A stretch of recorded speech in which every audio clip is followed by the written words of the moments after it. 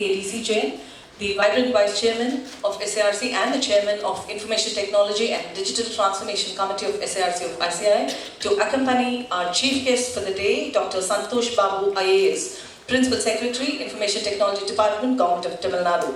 Welcome, sir. May we also request CA Abhishek Murali, the youngest member in the Regional Council, and CA Revati Raghunathan, Chairman, SARC, Chairperson, SARC, Sikasa. Okay. On to the dais, please.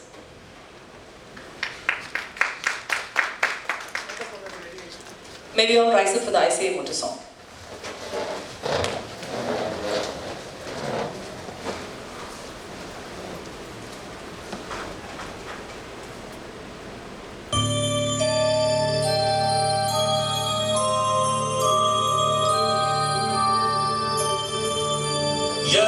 सुप्तेषु जाग्रति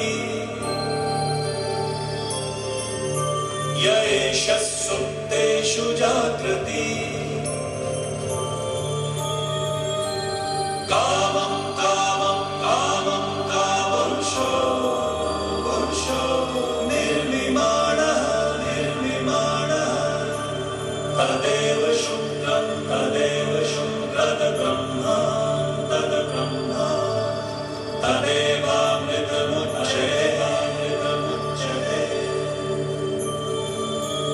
तस्मिन् लोकः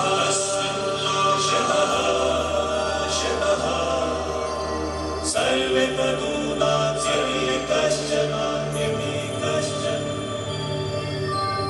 एतद्द्वैता एतद्द्वैता एतद्द्वैता एतद्द्वैता एतद्द्वैता एतद्द्वैता. Thank you. May we now request CA Joman K. George, Chairman SARC, to give you a very warm welcome.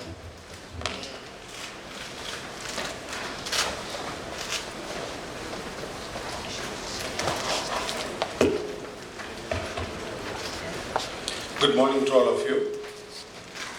A very special guest of the day, Dr. Santosh Babu, IAS, Principal Secretary, Information Technology Department, Government of Tamil Nadu, Vice Chairman of the region, Dungarchand Jain, esteemed Regional Council colleagues, Revati Raghunathan and Abhishek Murali, my dear colleagues, invited guests and friends. I'm extremely delighted to stand before you this fine sunny morning in Chennai and to be part of this inaugural session of the Digital Summit on ABCD of Technology, organized by the Information Technology and Digital Transformation Committee of SARC of ICA, which is headed by the Vice Chairman DC Jain. He has put in all the efforts to connect with the learned speakers to get a very appropriate and befitting chief guest for the occasion, and also to gather as many members as possible for this very important event. Thank you, DC, and my compliments for the great work that has been done. You can give an applause, occasional applause as well. Yes, as you know, our profession is surging ahead as an effective partner in nation building, and as India gallops forward to become a $5 trillion economy, the role of the profession is becoming more relevant and pronounced. And in that, today, everything is technology driven in that world, so therefore, our profession cannot lag behind. So the chief guest was asking, what are the IT initiatives of the Institute? I would like to echo what we briefly discussed here, sir. For the past, I think, more than a decade, we have added strong doses of information technology into our curriculum at the intermediate level. And then finally we had a paper which is now replaced by modular training course, 15 days at the initial stage and 15 days towards the end of the course. We call it Advanced ITT Training, integrated course. Blended with that, we have incidentally soft skills also. So we are making the newly qualified chartered accountants more complete and more confident, and also much more tech savvy as is required. And as far as the Institute is concerned, the Institute is having the IT committee long for quite some, more than almost 10 years now. And last 2 years, we have again formed a new board called the Digital Accounting and Assurance Board. And today you would have seen that the committee has been renamed as Information Technology and Digital Transformation. Because the profession strongly believes that if we fail to transform, we will lag behind. Quite like commercial organizations or governmental departments, if as a profession, as a body, regulatory body, I did mention that we are set up an act of the parliament as early as 1949. And in the last 7 years, this year incidentally is our platinum jubilee year. We have played a very pivotal role in the economic development of the country, which has been very loudly acknowledged. The latest contribution being, as you know, the GST transformation. Again, that's also a huge transformation. The most revolutionary tax reform in independent India. The role played by the chartered accountancy profession, individually, all of us sitting late into the night, burning the midnight oil, making the matchmaking of the GST returns, and collectively as a profession in supporting the policy making, and also in bringing out the most referred booklet on GST. Even the government departments, indirect tax officials were referring to that. So we were there. So that role is being recognized. Today in the IT initiatives of the institute, of the country, of the nation as it progresses, institute will surely have an important role to play. Precisely why our membership, particularly the newer and younger membership, should gear up substantially more on technology capabilities. So we have this program organized with that in mind. And we are extremely happy that you could join us. Incidentally, it's a very pleasant coincidence for me that Santosh Babu sir hails from the same district from Kerala where I am from. So, in 1995 batch IAS officer, and now he is the Principal Secretary of the Information Technology Department. He's being formally introduced a little later. It is Abhishek's prerogative to do that. The local strongman will do the introduction. And so this is where we are. 3 technical sessions have been lined up on cyber security, on the opportunities for chartered accountants and how to contain the challenges posed by blockchain. And of course, we have the artificial intelligence and robotics, a detailed discussion on that. So we have, instead of packing too many technical sessions, 3 core technical sessions. But let me tell you that at SARC, this is not an end in itself. This is a good beginning that we are trying to make. I'm a little let down personally. I think the chief guest also is. He asked how many members are there in the audience. We are expecting a larger turnout because this is a topic which is of high importance. Because other things are kind of slowly fading out. Chartered accountants, if you look at direct taxation, the latest circular says that assessments would be done impersonally from anonymized locations. So the familiarity some of us developed with the department and the officials, or the seniority some of us claim to have, are now becoming irrelevant because it's going to be system driven. Again, we say system driven. Everything today comes back to technology. What is it the government is doing? In publicizing a program or in reaching out to the masses for electoral campaign, anything that you do, it is technology. Those who are not leveraged on technology will really back out. So, can we have one more chair for our regional council member, Sundarajan sir? Okay, so this is what we are doing at SARC, and you know the institute is also on a totally new, powerful digital drive. From 1st July onwards, institute has discontinued all paper communication. Today we have something called a self-service portal. We are having our share of troubles, the hiccups, please respond. Welcome to Sundarajan sir.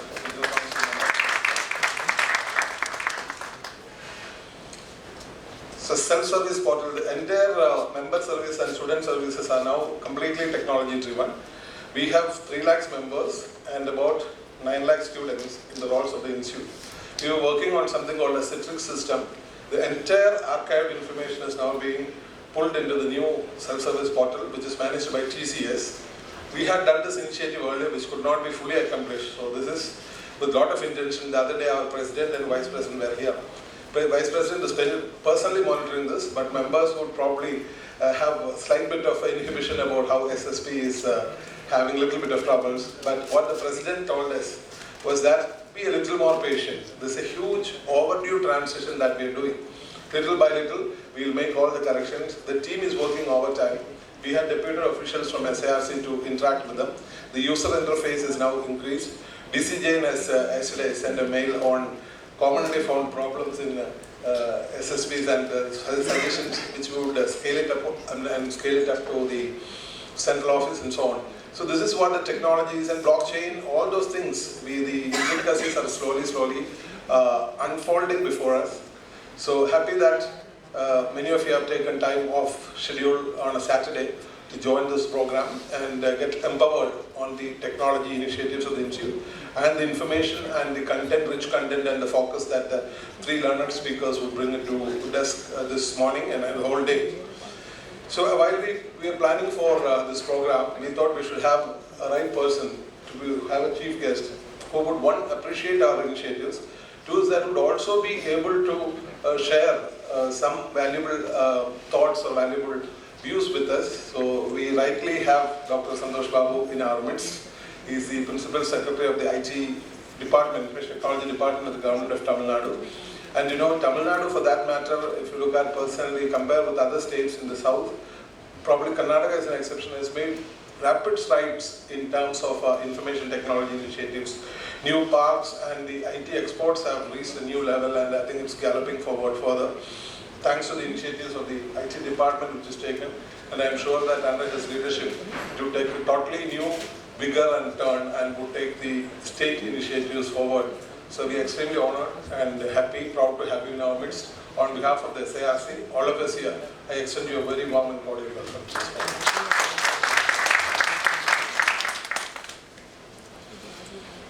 And let me now welcome, the others are all part of the regional council. Welcome all my regional council colleagues, and most importantly, every one of you, we are members who come from various parts of Tamil Nadu, and I'm seeing a member from Cochin also, our past chairman is there, and Meklam branch. So nice that so many of you have turned out from outside Chennai also. And we would, if based on the inputs we get here, insights we gain here, we would probably try to replicate this in other branches, larger branches. Cochin we are planning one, DC would probably do one in Madurai, Coimbatore, everywhere, wherever possible. And I hope you know that in Hyderabad, about 2 weeks back, there was a national digital summit, which was very well received, and there are a lot of takeaways from there. So this initiative we have to continue. And the insights gained here should be a launch pad for every one of us to move forward in our aspirations, tagging with the IT developments across the world. So I wish you all very happy conferencing day of great learning and good networking. So stay blessed. Thank you very much. If we fail to transform, or if we resist to move along the change, we are left behind. Thank you, sir, for the very warm and informative welcome address, all set to get enlightened, to get ready for a system-driven environment. May we now request the dignitaries to light the lamp.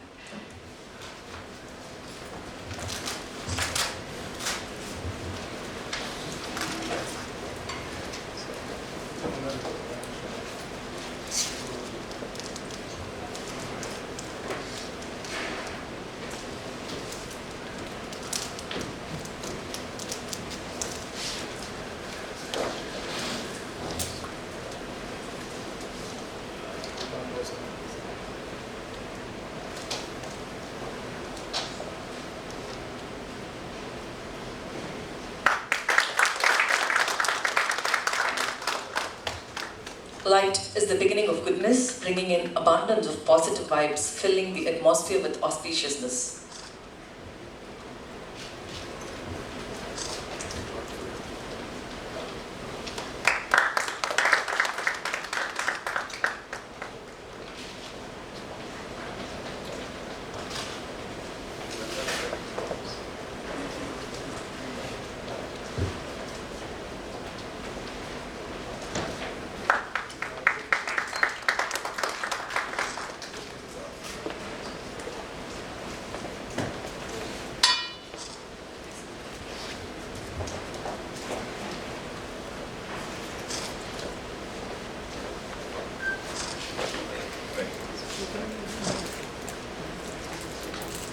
Thank you, sirs. Thank you, ma'am.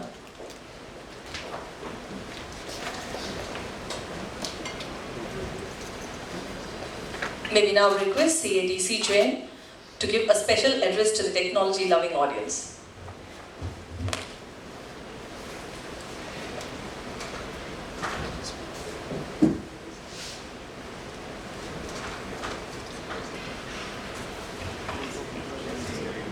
Our beloved and distinguished Chief Guest, Dr. Santosh Babu, IAS, beloved Chairman of the region, and my colleague in the Council, CA Chauman, and other colleagues, CA Revati Raghunathan, CA Abhishek and CA Sundarajan, and all the delegates. A very happy morning to all of you. In fact, I should start by thanking CA Jauman. Though I am the chairman of Information Technology Committee, he said, DC, I think we should have a digital summit in Chennai and we should kind of set the ball rolling to see that the best of the things in technology is brought out to members. So special thanks to CA Jauman. And here we have our first program started today with a very appropriate chief guest. Because when I was looking for a chief guest, I said we should have somebody who is able to appreciate what we are doing and he can kind of take things forward.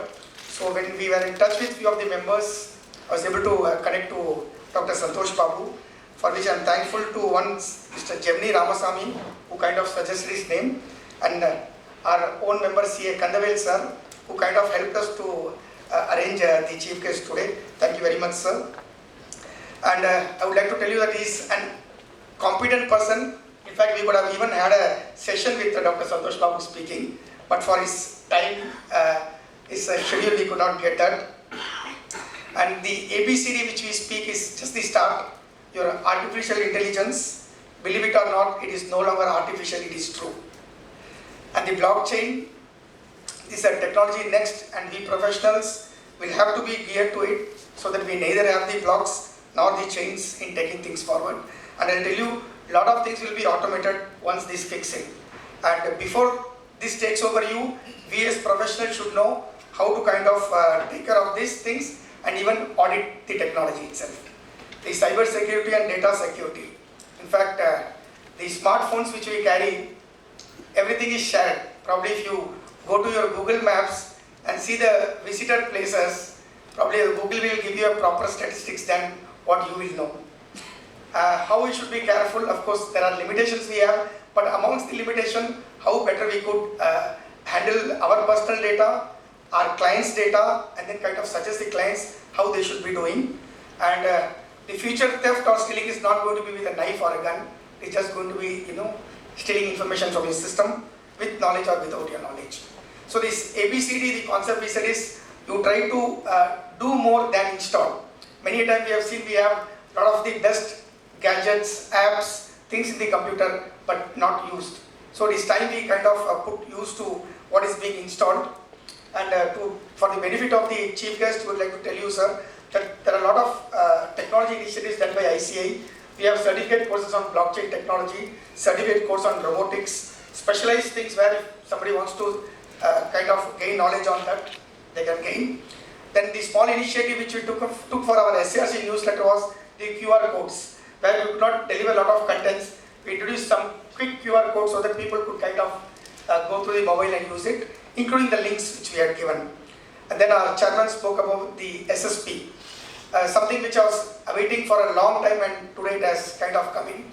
And going forward, everything is going to be automated or going to be happening in system, where the student wants to register for his articleship, he does it online, uploads the form, the member approves it online, and later the RO also, regional office also approves it online.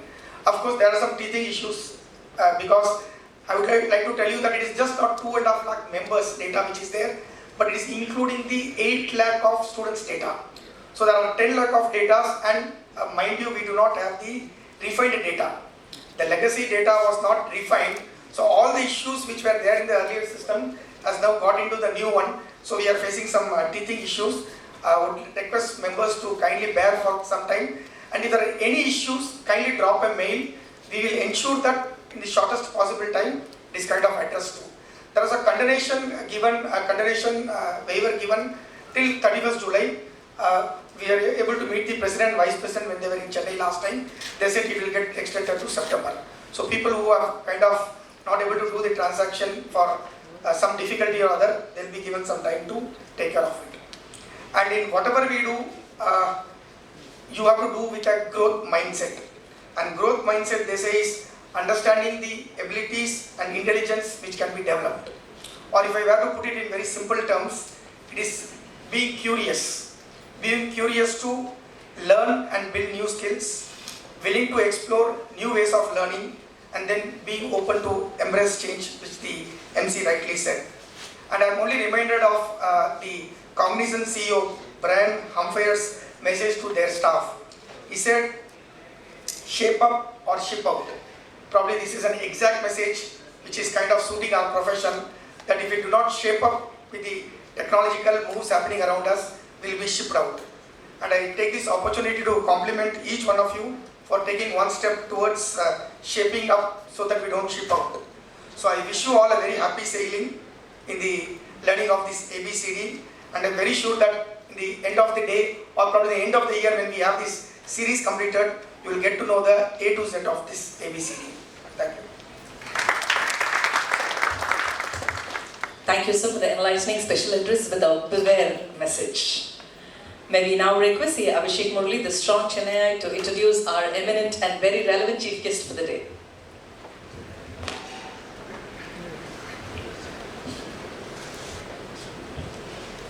Chief guest Dr. Santosh Babu sir, a dynamic chairman, Joman K. George, a very dynamic vice chairman and my good friend, DCJ, regional council members, Revati Madam and Sundar Rajan sir, various dignitaries on and off the dais, and members present here today. It gives me great pleasure and privilege to introduce our chief guest of the day, Dr. Santosh Babu, who also happens to be a very close friend of my father, so I've only known him by reputation. I'm very happy to now meet him face to face, and thank you so much, sir, for coming and addressing our institute today. So I will give out his formal profile. Dr. Santosh Babu is a medical doctor turned IAS officer in the 1995 batch of the Tamil Nadu cadre. He is an alumnus of the Government Medical College Trivandrum, and he is also a Chevening Gurukul scholar from the London School of Economics and Political Science, and an LKY fellow, an MPM degree holder from the National University of Singapore and the Harvard Kennedy School of Government. He firmly believes that only leadership embedded in integrity and selflessness with the ability to innovate in government processes can take India to prosperity. His abiding passion has been to transform governance within his jurisdiction to world-class levels using modern management practices and tools of technology. He has more than 150 transformational initiatives and innovations to his credit, including installing ERP-driven software in the government offices anywhere and anytime, development and implementation of numerous web-based application softwares, establishing India's first ever rural BPO, the Rural Business Processing Outsourcing Unit, and he has in fact conceived and edited various numerous magazines and websites, articles towards this. A few recognitions he has listed out here. There are many more, but since he has specifically listed these out, I will read them. A few recognitions that have come his way. The Best Collector Award of the Government of Tamil Nadu for child labour eradication. The Data Quest magazine e-Governance Champion Award for all of South India in 2008. Being recognized as the Pride of Tamil Nadu by Indian Express in its annual publication in 2007 as one of the 5 persons who made difference. Being recognized by Ananda Vigadan, the very reputed magazine in Tamil Nadu, as one of the top 10 people in Tamil Nadu in 2008. Now the list goes on, and we'll keep on clapping all day if we have to go through the entire list, but he's really someone with so many laurels and so many accolades. In 2017, he won the Poompuhar National E-Governance Award and Scots Smartness Governance Platinum Award under his leadership. Rotary Club of Madras has also presented him with the Changemaker Award in 2017. He has spoken at various numerous forums like TEDx, IIT Chennai, Hindustan University Chennai, TEDx SVCE in Chennai, and in fact he was awarded with the Disruptor Award by the online magazine Your Story, which is a very it's a young website where it chronicles latest developments, people who are making a difference, and for the people who follow it, they'll know it. People who don't follow it, I really encourage you to follow it, and Sir has been awarded as a Disruptor Award by them. It's a very big honor. His best moment so far has been when the former President, Dr. APJ Abdul Kalam, had quoted his work under the heading Committed Leadership in his speech on the occasion of the 7th National Civil Services Day in April 2012 at New Delhi. He has served the government of Tamil Nadu in various capacities as Sub-Collector, Additional Collector, Special Officer to the Chief Minister of Tamil Nadu, Executive Director of Tamil Nadu Corporation for Development of Women, Joint Secretary, Department of Rural Development, District Collector of Sivagangai and Krishnagiri districts, Managing Director of ELCOT and Director of E-Governance, Commissioner of Horticulture and Plantation Crops, Commissioner of Indian Medicine and Homeopathy, and as Secretary of Government Information Technology Department in 2011, Chairman and Managing Director of Tamil Nadu Handicrafts Development Corporation, and is currently serving as Secretary to the Government in the Information Technology Department. He is also serving as Officer on Special Duty, Chief Minister's Cell, in charge of the Amma Call Center, Prabhari Officer for Aspirational People in Virudhunagar District, Regional Coordinator for the campaign, again one time let us throw out plastics, Nodal Officers for flood mitigation in Zone 3, Madavaram of Chennai Corporation. The list goes endless, and really it's very happy and very apt that Sir has graced the occasion of this topic of ABCD, because when it comes to matters of style, we must swim with the tide, but when it comes to matters of principle, we must stand like a rock, and Sir is the real embodiment of this principle. Thank you so much, Sir, for taking time out of your very busy schedule to be with our CA Institute today. And with this brief introduction, I'd like to thank everybody and welcome our Chief Guest for the day. Thank you. Thank you, C. Abhishek. I'm wondering if God has installed some special chip to make all this possible. We definitely needed a 7th sense to absorb and digest your credentials. Very proud to hear about a CA, a doctor turned IAS, a very heroic personality. May we now request CA R. Sundarajan, sir, to present a shawl and a health bouquet to our chief guest. A big round of applause, please. Yeah.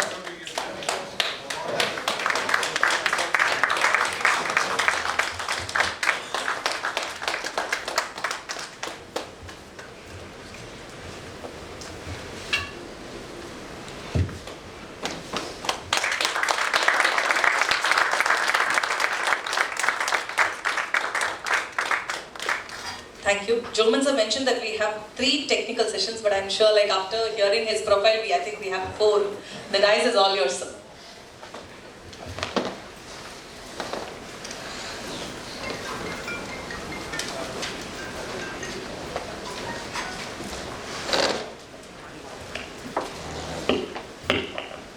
Welcome.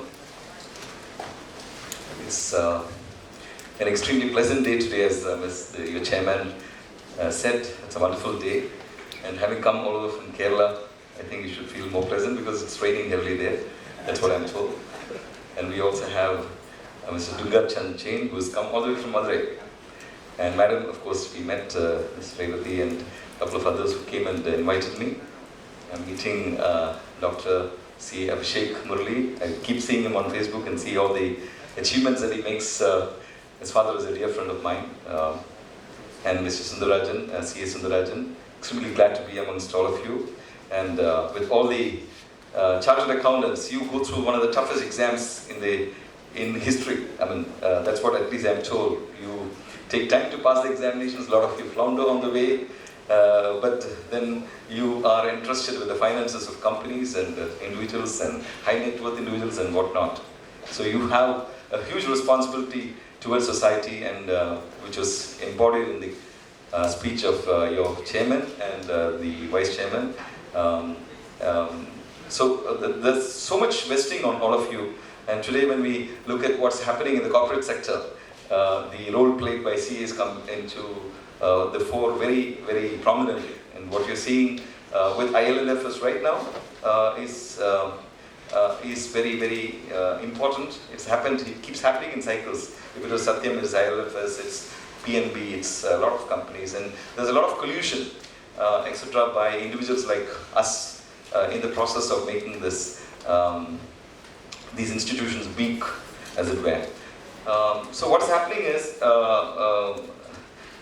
there is a loss of integrity in the system, as it were.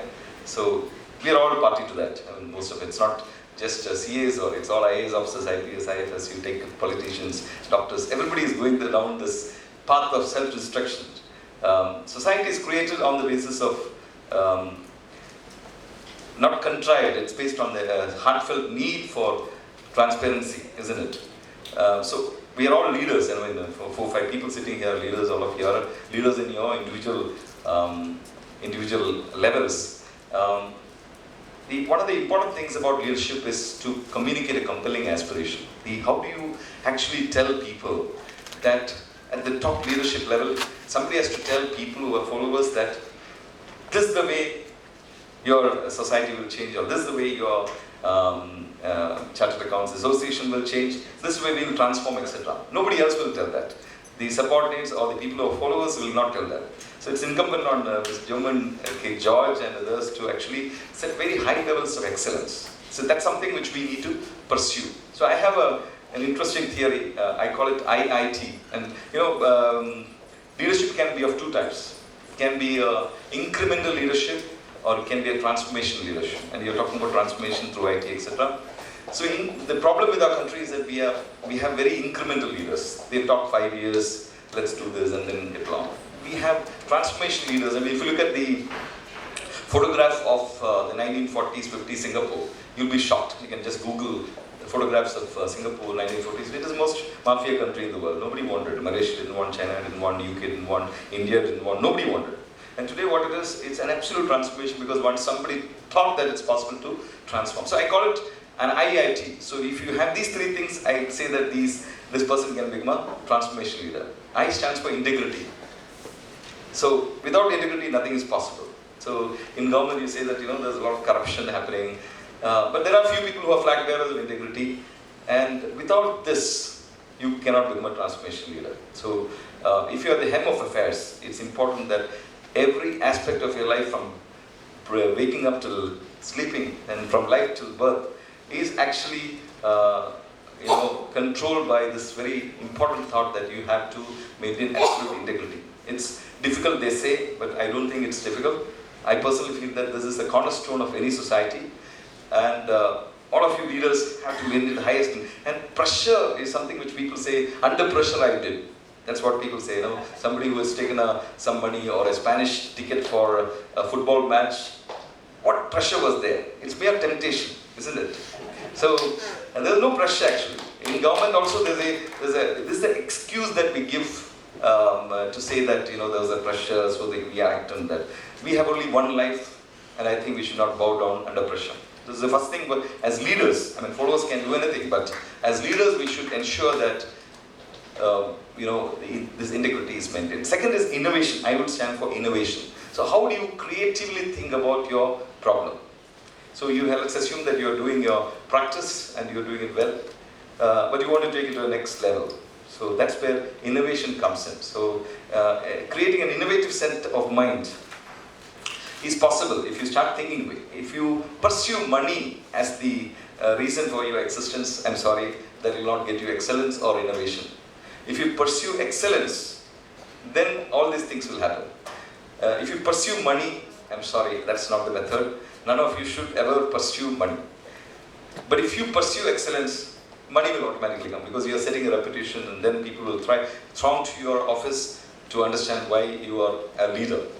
And T would stand for technology. So that's where we are. So we should all embrace technology. So doctors are some of the worst people who don't embrace technology. So even the peon is willing to accept, nurse is accepting, everybody in the hospital accepts, but the doctors actually don't. I don't know about CAs, but what I hear from your leadership is that a lot of stuff is happening on emerging technologies, even blockchain and artificial intelligence and drones and analytics and stuff like that. So technology is something which you can embrace and make your life very easy. So God never made you to actually burn the midnight oil. He was using the word midnight oil. I would never advise you to burn the midnight oil. You should close at 6. Okay. 10 to 5:45 is all I work. I have around 8 to 9 additional charges I hold. But I've never worked beyond 5:45. I never take a file home or from work to home or home to work. None of this. Just clear, absolute clarity on what you've done. But you should spend that 10 to 5:45 very intensively. And intensively in the sense, if you use technology, it can help you arrive at those levels. And you should not stress yourself out, nor stress others out. So the problem with us is, the leader is stressed, everybody is stressed in the organization. The leader is calm, everybody is calm in the organization. So it's incumbent on leaders to ensure that you use technology, use your intelligence, you use your innovation, you use your integrity to ensure that you have a very beautiful atmosphere in the office, because you have a lot of people downstairs who are looking up to you for that leadership. They are also aspiring to become leaders in some way over a period of time. And if they see you as a bad example, as a person who is always angry, who is throwing things at you or stuff like that, it shows that you are a poor leader. The important thing is that we have to maintain calm at the most difficult moments of life. So one of my biggest heroes in life is the Titanic captain, because he knew he was going down, but he was extremely calm and he allowed people to get away. And that's absolute sacrifice, but beyond that, there's a very calm leadership. And in very difficult circumstances, the calmness will come to the fore. And you see a lot of leaders who are able to tide over these circumstances because they are good at this. Let me come to technology and what we are doing in government. Let me explain a few words. I'm a very compulsive speaker, so if you don't stop me, I'll keep on going speaking. And I will bore you to death. I myself will get bored and will go to sleep. So, 2-3 things, because you're talking about emerging technologies. We made the Honorable Chief Minister made a couple of announcements. I don't know how many of you read it in newspapers. One is a big announcement. When CM makes an announcement, generally we get around 5 to 10 crores. That's all we have done. So this time we made very significant announcements. So we have the biggest rollout of blockchain anywhere in the world. It's at 40 crores. This is a big announcement. This is a blockchain backbone for the entire government of Tamil Nadu. No other state has ever attempted this because they all do proof of concept or pilots, etc. We don't want to do that. I'm told that you're doing a lot of stuff on blockchain here and there. But I would rather that you have this backbone, or you can use our backbone to actually write and create these truth mechanisms, which are the essential, which is the essential thing in blockchain. That technology is absolutely interesting because you can trust your money with it. Your money is actually let's say the Bitcoin is actually working on it, which means what? It is a trustworthy technology. At least till the quantum mechanics come in, this cryptography and blockchain will be. So we have the biggest rollout of blockchain in the world is 40 crores. Second is, again based on blockchain, we are creating a huge database called the State Family Database. This is around 100 crores. CM announced it. Which means let's assume that you have a name, but in our 36 different departments, we'll have 36 different ways of putting that name. And then we'll be searching for, let's say, Dungar Chand Eugene. Let's assume it will be Dungar Jain or Dungar Chand or Jain or Eugene. I mean, you will have 36 different ways because everybody is collecting data in a particular way. So let's say our man goes to a village and asks, what is your name? The poor woman say Lachmi, right? So Lachmi is the way her main name might be Lachmi, but we'll take it as Lakshmi, right? So we need to know aliases, and we need to know also known as and aliases and stuff like that. We need to capture who is that single human being. So what we have done is, we have a fantastic officer in my organization, Tamil Nadu E-Governance Agency, Mr. Santosh Mishra is. So in that organization, what they've done is, they've created for all of us, we've anonymized Aadhaar. We created 7 crore numbers for all of us. So all individuals like you sitting here, we have one number, which are not released. So all of you sitting here, except Jomon and others will not have. But any Tamilian who is part of Tamil Nadu will have a Makkal number. So that's what we have created. So Makkal number database is there. We are creating a Makkal vault for you. A vault. So each, DigiLocker. All of you know DigiLocker. So something like a DigiLocker we are creating for you. And the important thing is that we are creating a state database, which means, you are you. This is only Dungar Chand Jain. This is the only person. He is also known as this, and his father's name, mother's name, email ID, phone number, Aadhaar number, Makkal number, address. Some constant things will be there. Then other departments can add to the database. Other departments cannot create another Dungar Chand Jain. So there will be only one you.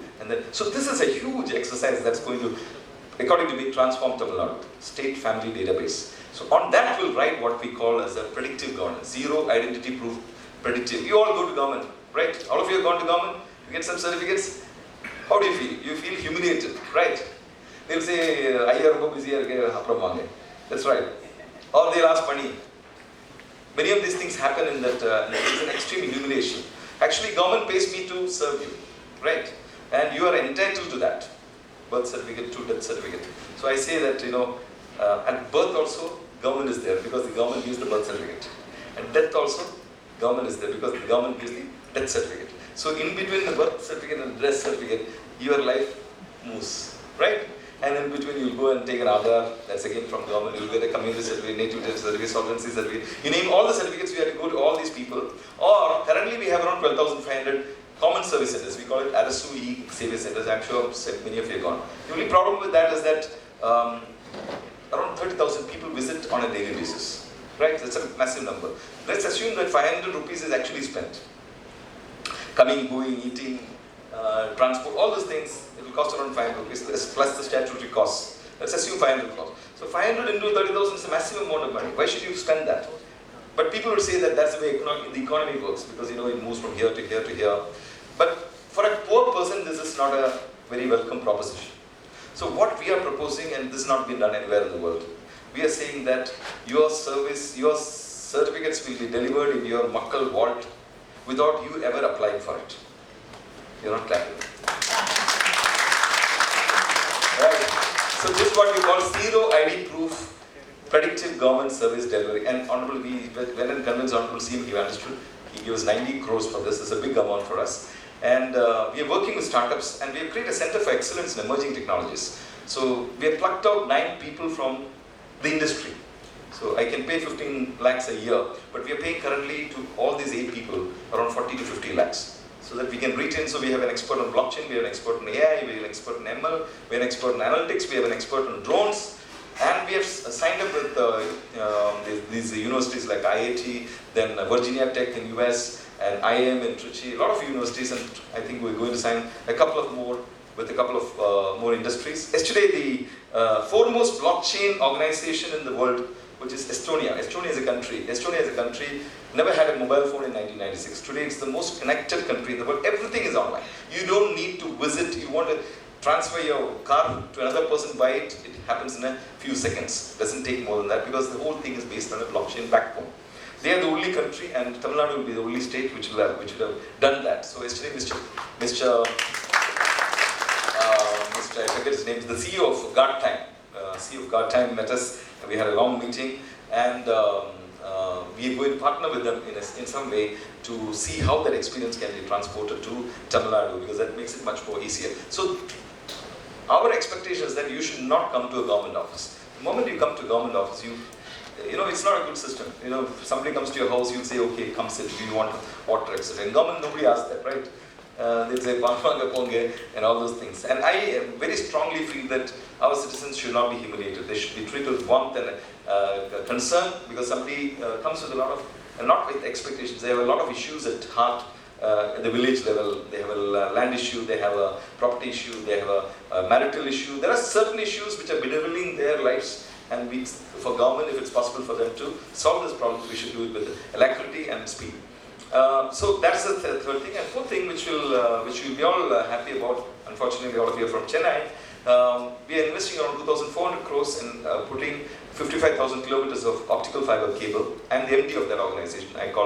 It's called TANFINET. So it's a BharatNet and TamilNet. So this put together around 2,400 crores plus more money, which means we are giving cable to every village panchayat. 12,524 village panchayats. We have constructed 1,000 square feet building ready for receiving this cable, and 55,000 kilometers we are going to lay down, and you will get 1 Gbps connectivity to the village level. Today your phones and the thing will have around 2 Mbps to 10 Mbps. We are giving 1 Gbps at the village. It's like opening a dam into a village. So that massive connectivity, and we'll have dark fibers where Airtel, Vodafone and others can ride on. They can fiberize the towers, etc. It's a massive connectivity that's going to happen. Personally, for me, this is the biggest thing. If at all I'm able to do, it will be the biggest thing. So this is on the technology side. A lot of other stuff is happening. A lot of departments are computerizing end to end. So stuff is happening. On artificial intelligence, we have the Honorable Minister has also announced something called LCOT smart homes. So when you leave your home, you're not very comfortable, right? Whether your daughter is safe at home or your father or mother is safe at home, are they having food, or your pet is at home, or you want to know whether your air conditioner is switched on or switched off. I mean, smart homes are there for the last 101 years. I mean, Philips has been doing it, but it's a very expensive proposition. If you go to Philips and ask for a smart home project, they will say 2 lakhs, 3 lakhs. So we announced with artificial intelligence, on your mobile phone you should be able to see somebody intruding in your house, or if you have CCTV, or if your air conditioner or motor is on, that can be switched on and off. So we're working with a lot of startups to create this for all of you, and 5,000, 10,000, 15,000, 20,000 packages, depending on what you select.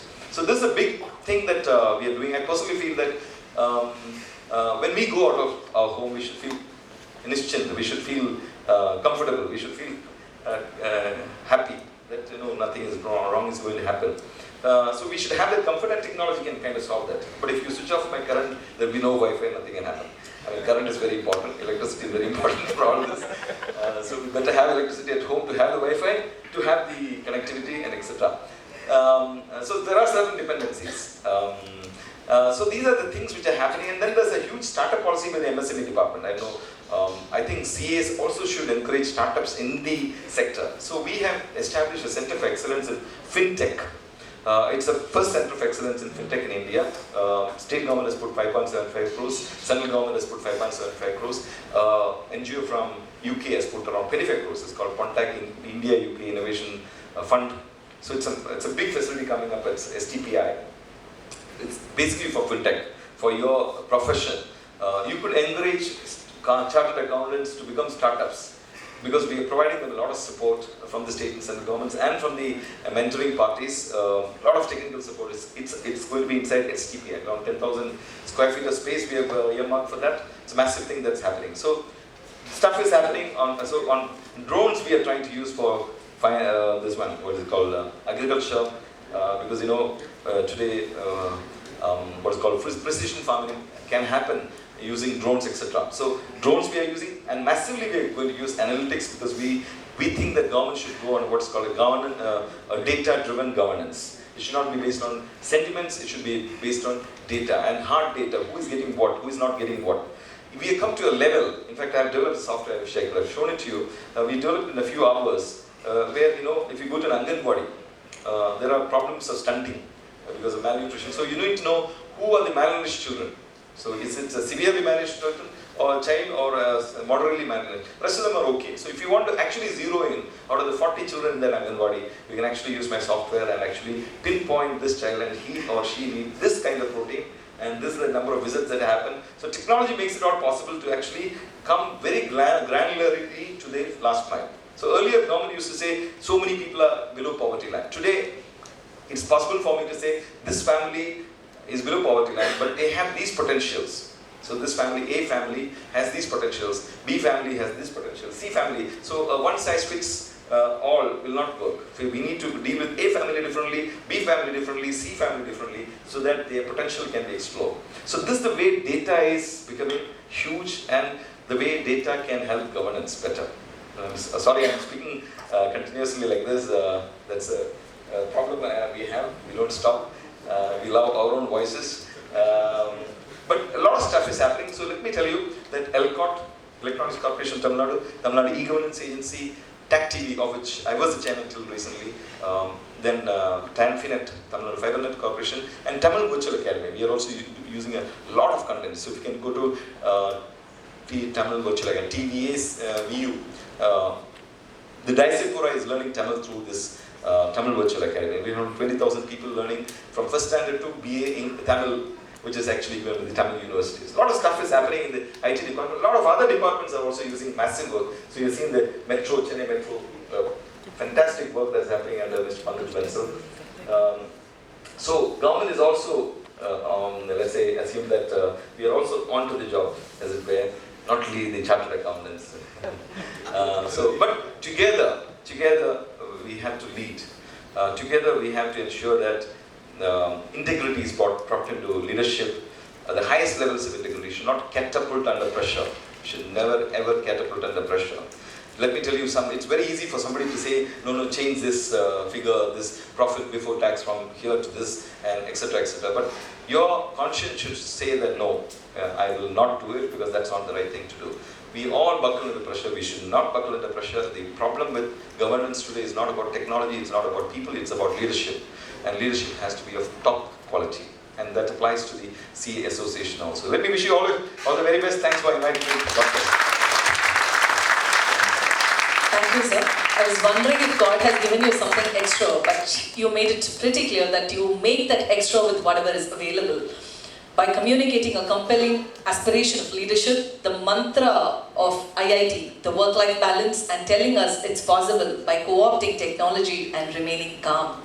No wonder the wonder human Dr. APJ Abdul Kalam mentioned about your leadership. All through your address, you used only we and us. Even by talking about the scam, you never said they. I think he deserves a very special applause for this, and I think that is the secret of his leadership. It's a proud privilege and honor to have listened to you. You have brought in a rain of intelligence and perfect and pleasant start for the day. Thank you so much, sir. We wish you all the very best for all your endeavors. Let our achievements grow and keep growing. Let's together transform Tamil Nadu and thereby India. May we now request C. Revati Raghunathan, Chairperson Sikasa, to present a memento to our chief guest. A big round of applause, please.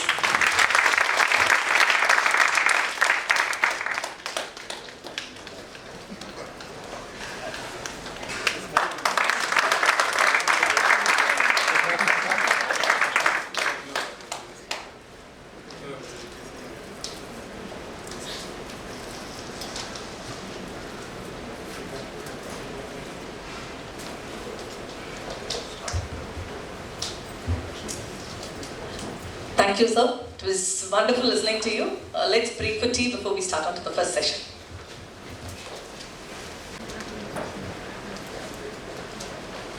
May I now request C.R. Sundarajan, sir, our Regional Council member, to introduce the speaker and to take over the proceedings.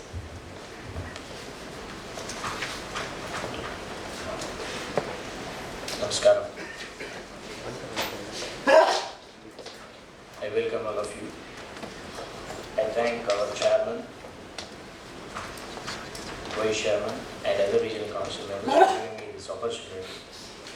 I thank all the members who have been present here.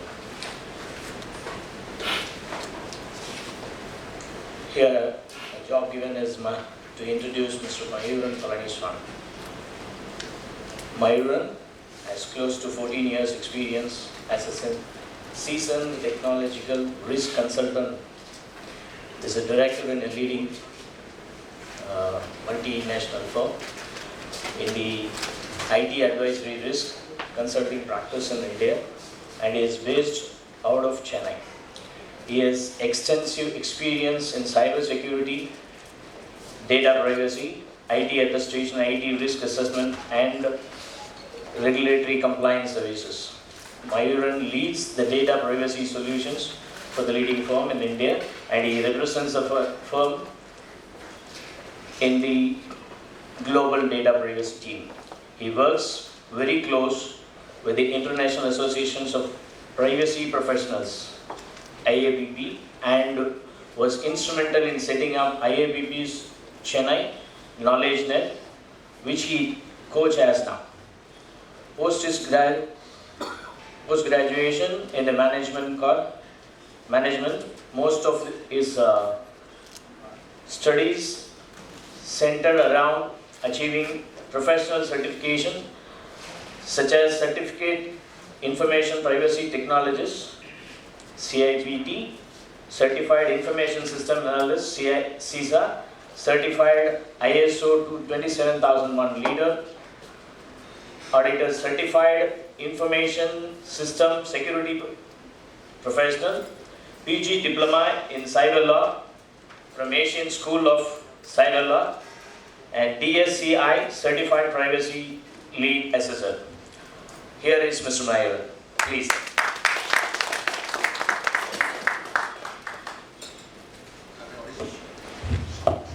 We would like to honor you, sir. May we now request C.R. Sundarajan, our Regional Council member, to honor the speaker with a shot.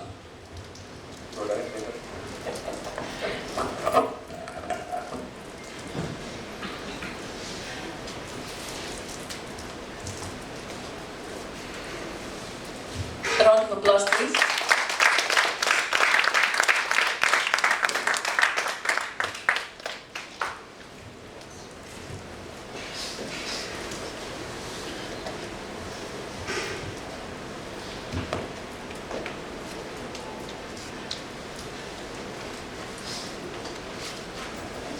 Good morning all. Okay, so I'm going to talk about something can become really boring to you all, right? So I'm trying to keep it as live as possible.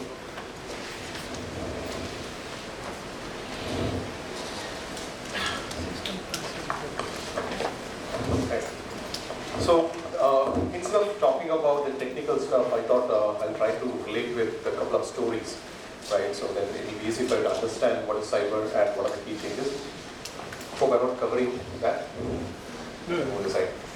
Okay. So before we start, I'd like to set a couple of ground rules. I mean, you don't have to do it seriously, but so I feel I'm kind of odd man here because I'm not a chartered accountant. Right? I'm sure that all of you are chartered accountants. Is there anybody who is not a chartered accountant here? Probably some social was, but yes, gone. And second is, what are the concepts I'm going to say, I'll try to kind of tell fast so you don't really understand it and ask questions on it. Okay? And whatever the analogies I'm going to use, perspective, views are completely personal. I mean, not attached to any organization or the organization I work for. And if you have any thoughts to debate, we can do that, right? And I mean, we don't have to technically agree with what I'm saying, right? You can disagree on my points. Right, so that's completely a light note. Right? So you don't have to be very serious now, right? And so another ground rule is that you can use your phone. I'm sure that all of you love to hear that, but there is one small catch in that, so I will tell you when to use. Okay? So I request you all to take your phone, open the browser, and go to menti.com. Okay? So the reason behind why I'm requesting this is that to keep it interactive, right, to get your views, I can use this tool where you can respond to my questions and all. Right? Otherwise it will be difficult to talk to so many people at once. So you can give your response, so based on which we can decide how to proceed.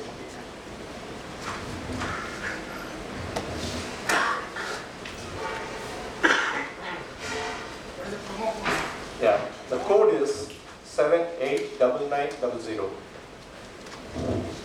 Again, please. You can see the screen, 789900. Hope you will not take Sorry? Hope you will not take away data. No, it's going to be with your phone. I will not get access to that. Right. So, I mean, that's a fantastic question because, I mean, that gives me a lot of confidence saying that, okay, people are aware of these subjects of cybersecurity and data protection. So, yeah, somebody has already started answering this question. So, what is that comes to your mind the moment you hear the word cybersecurity? You can respond there. So, it's open your question, you can feed in whatever you would like to tell.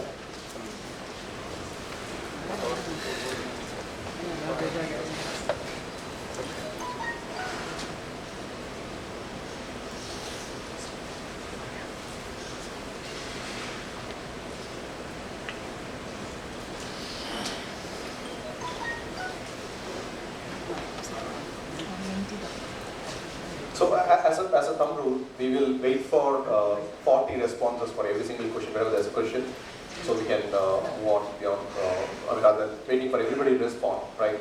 We can move forward on that. So I think quite a number of you have spoken about frauds, right? Obviously, that is the first thing which strikes us because coming from the audit profession, right?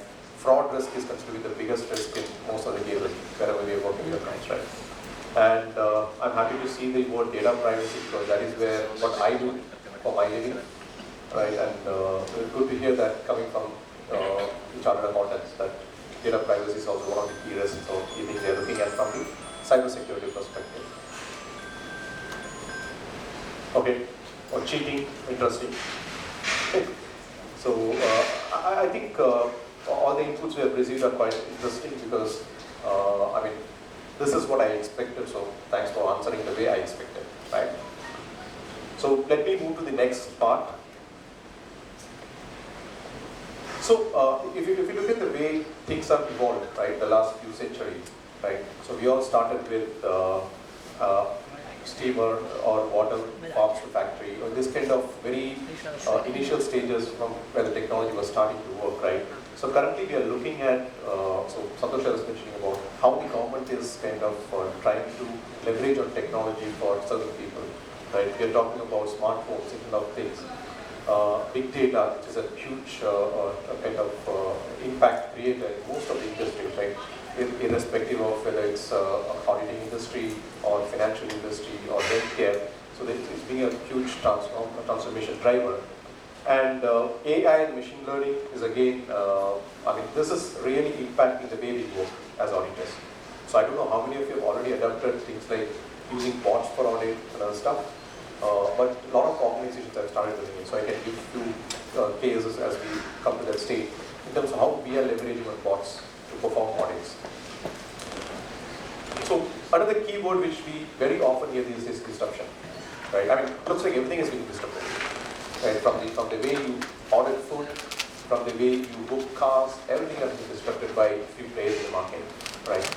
So the question to you is that, what do you think is going to be the biggest disruptor in your profession? Right? So some of you might have already started feeling it, going through that, or some of you think, okay, this is the one that's going to impact us the next 2 to 3 years. So what do you think? So blockchain?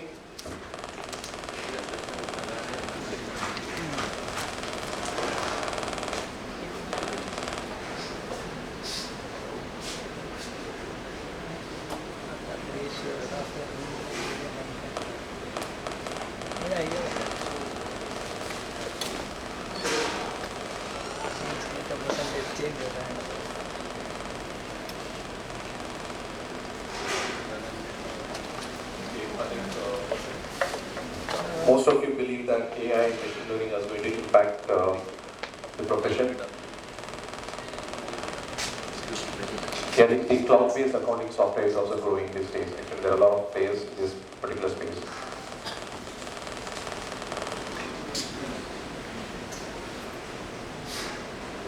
Okay, so anybody want to share, maybe for a minute, that how do you think AI is going to impact your business? Any thoughts? Because since a lot of you have responded to that, I'd like to hear your views on that.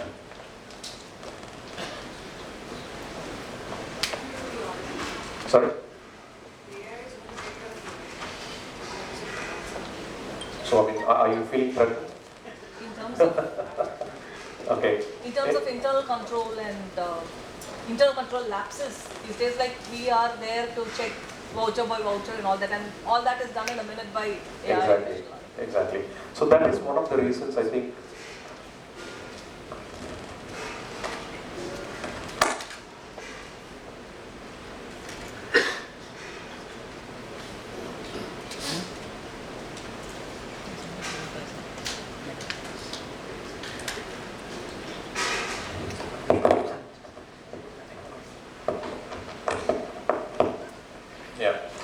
Well said, ma'am, because I don't think AI or any new technology is going to create a threat for this profession. Because if you see, these are some of the technologies we are seeing now, right? We're talking about machine learning. Blockchain is having a great impact in most of the spaces, like especially in the trade finance, right? And AI is being a great support or stimulator for auditing these days. And a lot of fintech apps. So how this is really helping is that if you look at the way how the AI or the machine learning part has evolved in the last few years, especially from the year 2016, right? That's when it got really picked up. So I mean, totally from the technology investments perspective, close to 60% of the US technology investment has been on AI and ML, right? So primarily it has been adopted by the financial services first, then by the healthcare and others. Right, so there is a lot of benefits seen here because, as ma'am correctly said, that one is that your manual data entry work is eliminated because you spend a lot of time in manually entering data into the system. Or, I mean, when you do any kind of analysis that has to go into the system, the way we used to do is manual. Right. Second is because it's automated and most of the decisions are made in an automated manner. It really helps for the quality of the data. Right? Most of the time, the quality of data you get from the systems are slightly higher compared to what is fed by a human because we are bound to make errors while we're doing certain things. And on the other hand, if you look at the finance applications, right? So now there are a lot of applications which can actually work on AI and they can make a lot of decisions on their own. Right? Let's assume we're going to post invoice, right? And based on the behavior or invoice coding behavior, they can decide where to book the invoice, right? So, I mean, there is risk in that because it need not be always correct, because any system eventually get biased because the way they are behaving, they will not apply a lot of logic or judgment. So there are chances they'll get biased eventually. That is where the algorithm needs to be calibrated once in a while to kind of bring back to the what are the expectation we have as an outcome, right? And cloud, I'm sure that everybody talks about cloud. There are a lot of cloud solutions now. And the good thing is that even financial institutions who are really hesitating to move to cloud have started doing this now, right? So that gives a lot of flexibility in terms of accessing data, performing particular transactions, so on and so forth. Blockchain, I think Sir really covered well in terms of how government is going to adopt blockchain. And so one of the things is that though we spoke a lot about blockchain in the last few years, we are not actually seeing a lot of success stories around it. Because one is the complexity of implementing a blockchain, but in very specific use case it has been very useful. Things like trade finance, almost all the leading banks have adapted that now, right? So this is the question I had earlier. I mean, is this a what you have? Saying that you're going to, from this to, it's going to be completely automated, right? Definitely no, the reason behind is that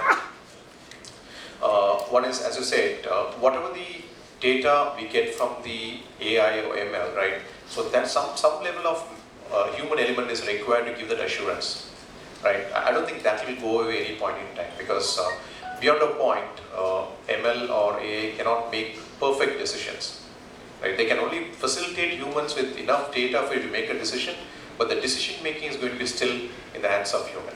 So that way you don't have to really worry about it. But how this is really helping most of the time in audit is that, so we do a lot of use data analytics in audit. So earlier if you see that, I mean, when we do any kind of control testing, most of the time we take some 40 samples, or depending on the frequency of the control, we decide the number of samples and do the testing. So that is more of reasonable assurance rather than giving a very comprehensive assurance. Now through data analytics, what we can do is that we can perform audit on entire population in a faster manner, right? And that gives comprehensive assurance. And the only thing the human element involvement there is that we have to make sure what are the exceptions, and we have to talk to the client, get additional information to get some comfort around it. Only the compensating control or mitigating control testing needs to be done specifically by the humans. But this is really fast, right? Even if you enter a huge Excel sheet with so many rows, I think it can give the output pretty quickly. And similarly, I don't know whether you're using bots for auditing. I think that is also picking up quite well these days, because we use that in our profession, where to the extent of writing the work papers is done by the bot.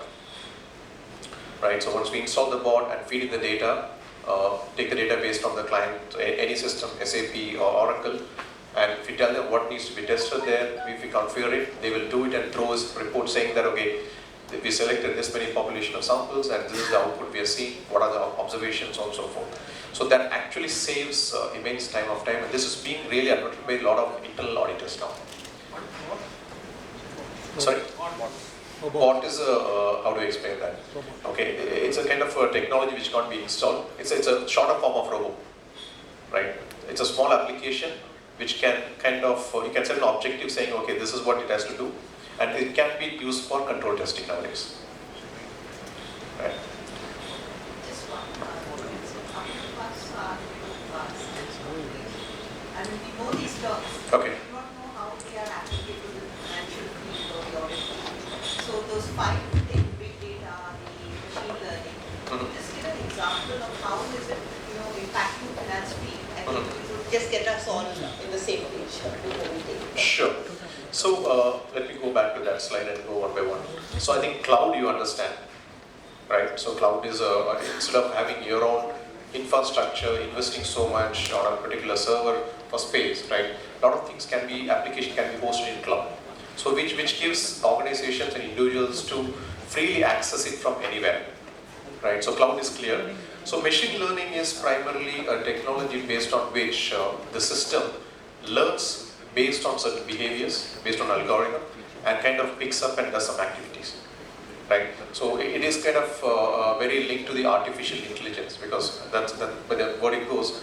It is kind of apart from the human intelligence, we are trying to create an artificial intelligence through the machine.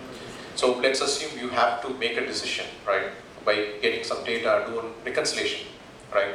So technically, it can be done through a artificial intelligence program, right? It will do that, and also whenever there's a break, it can actually, based on the past data, etc., it can tell you how to do the match off, right? So then your work is only if it is not able to match off, then that is where the human will get involved, right? That's how the machine learning and AI works. So technically, that is.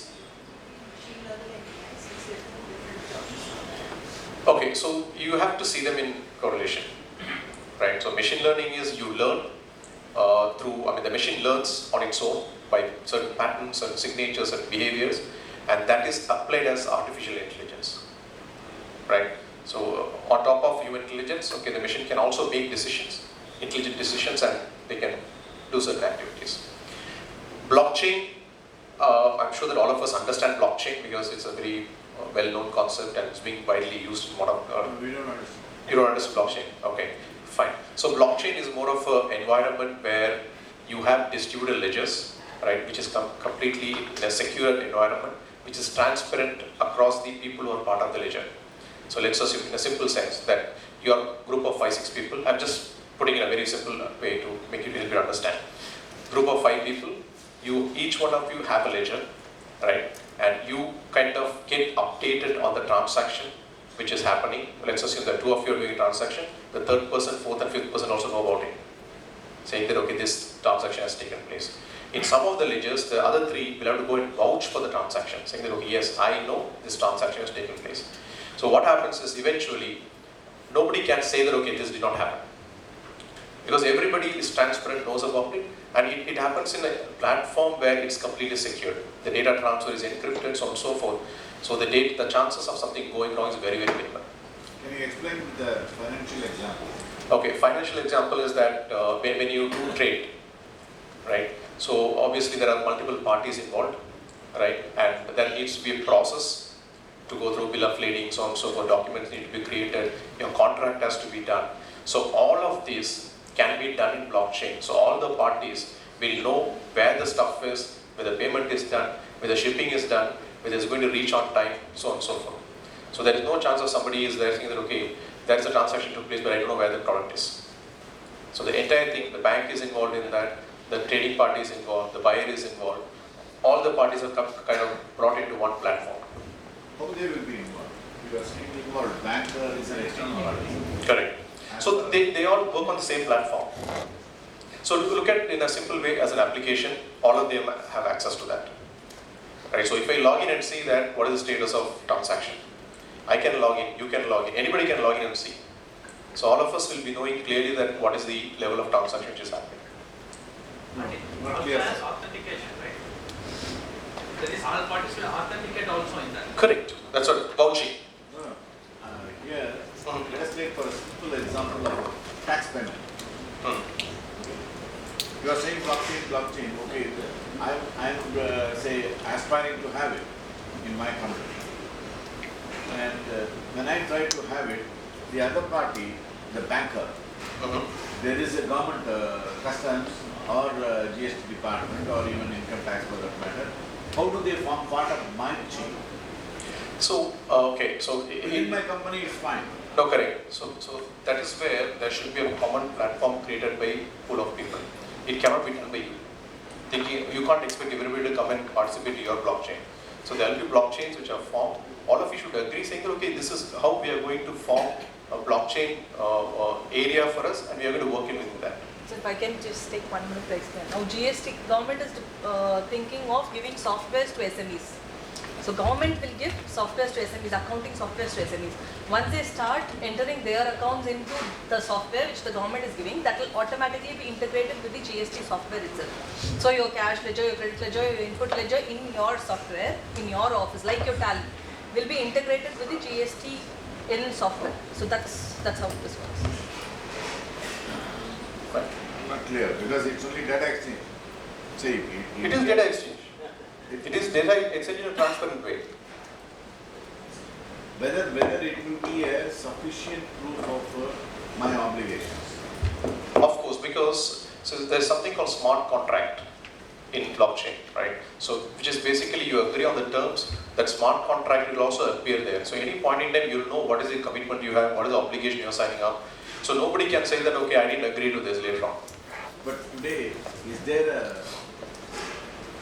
forum or an association or a union where they say that they are part of this particular blockchain? Okay, so that's Is there a way I could identify where I could set up such automatic, say, response mechanism within my organization? okay. So if I rephrase the question slightly different, right? You're looking at a regulation around it. Not regulation, anything for that matter. How do I know where see, I can just go on, keep on talking blockchain, etc., etc. But whether I would be able to practically implement it. So that's exactly I mentioned There is a earlier. separate session for that, restricted to cyber security and data. No, let me answer the question since you asked. Okay. So The point here is, sir, you should know that. No, I'm not. This has been I don't want to go longer. That's all. His next slide is only, but then it will be only a film show. Would you like to have a film show or a participant? Sir, I want him to get answered, but no, so I think Today is actual fact. This is where the mind change has to come in. We are trying to use the intelligence, you are trying to stop it. No. No, I would agree with his view. See, that's one of the reasons I earlier mentioned, saying that the blockchain is not so successful or widely accepted because of the implementation challenges. It is being used in specific use cases. I mean, it is a sensational topic, as you say, but it has practical challenges. So adaptation is very, very low. It is being used on very specific areas where it's working fine. And that is also evolving now. A lot of auditing is happening, whether it's really happening or not. And there is no regulatory body in India for that yet. So we need to have bilateral agreements, right? Correct.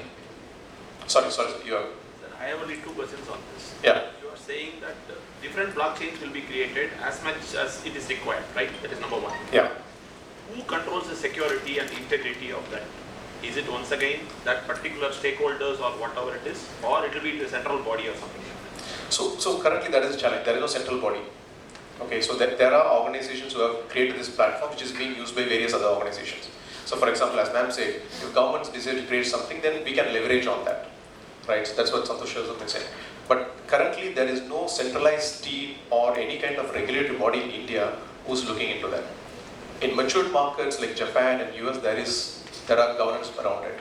So that is the maturity eventually we'll achieve if we see a lot of success in this space. So once again, the same challenges we are facing in the cloud are going to happen here also, right? As far as it will to an extent. It will to an extent. Sibyl, what they will get is a blockchain? Sorry? Sibyl. Sibyl score for financial transactions. Sibyl, I'm not too sure they are on blockchain at this point in time because in a way the access to Sibyl is quite restricted. Not everybody can do that. So eventually, if you are going to bring something to blockchain, that should be in the objective. It will be completely transparent. Anybody can see if they want to see that. So decentralized distributed technology. Correct. Oh, sorry. Code was 789900.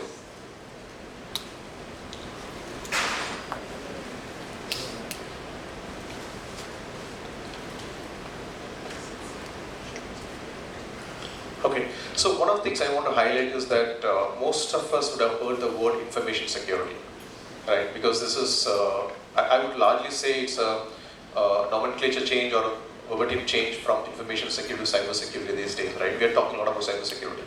So trying to highlight how do we differentiate between information security and cyber security, right? And if you look at 15 years back or even 10 years back, the normal thing you hear is about information security, not about cyber. The reason is that these are the factors which differentiate between what is information security and what is cyber security. One is scope, right? So information security is largely restricted to an organization or enterprise, right? So cyber can be an issue which can impact the entire ecosystem. When I say ecosystem, so as an organization, my vendors, my customers, right, and kind of suppliers or whoever I'm interacting, right, can actually get impacted because of this. Because if you see most of the cyber attacks, right, it might have actually originated somewhere, but the real implication is somewhere else, right? And most of the large organizations, they work with a lot of third parties. And that is considered to be the biggest link in the cyber, because we beyond a point cannot control how the third party operates, right? So if they have an issue, and because of that issue, if the particular hacker can get into our network, right, and it can impact us, right? That's why it's more of beyond the organization, it's more kind of I would say the entire ecosystem of transactions. Second is that the stakeholders involved are earlier the InfoSec team, right? I'm sure that you might be familiar with the word CISOs, Chief Information Security Officers. So these are the bunch of people who are really worried about information security a few years back.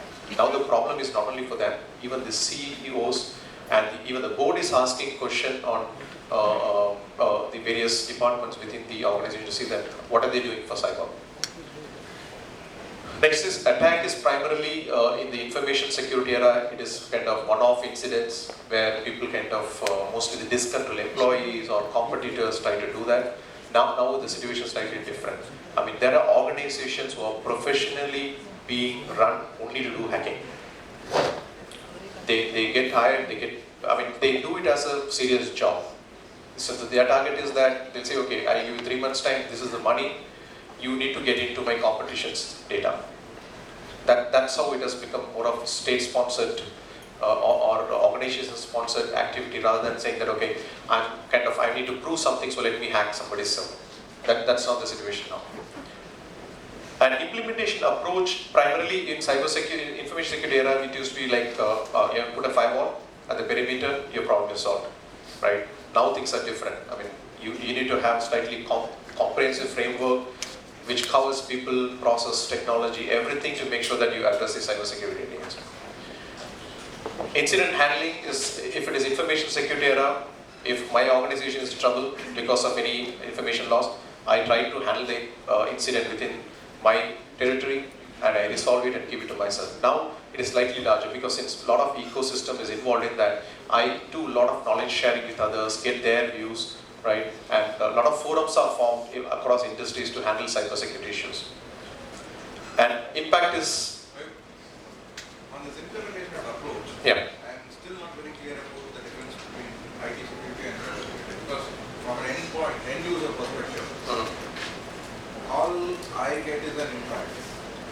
I don't know whether it is because of my lack of IT security or a problem from cybersecurity. End of the day, I get impacted whether it is originating within the organization. Because you said like in IT security, it still involves both within my organization and outside organization. The rest of the ecosystem, yeah. Because firewall predominantly protects me from external threats. So how is it actually different?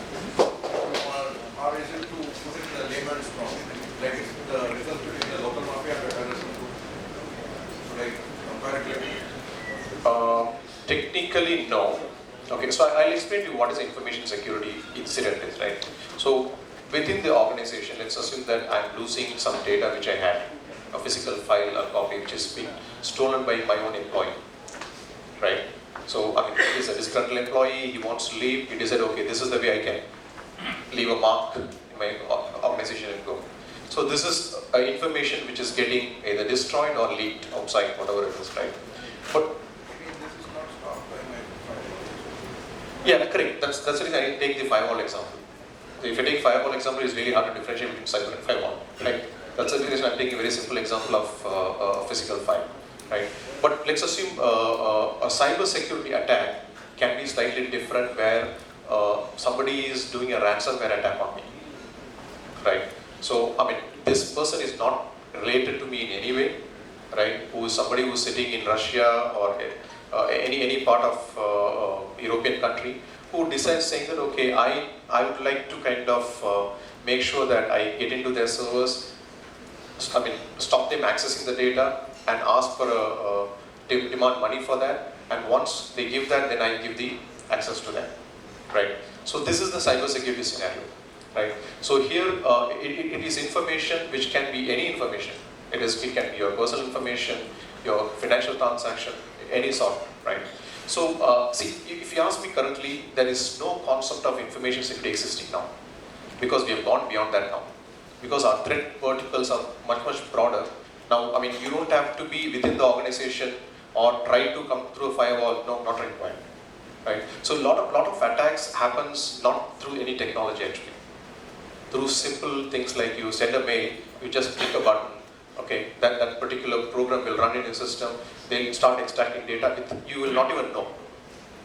And the biggest thing is that cybersecurity attacks are kind of really hard to kind of catch first. It'll take some time. A lot of organizations, for example, Equifax situation, right? All of know what happened with Equifax. So they took 6 months time to realize, okay, this is happening. There's been millions of records have been stolen in batches slowly because of one simple thing of missing a patch update. And by the time we got to know, I mean, they had lost so many attacks. Right? So I think largely, if you want to differentiate between information security and cyber, I would say it is a scale and the impact. It is primarily scale and the impact it can create actually.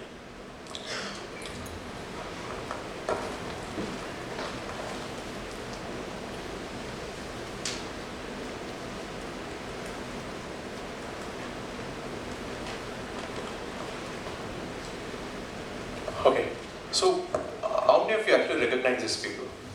I'm sure that may not be the name, but if you see the organization, you'll recognize them.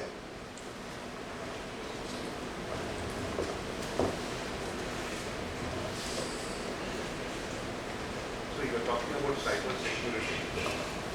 Will blockchain help in preventing by cyber security or reducing the cost of cyber, increasing the cost of cyber hacking?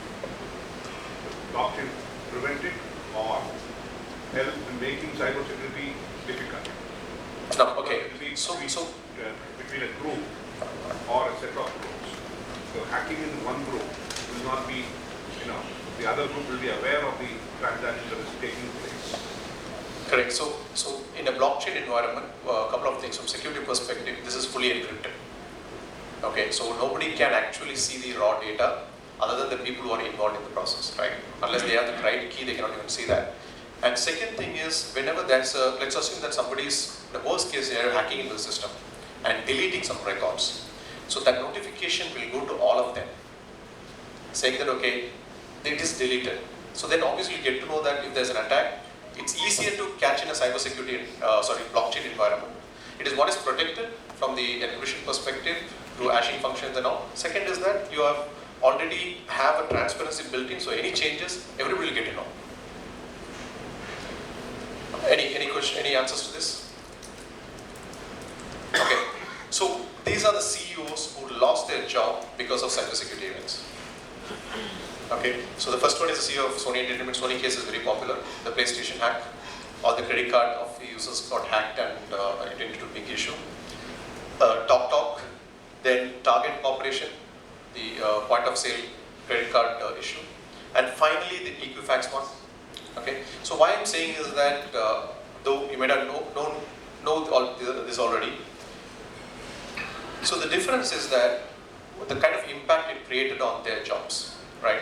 So when Sony got hacked, it took 24 months for it to step down, right? Eventually, if you look at TalkTalk, it's 18 months, and the last one, Richard Smith had to step down within 19 days because of that breach, right? So the message I'm trying to leave is that, so this is, as you said, it's more of the movie part, right? The show part. Okay, so this is, message is that this can actually become a problem to the CEOs. They can lose a job, right? And that's why it is a question mark in the board. It is a question mark in most of the very senior management discussions, saying that, what are you doing for cyber?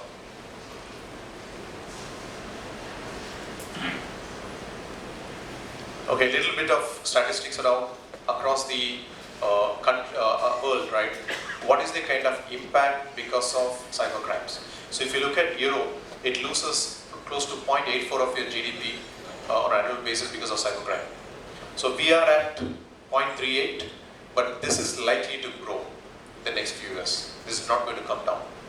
Irrespective of whatever we are going to do, it's all a matter of time. I mean, there is no organization who are completely secure from cybersecurity perspective. All they can do is push the timeline behind. That's it. Eventually happen, but the impact can be different. If by doing certain things, your impact can be brought down, but most of the time it's not going to change.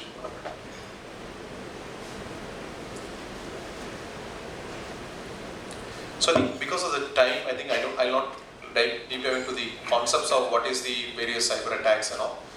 Most of the things you may be aware of, phishing and ransomware. I think that's quite everybody knew about it. It was there all over the media.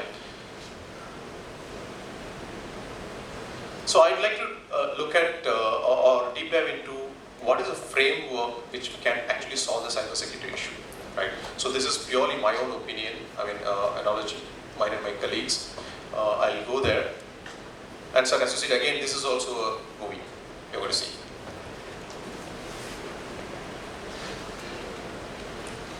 Okay, I'll probably cover this slide because this is important. What is the kind of attack vectors, how the attacks are happening? So if you see, these are the 5 common vectors through which the attack takes place. One is email-based attacks, right? You'll get an attachment with it'll exactly look like somebody known is sending you the mail. It may come from your boss. Only thing is it may have one more character which you will not actually recognize when you just look at the mail. You'll go and click it and it will do whatever it has to do at the background. Second is phishing and social engineering. This is quite common in most of the places where, I actually had a video to show how the social engineering attack is the very easiest one to do, but due to time constraint, I will not play that. So, in a discrete way, you collect information from others, right? This happens to most of us because I have been part to one of the victim as part of one of the attacks where somebody called and tried to understand what is my organization structure, who is my boss, so on and so forth. I don't know what they're going to do it, but they asked questions and first few times, I responded saying, okay, this is the reporting structure. Then I realized that, okay, why somebody is asking from, and they mentioned saying that they are calling from my another member firm from another country. So then I reached out to a couple of colleagues, everybody said, okay, we also got this call. Then we realized, okay, this is more of data gathering attack to see that who is reporting to whom. So probably they may target us with a job later on. Right, probably that would be the intention. And ransomware, everybody knows. Web-based applications, okay, this is one of the easiest way to get into the network because this is it's facing the external world, right? Most of the web-based applications. So if there's any vulnerability, if that can be exploited, hackers can come through that channel to your other infrastructure and get data from there. And any internal system vulnerabilities is also again a problem. But if you see, most of the, apologies for the font size, quite small, most of the attacks or predominantly it is through the email based, 75% happens through the email based attack. Sir, Yeah. What are the precautions to be taken for each category of these attacks? Sure. Okay, so see, identity impersonation is something which is fairly sophisticated. It doesn't happen that way because that easily cannot create somebody else's identity and do that. But if you look at phishing mails and emails, so the general practice is that when you get a mail, please have a look at the mail ID, very clearly saying that is it from a person whom you know, right? See, that could be a Rajesh A whom you know, and you're getting a mail from Rajesh A has done so and so. Don't click the attachment. Right, especially if it is coming from your Gmail and stuff, better to make sure that the attachment is scanned once. So usually most of the systems do that. The moment you try to open the attachment, it will scan for viruses and let you know if there's anything. But there are tools which can actually bypass those also. Right, so open the mails which you are sure that it's coming from the authorized source. So that's the best practice you can do for it. Now obviously you will have other systems like your antivirus and so forth, but the best, because your organization may have enough systems at the perimeter, but there are chances something can actually come through that as well. Right. So I think that is the one from the user's perspective, and malware and ransomware is primarily your IT team. It's the responsibility of them to make sure that they keep the patches updated in the applications. Because that is another route. If there's any port which is not properly blocked, can be used by a hacker to come in and get access to the system. And they can, once they come in, actually then whatever the privilege access put in place, right, can be exploited anyway. So we have seen cases where we are able to get access to the mail of the CEO of a company, and we are able to send a mail to somebody else, saying that, okay, please act on this transaction. And the moment they see that, they'll do that because it's coming from the CEO. Right? So technically the weakest link is us, right? So, 1 out of 3 people generally go and click that attachment. It happens. Invariably, you will see that if you repeatedly get something, say, okay, let me see what is in the attachment. And when you open the attachment, actually you may not find anything. It could be some few characters here and there, but technically that clicking can execute a program at the back end where you can install something in your system. They can start kind of monitoring a lot of things. You can actually look into what are the keystrokes you're doing, what is the password you're entering for an account, and pass on that message to somebody else. Okay, simple question. Expecting honest answer here, but how many of you actually share the password with somebody else in a situation where you are not able to access it?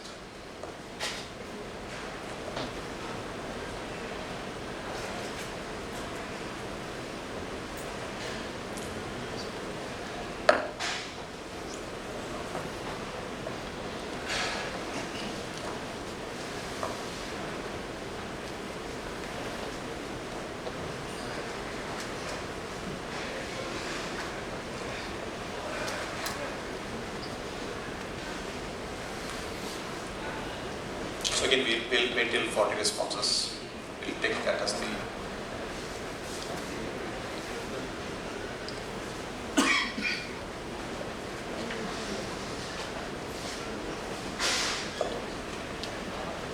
I'm quite surprised with the answer actually.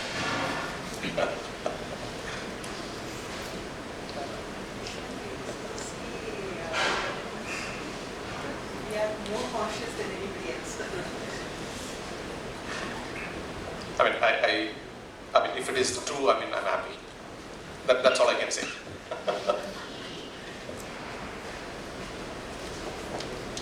Okay, so I have a slightly different question after this. I think the response can be different here.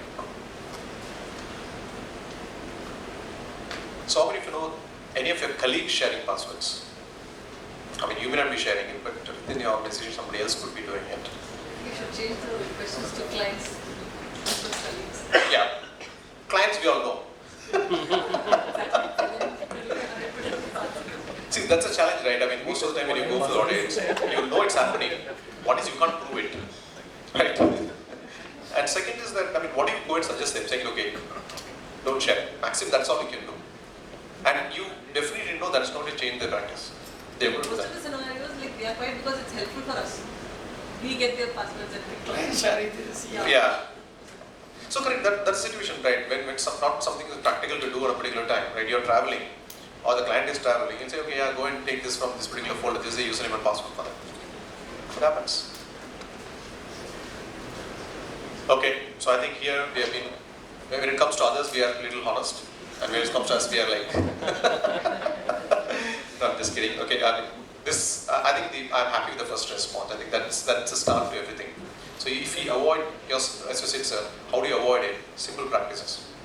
Don't share the password, right? And don't keep simple passwords. I mean, this is something I preach, but I also don't do it honestly. Because how many passwords will you remember? Be practical. See, I'm actually comfortable in resetting the password whenever I want to do it. I'm okay with that.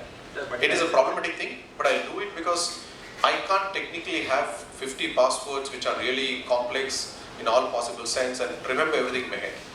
Yeah, but resetting is a real challenge. Most of the application developers are creating a hell when it comes to that. That is why we share or we write down somewhere. Correct. So, okay, it depends on the environment. Yeah, it depends upon the application. Correct. And what is the need for it. Correct. So, I mean, for us, most of the expenses, all these systems has different passwords. I mean, these are not single sign-on. It's not that the moment you log into the network, you get access to that. So I have to enter the password for that. So every 3 weeks you will forget, and every 3 weeks you have to log in. But luckily, what works for us is that, at least for me, is that the response I get on the password reset is quick. Right? The moment I click and give the mail ID, I'll get a mail saying, okay, this is how you reset it. I'll do it. But I mean, if you honestly ask me what is the solution to this problem, I don't know. Password managers, are they useful? It is useful, okay. So, but again, the question is that how secured are they? Right. See, comfort-wise, yes. I mean, if you look at iOS and everything has a password manager, you can use that. Even Apple has that. But are you comfortable in using that? I'm not comfortable using that. I would slightly take a longer route of resetting the password whenever required. Right? See, some of the applications you use on a frequent basis, those passwords you will not forget. But there are applications you use once in 3 weeks or 4 weeks or 3 months, you will forget, and that's one-off case. I'm okay to wait for 5 minutes to get that mail reset and do it. Of safety where key audits and use one password, it will trigger that password. That is also there. Again, the problem is, we have seen everything getting hacked. Right? So what is the comfort we'll have on any technology, say that, okay, our passwords are really protected. So how about the thumb impression which we are using in the phones? That's one of the safest things. Safest, right? But not all applications are integrated with fingerprints also. So I'm specifically talking on the banking side. Banking, yes. Banking, they've done a good job. All of them have, you can authenticate through your fingerprints. Right? That's one of the safest way to do that. And the biggest problem there is that if your phone gets reset or whatever it is, then obviously you have to go and start with the password, then set the fingerprints. Right? That protocol I have to follow anyways.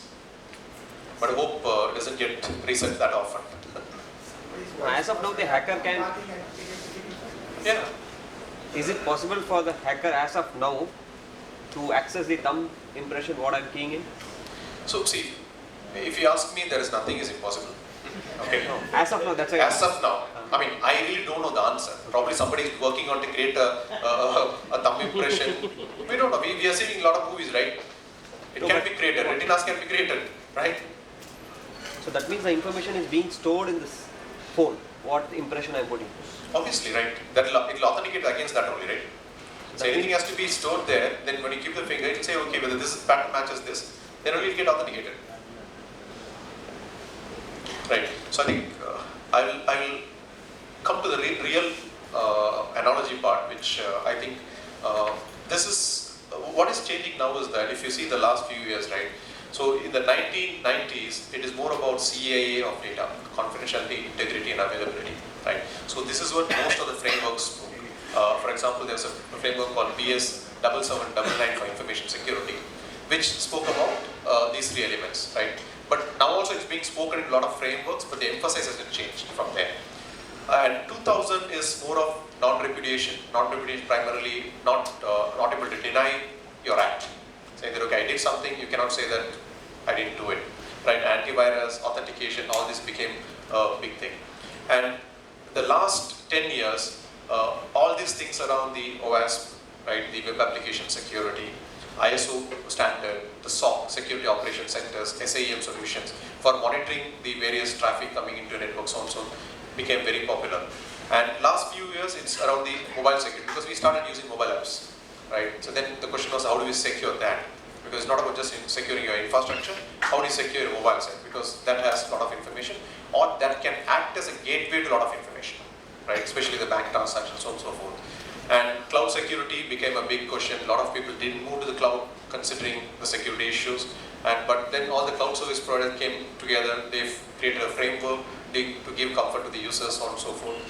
And what is the future is going to be threat intelligence. Threat intelligence is nothing but that, how do you proactively predict, right, based on various technologies. I mean, there is AI and ML being used in this also now, right, in cyberspace, saying that what are the predictive attacks which we can expect, how do we kind of manage that. And we're also talking about self-healing system, which is like antivirus, automatically we can create a signature and patch it, right. These are slightly futuristics, but this is how things are moving. So from, if you look at from the detection to recovery control, we are moving to the resilient part now. How do we be resilient to cyber attacks rather than you react to a cyber attack? Okay, so how do we build a cyber framework, right? So this is purely my view again, right? So these are some of the things which should be part of your framework, right? Technically to avoid any cyber or minimize the impact of cyber incidents. What is avoidance? Right, I'll tell you with one of the analogy how it does help. Then redundancy, creating redundancy to make sure if something fails, you have something which will step in and do some work for you. Layering approach to security, rather than saying that, okay, I'll do only one thing and assume that everything will be fine. It can't be that way, right? It has to be multiple layers of security. Having a robust security framework, right, practices. Agility, So this is again a situation where you don't actually look at saying, okay, this is the way I work in a cybersecurity situation, right? How do we work in an agile way to kind of overcome a particular situation? Response is quite important because this is where a lot of organizations fail, because they might have gone through a cyber attack but they really don't know how to respond to that internally and externally.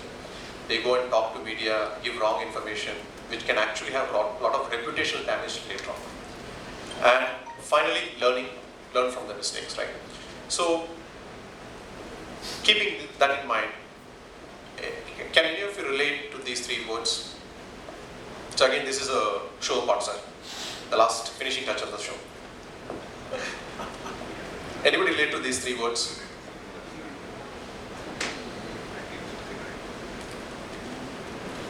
No? Moon landing, 1969, the eagle has landed. The 3 words are interrelated or? This is interrelated, you got the answer. So, July 20th was the 50th anniversary of Apollo 11 landing in Moon. Okay, so why I'm relating this story is, so if you, what are the component we saw in the framework, right, which is not new, which was adopted by the set of people who worked on this mission 50 years back. Okay, let's look at how they have adopted each and everything. Okay, I'm sure you know these names. Neil Armstrong, Michael Collins and Buzz Aldrin. So these are the 3 people who went to, 2 of them landed, other guy was like the commander module. So this is a mission which involved close to 400,000 people over the period of 10 years, because they had a lot of failures before that, from Apollo 1 to 10. I mean, all of them were not failure, but they couldn't actually land in Moon. I mean, the intention was to kind of slowly, gradually see how they exit the orbit, get close to the Moon, and then have a mission which will actually land in the Moon. That was Apollo 11, right? So, and the annual budget of $47 million was invested by the US government way back in 1960s. So let's look at the number 1, avoidance. Okay, so question to you all, what is the best way do you think to step out of the spacecraft after landing there? That just to give perspective, the distance between the land and your spacecraft will be 11 feet.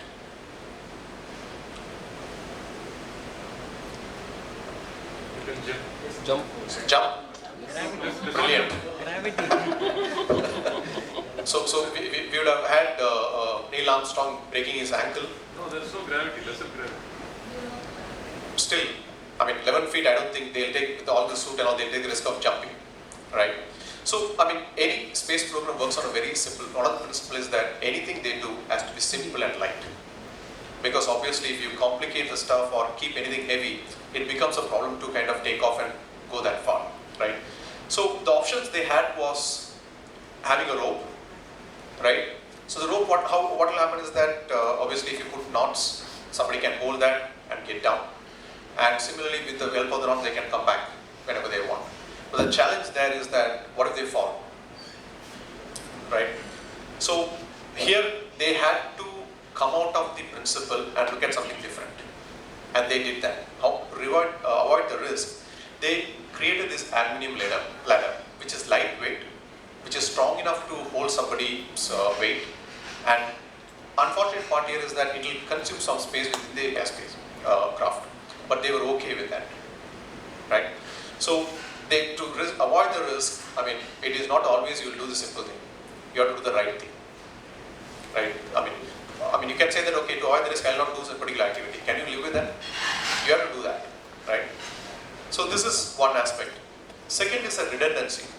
So these 3 gentlemen you're seeing, right? They were part of the command center or the mission control back in the US when this thing was going there. And all 3 of them have gone through the same level of training as the 3 astronauts, right? They have gone through 3,200 hours of training, and the investment is around $16 million at that point in time. The reason behind is that if somebody is not able to travel during that day, one of them can actually do that role. And they've been identified for each individual also. So he is the backup for Michael Collins, and he is for Neil Armstrong, and he is from the Buzz Aldrin, right? So now we may consider saying, okay, it's such a waste of investment, so these guys are sitting down. Not exactly. These guys contributed to the next mission, which is Apollo 13. Right? So that's where the redundancy, don't overdo redundancy, don't try to create entire thing, but at least there should be some failover mechanism which needs to be maintained within the organization. A layered approach, straightforward. I mean, the suit which they wear has 7 different layers because the environmental conditions are quite different during the travel. So it needs to have 7 different layers so they can actually keep their body temperature in a particular level. Robustness, that's a great example. If you look at the Apollo spacecraft, it has 3 elements. So this part is known as the service module, and this is the command module, which actually where the astronauts eat, sleep, and kind of monitor the lunar module. This is the lunar module which actually lands in the moon, right? So the way it has been structured is that, especially in the case of Apollo 13, right? So there was an issue, the service module exploded. That was the problem in the Apollo 13 mission. But this particular command module is the one which brings back the astronauts to the Earth, right? It was able to come 200,000 miles in 4 days' time and land all 3 of them safely. Right, so that's the kind of robustness that particular command module had. And agility is a situation where from here they had already identified 5 different spots where they can land. That's what marked here, 1, 2, 3, 4, 5, right? But when they got close, they realized that, I mean, they were supposed to land in 4, that was the plan, actually. And when they got close, the commander, Neil Armstrong, realized that they cannot land here because there were a lot of bumpy surface, and they cannot do that. And he was able to override the machine commands and decide where he wants to land.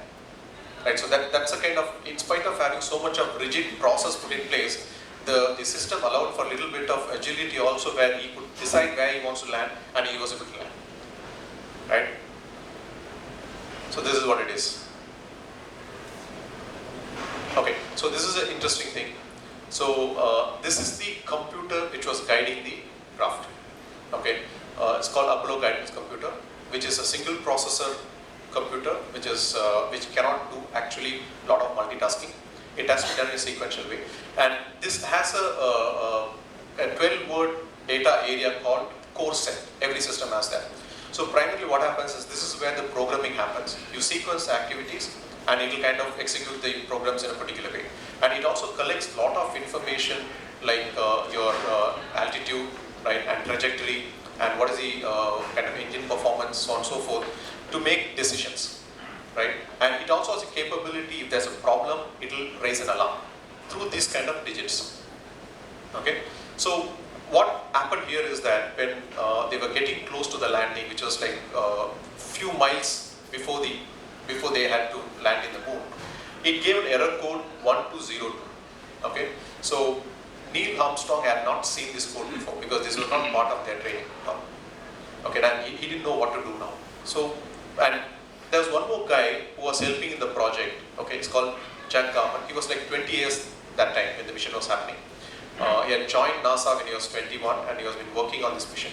His role was to primarily test this computer, right? And the flight director, Gene Kranz, has instructed him to say that, okay, whatever the error message you get, make sure you note it down, right? And note it down and also say what is the action should be taken during that time. So if you see, most of the time, this is the handwritten paper by him, where he had noted down all these errors. And the option, I mean, this is the reason for the errors, right? It's primarily in the memory of most of the system, right? If there's an execution overflow, because of various jobs and stuff, it will throw error. So the option is to bail out. Bail out is nothing but you abort the mission and come back. You don't actually land, right? So these people, and imagine a situation, those days, the distance is, the communication is not so fast. So every message Neil Armstrong gives will take 2 minutes to reach the command center, and their response will take another 2 minutes to reach back. So technically, every single word they speak have a lapse of 4 minutes, right? So now, but they are almost in the phase of landing. Now they have to make a decision. Now this guy gets involved, right? And as I said, he's a kind of, so he had noted down the reason for the 1202 error, right? So the option is that because of the execution overflow of jobs assigned, right, in the system, and the option, if it is kind of beeps more than 5 times in a particular time, you have to abort it, right? So first, Neil Armstrong didn't know about it, and luckily somebody who was relatively junior who had noted this down, he gave the message saying that, wait, don't abort the mission, wait for another 2 minutes, and before, in the next 5 minutes, if you hear this for 4 times, you abort the mission. That's the command he got from here. And there also, Neil Armstrong took a call saying that just before the landing, it beeped 4 times, saying that, okay, I'm going to land it. So he took the risk there. And why we are saying is that most of the time, we believe that only the senior guys in the organization can solve all the problems. The guy who has information only can solve the problem. So this guy had it. And thanks to it, because he, by way of testing, he understood all these things, he had made note of all this problem. And learning, so the Apollo mission 11 was a consorted learning of all the previous attempts. So they have taken all the learnings to make sure this is done correctly. And finally, the culture is quite important. So this guy is the flight director who was controlling from ground, Gene Kranz. So he was very clear that failure is not an option at all. They cannot fail. And most of the time, whenever he had problems, the response he was getting from the engineers is saying that this is not designed to do this, right? And his question was that, I don't care whether it's designed to do it, tell me what is it can do, right? So we put a framework, we put a fantastic system, but we assume that, okay, it is designed to do certain things, but we really don't test the capability of that, what is it can do. Okay, with that, I would like to wrap up this session. Thank you so much for hearing me. I hope I made at least a little bit of sense while talking. And yeah, obviously I have to leave, but I leave the cards with you. Any questions, please feel free to reach out to me. Happy to have any conversations. Thank you. Thank you so much for the informative, interactive and engaging session. Very practical and simple explanation, not deviating from the reality. It was wonderful listening to you. Thank you so much. May we now request C.A. Raghavan sir, the most active participant of the session, to present a memento to the speaker. A round of applause, please.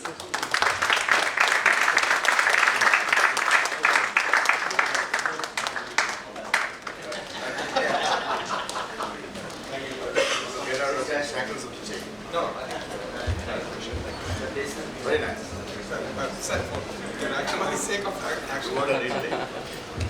So this is the movie, the showpiece.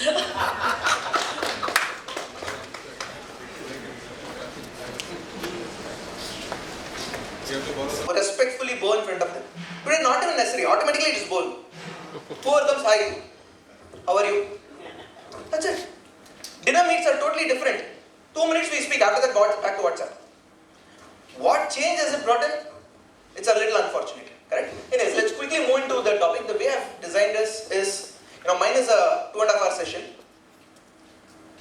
Alright, the time is around 12:30. So 2.5 hours, you can calculate how long it will take. Don't worry, we'll have a lunch break in between. Alright, I think the biggest question was, oh my goodness, what about lunch? And that too, they're just serving it and you can sense that smell, soup or this, chapati or this, correct? So obviously we tend to get hungry. I'm adding a lot of humor because I know it's somewhere before lunch it's quite difficult to digest the technology subject, correct? So what I'll be doing is, I will deal with the first two, which is AI and robotics. And then I will move into post-lunch on data analytics. Alright, so I'll be covering this part of it. Next, the way I have structured it is, it's not that you learn here and end the story. What is it that you can do right from tomorrow? Forget right from tomorrow, right after my session. How can you start using AI into your office? How can you start using data analytics into your office? Alright, I have done a tremendous number of engagements on data analytics, and trust me, my dear friends, this is a huge scope and a huge potential. And that is the lowest hanging fruit among all the other services. This is one thing which we can easily adapt. I'll try to show you live demos wherever possible, subject to time and other. Okay? So yeah, that's my background. I'll quickly move on to what I wanted to cover. A general disclaimer which we make a mention of it. I will be discussing about a lot of apps. I will be discussing about a lot of technologies, a lot of players. Not that I endorse any of them. It is only purely for academic initiative, alright? And neither does my company claim any sort of ownership. Okay, so the agenda is going to be fairly simple. I'll give you the state of affairs, where we stand, what's going on in this world practically. And then I will cover concepts, applications, use cases and future. With respect to what? AI, RPA and data analytics. Clear? So I'm making it very simple. I don't want to give too much of information. At the same time, I want to cover what is the essential. Okay, let's quickly look into today's state of affairs, what exactly is going on. And I think this comes with a video clip. So let's quickly see that. Before that, sir, if you could just help me with the audio. Audio. Do you have an audio connectivity here?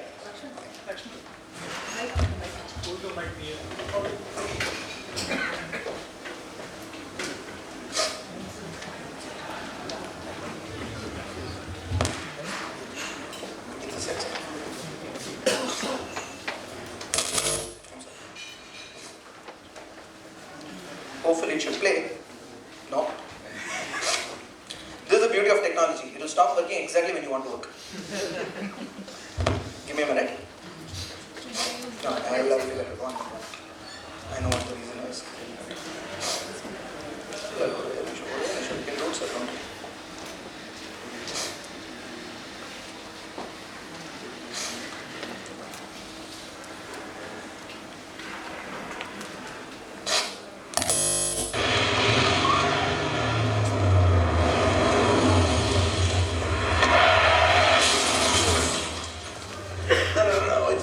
It's just construction. Yeah, that's all. No, I'm not driving. Are you okay? Yeah. You? I'm good.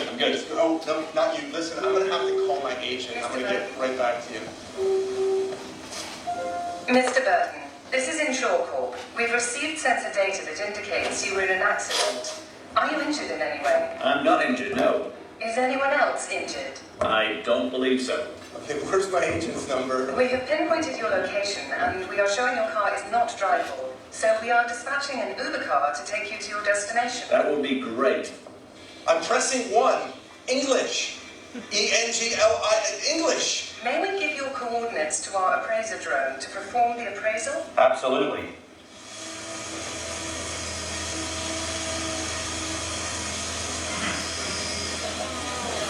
We have received the photos, assessed the damage, authorized the repair, selected a qualified repair facility, and have dispatched a tow truck to take your vehicle to that facility. Perfect.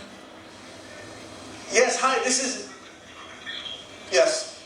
Oh. We have looked up the other vehicle's insurance, transmitted the appropriate data to create the claim, and filed the California SR1 accident report. Can you confirm the information is correct on your phone, then hit the accept button? I'll check it right now.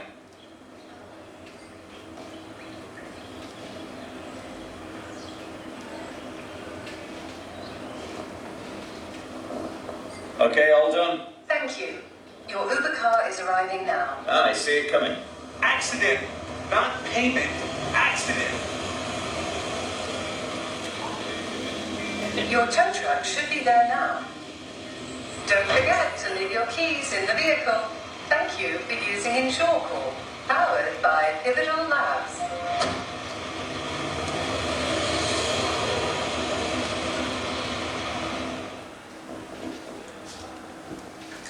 A perfect example today how an insurance company can become fully automated. We are talking about drone technology, we are talking about IoT, and all of this requires intelligence. And that's where the artificial intelligence is coming in. Correct? Let's quickly see how the industrial revolution has changed. Today we call it as Industry 4.0. Rajnikant is still with 2.0. 3.0 is coming soon, that's what he said. We have already gone to 4.0. And what is this 4.0? Advanced robotics, 3D printing, AI, big data, intelligent. Earlier, humans used to speak. Today, systems start speaking. Did you know that your Android phone has at least about 300 to 600 touch points of information which is shared on real-time basis at any given point in time? While you're sitting here, your data is being sent to multiple servers. And that is the extent of how systems are connected. Sitting here, you can actually monitor what's going on in your office, what's going on in your systems elsewhere in your residence. And that is where we are heading into. And this 4.0 is characterized by these sort of technologies. And you will find many of the places that machine learning and artificial intelligence is a predominant part of it. You talk about autonomous robots. Robots are something which we'll be covering. Simulation, system integration, IoT. What is IoT? Devices speaking with each other. Cybersecurity, I think we covered that. Cloud security, manufacturing, augmented reality, big data. All these are fancy words which we keep on hearing only from technology engineers. Remember, if we don't start using these terms, they will take up our profession. Heard of a company called ClearTax? Today you ask your any staff to do any research in your office, the output will come from ClearTax website. Not that I'm endorsing it. Alright, that is the reality. Why? They have created such wonderful blogs. 3 years back they were paying chartered accountants to create blogs and they did that. It was a simple blog, Wikipedia. Now everybody, if you do any search on any taxation related issue, the first 3 or 4 links in Google is this website. And invariably he says, you have come here to verify this, do you want GST filing?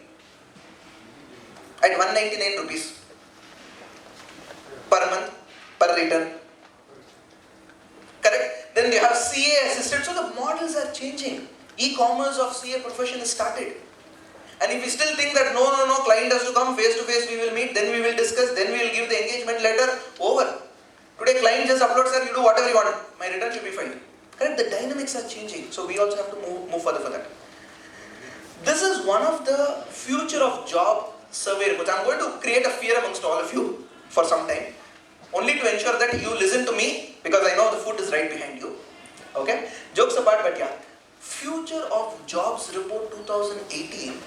Now they spoke about something called redundant roles, meaning roles which will no longer in future be relevant. And you know what is the role they mentioned there? Data entry clerks, bookkeeping, accounting, payroll. All these fellows are no longer going to be relevant. That is at least okay. My bigger fear was this. Who is this? World Economic Forum clearly says that chartered accountants or other auditors as a profession will no longer be relevant in future tomorrow. Why? There are technologies which are coming which is going to give you that sort of an assurance. A concept called blockchain. I think it's being covered post-lunch. Correct? We are having things like AI coming into picture which can validate certain transactions. So this is where we are heading into. But equally you need to keep in mind, there are new professional opportunities which are coming up. And what are they? Sorry. You can also find over here statisticians, finance, insurance clerks, lawyers, all these are going to become the redundant profession. So let's see on the other side. What are the new professions which are going to get value added? You will find over here that new roles are data analysts and scientists. We'll be covering that a little later. AI and machine learning specialist, big data specialist. If you will find a new technology specialist, and this is where you will get a lot of information. I will leave the presentation a little later with you so that you can always refer it. And I also give you a lot of recommended reading, highly recommended reading. One of the recommended reading is WF report, World Economic Forum report, Future of Jobs. It's excellent information, and my suggestion is please follow the World Economic Forum report, because even if you are not able to track any technology, even if you are not able to track what's going on in the world, this one web page is important. It will give you a quick perspective. And look at this. They said 2018 versus 2022 ratio of human machine working hours. How much of that can be replaced by machines? That means what humans are doing now in 2018, how much of that by 2022, which is about 4 years from now, 4 to 5 years from now, how much of that can be totally replaced by machines? And you will find that interesting statistics. Look at this. Reasoning and decision making, machine can do 19%, whereas in future, 28% machine can do. I'm not surprised with this, because reasoning and interpretation is the best skill which a human being has. But let's look on the downside. I go very, to the extreme end. Can you find that information and data processing? 47% as of now machines can do.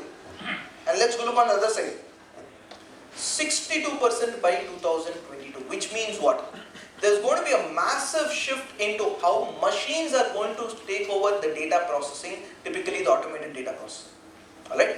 And we have, just to give you some more information, I'm sure all of you would have known this, the government has come up with an invoicing tool in the GST website. Correct? An accounting tool as well. Now imagine if people start using that. It's going to be integrated with AI very soon. That's the ambitious project of the government. Alright? And the GST website will become one single place where government will get everything, user also gets everything. And it becomes a transparent system. Forget about books, forget about everything. In the GST website itself, I'll get to know so much of information. Correct? So that is where we are heading it. Of course, it has its pros and cons. We'll not discuss so much into that. Alright? This was a typical scene before automation, and I'm sure last 2 to 3 days you have been reading in the newspaper everywhere, auto sales decline, etc. Correct? And we are expecting electric vehicles to take over. The challenge in electric vehicles taking over, no doubt environment, everything is good. In order to make an electric car or an electric engine, you may probably require about 10 to 15 components, that's it. An engine, if you have to manufacture a petrol or a diesel, it has at least about 200 to 300 components. Which means 1/10 of the components is what is going to be used in electricity. 9/10 of the people are going to lose the job. And that is the fear which is actually going on. Countries in the largest economies like Europe, Germany, all these fellows are still struggling. How am I going to counter or how am I going to bring in electric vehicles into my country? Correct? And in US, if you have read some statistics, Tesla sales in the last couple of months has exceeded Mercedes-Benz's sales. Correct? So these are all interesting statistics which we are seeing, and we always see, okay, what happened around us, it will happen, but it will very soon come into India. Tesla is entering next year in India. Correct? And it's not very far off when the government permits autonomous driving. If you have seen yesterday's Twitter handle, Sachin shared a video of his, he's sitting in a car which is automated. Of course, he was doing a trial experiment. He's saying, hopefully it will stop there. I can see a wall there. Correct? Little difficult in India. Imagine what the auto drivers in Chennai will tell. Imagine auto drivers, correct? Correct? Nobody is there. The car is just driving on its own. Correct? You have all these, things coming up. I'm just bringing the humor element. Look at this scenario before automation and look at the same car manufacturing company after automation. Probably you will find 2 human beings in the extreme remote corner there. Why? Maybe one to switch on the machine, one to switch off the machine. In other words, the way technology is disrupting is very rapid. It's very fast. That's the point which I want to drive. If you look into any future, and I'll link it to why artificial intelligence, why this is relevant for AI. Any of the work which can be automated is typically those works which are repeatable. Look into our own office. Do you think 40 to 50% of your office work can be repeatable? Is it repeatable in nature? A simple example, GST return. What happens? From one email ID you will get one attachment. Correct? The client will send you analyze that, you put it into one format, you upload in the GST website. Yes or no? And of course we charge a fee because we are giving some advisory, some client would have made some mistake, etc. Imagine the client system was correct and your system was correct, automated, you can try linking it. And that's where AI is going to come. That's where AI is going to have a major role. That means, this is a McKinsey survey which said, any work which is predictable, data processing, data collection, which is repeatable in nature, can be automated easily compared to this. Just for information, a client of mine is working on, or rather he has a prototype already ready, in fact he's given it on commercial production as well. Medical diagnosis, a blood sample is put on a plate which is called, I don't know what is called in medical terminology. It is kept in the machine. Within 3 to 4 minutes, the diagnosis is ready. No human being involved, except for switching on and keeping the plate. Which means what? The way these things are going to happen is changing. Okay, the second highly recommended reading for you is a book by name Future of Profession. Extremely good. You read it, your body will start shivering. But he gives you everything. In Tamil we say, no, akku vera, aani vera. He tells that everything clearly. He says why. Predominantly professionals enjoyed knowledge with themselves, they never shared it. But with internet coming in, knowledge is available free. The digital revolution is changing things. And that is where you understand how your business will shape up. Forget about what is happening in the rest of the world. I just take a question. Any author for that particular book? I will tell you in the break time, sir. You can just Google future of profession, you will get it. Wonderful thing. They're joint authors and it's a Harvard Business School review material. So it's a very good text. Forget about rest, what is happening on the external world. Let's come to our office. This is typical July 2018 calendar. 19 was not there because for whatever reasons. Last year I spoke about one of the places I just went. Look at this calendar. Every week that yellow color line is one headline. Correct? And the beauty is what? 9th article takes leave. 10th is earlier I think, or 10th was the GST return due date. 15th, internet problem stops working. Best part was 30th of July. Website only stops working. And the best part of all this was 31st July, there is a critical deadline. Realize that digital signature is expired. Our life has become so much compliance oriented. Correct? There are arguments for and against, etc. But this is where we are standing. So I hope you got a clarity on where we stand as a profession and what we need to start building up and looking at the future. Correct? So I'll quickly move on to the topic which I wanted to introduce. I know that I gave a fairly long introduction, but I felt it was necessary. So AI and machine learning. AI is in simple language. Alright, the basics concepts I want to spend some time. It's advanced computing which can mimic a human being. A simple example of AI which all of us are aware of is Google Maps. You're going in one road, it immediately says there is a congestion ahead. Correct? And when there is a congestion ahead, what does it say? We recommend you to choose alternate route. And we just say accept, because blindly we know that Google is the truth, including our clients. Because today we have two types of clients. Clients who will test our knowledge, clients who will test whether Google is correct or not. You would have already come with an opinion, sir, what do you say, sir? By the time you conclude the opinion, no sir, in Google they have told like this, like this, like this, like this. Correct? Anyway, jokes apart. So, the task of getting computers and machines to do tasks that require intelligence when done by humans. Please note that word, intelligence. Which means, if I am referring to a repeated activity, a simple example could be taking a pail of water from the borewell and filling it into my tank. That is not artificial intelligence. That is automation. There is a very thin line of difference there. Intelligence, that means there has to be some element of intelligence. That means it has to mimic a human being's reasonability or his sense of reasoning. Then comes a related word to that which is called machine learning. Machine learning is the ability... Can we say artificial intelligence involves reasoning and decision making? Yes sir, absolutely. So you need to take a decision, you need to first have a reasoning, and based on that you will have a decision making process. That's the rightfully put it. But the question there is, to what extent can I rely on the decision? And that is where the role of us as chartered accountants will never change. But the approach will change. We'll cover that a little later. Yeah. So I think the book is, sir, your question, Richard Susskind and Daniel Susskind. Okay. Thank you, sir. Okay. Machine learning, use of computing resources that have ability to learn. The machine has the ability to learn, and that's how the programs are being made. These cognitive systems have potential to learn from business-related interaction and deliver evidence-based response based on each and every situation. So these are two terminologies. AI is a very global word. In that, a subset would be probably called machine learning. And then you have a third subset which is called deep learning. I'm not covering that into detail because I don't want to cover the technology. I rather want to say what the technology is relevant for chartered accountants. Please appreciate it.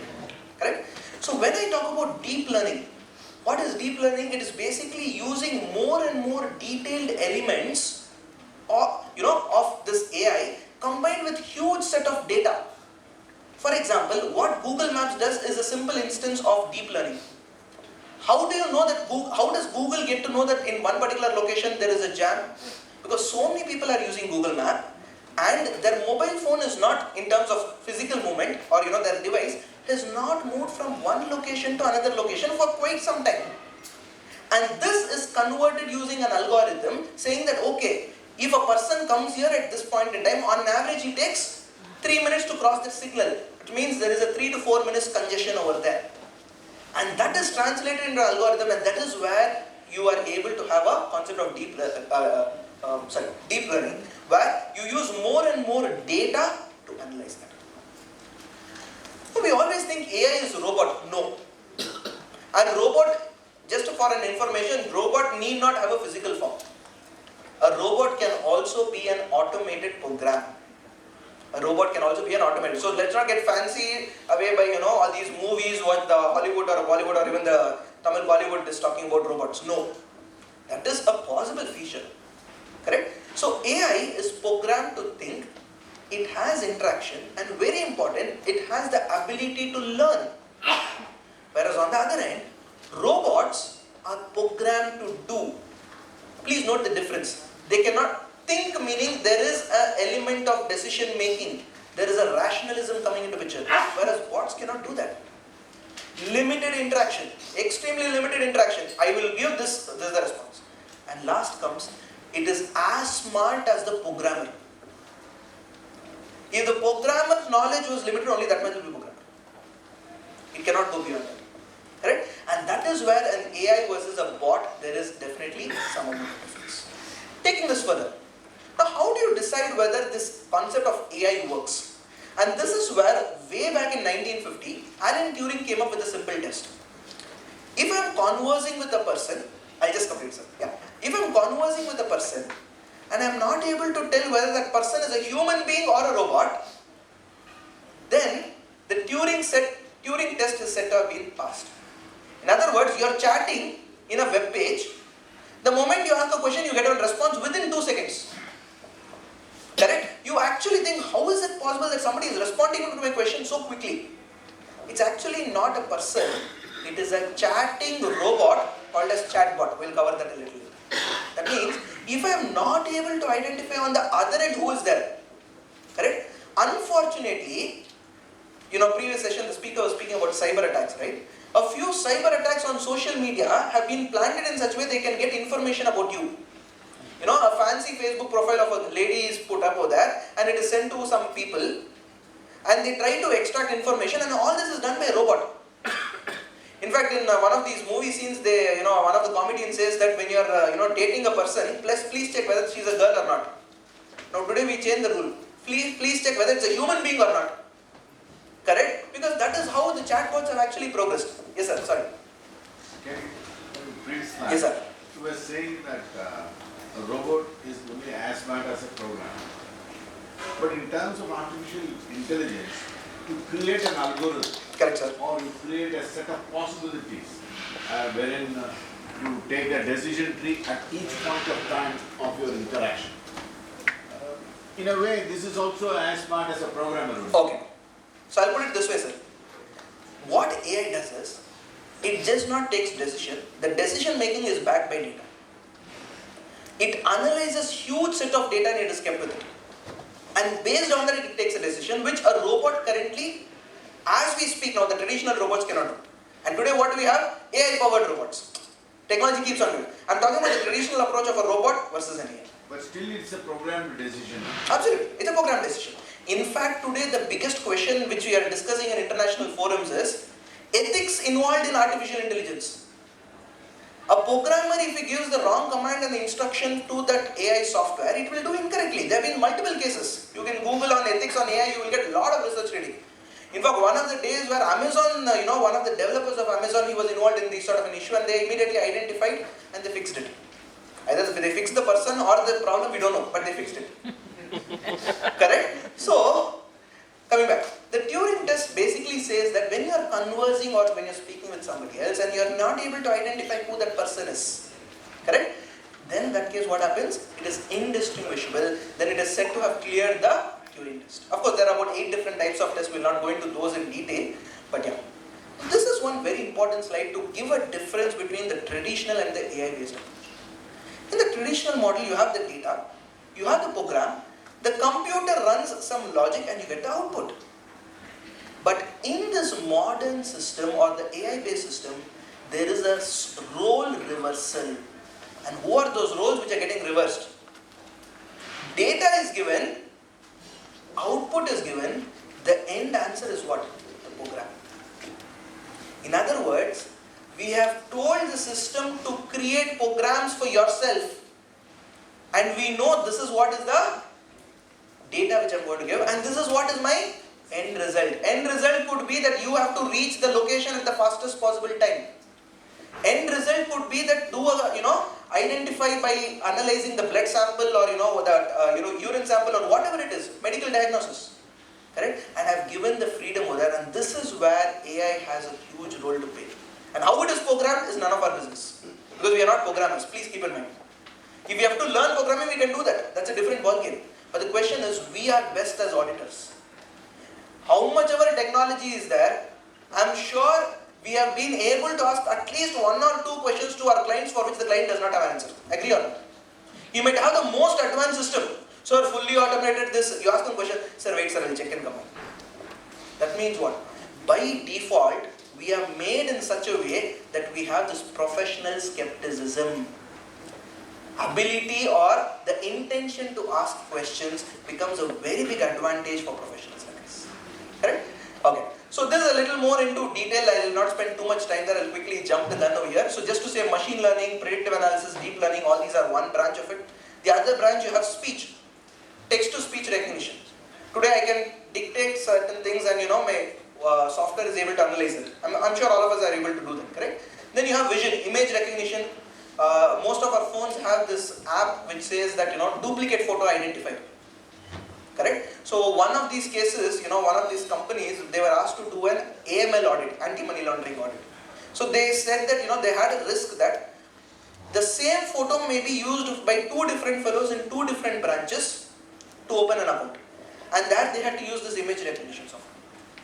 That image recognition software, there are multiple tools available. You Google it, you will get it. Of course, they have to pay some premium. And to that software, you feed everything you are able to do. The latest buzzword in this image recognition software. So probably, you might have heard of this app called Face app. It was created a buzz. So basically, you take a photo of yours, it will tell you how 30 years or 40 years down the line you will be. With all your grey hair. Of course, it still presumes that we will have hair. Correct? So with all your grey hair, with faces with wrinkles, etc., etc. Now that's another example of image recognition. Correct? Of course, there are privacy concerns. We will not discuss that at this point in time. Then you have the language processing, expert systems, planning optimization, robotics, and the branches are extremely good. Okay, this is just an example to say how or what are the various streams in AI. Rather than example, I would say the streams. Correct? You have the machine learning, deep learning and predictive analytics. Analytics part of it, I will come into it a little later. Then you have the NLP, classification, transformation, etc. Speech recognition, expert systems. So what you saw in the previous slide, put in a different perspective. The length indicates how far is the progress. The length, what you see over here on each of those 3, correct? It indicates how far the progress is achieved. A few examples. You're watching a video on YouTube, Amazon, Netflix. You immediately get recommendations. You are, okay, this was a very interesting case. Renaissance Medallion Fund. Okay, this was a fund established by, a fund established in USA. And all the fund, whoever is governing or whoever is writing the algorithm program, etc. All these folks are PhD in mathematics or physics. None of them is a finance professional. None of them is a CFA. I think in US CFA is a very important profession, right, from a financial analyst perspective.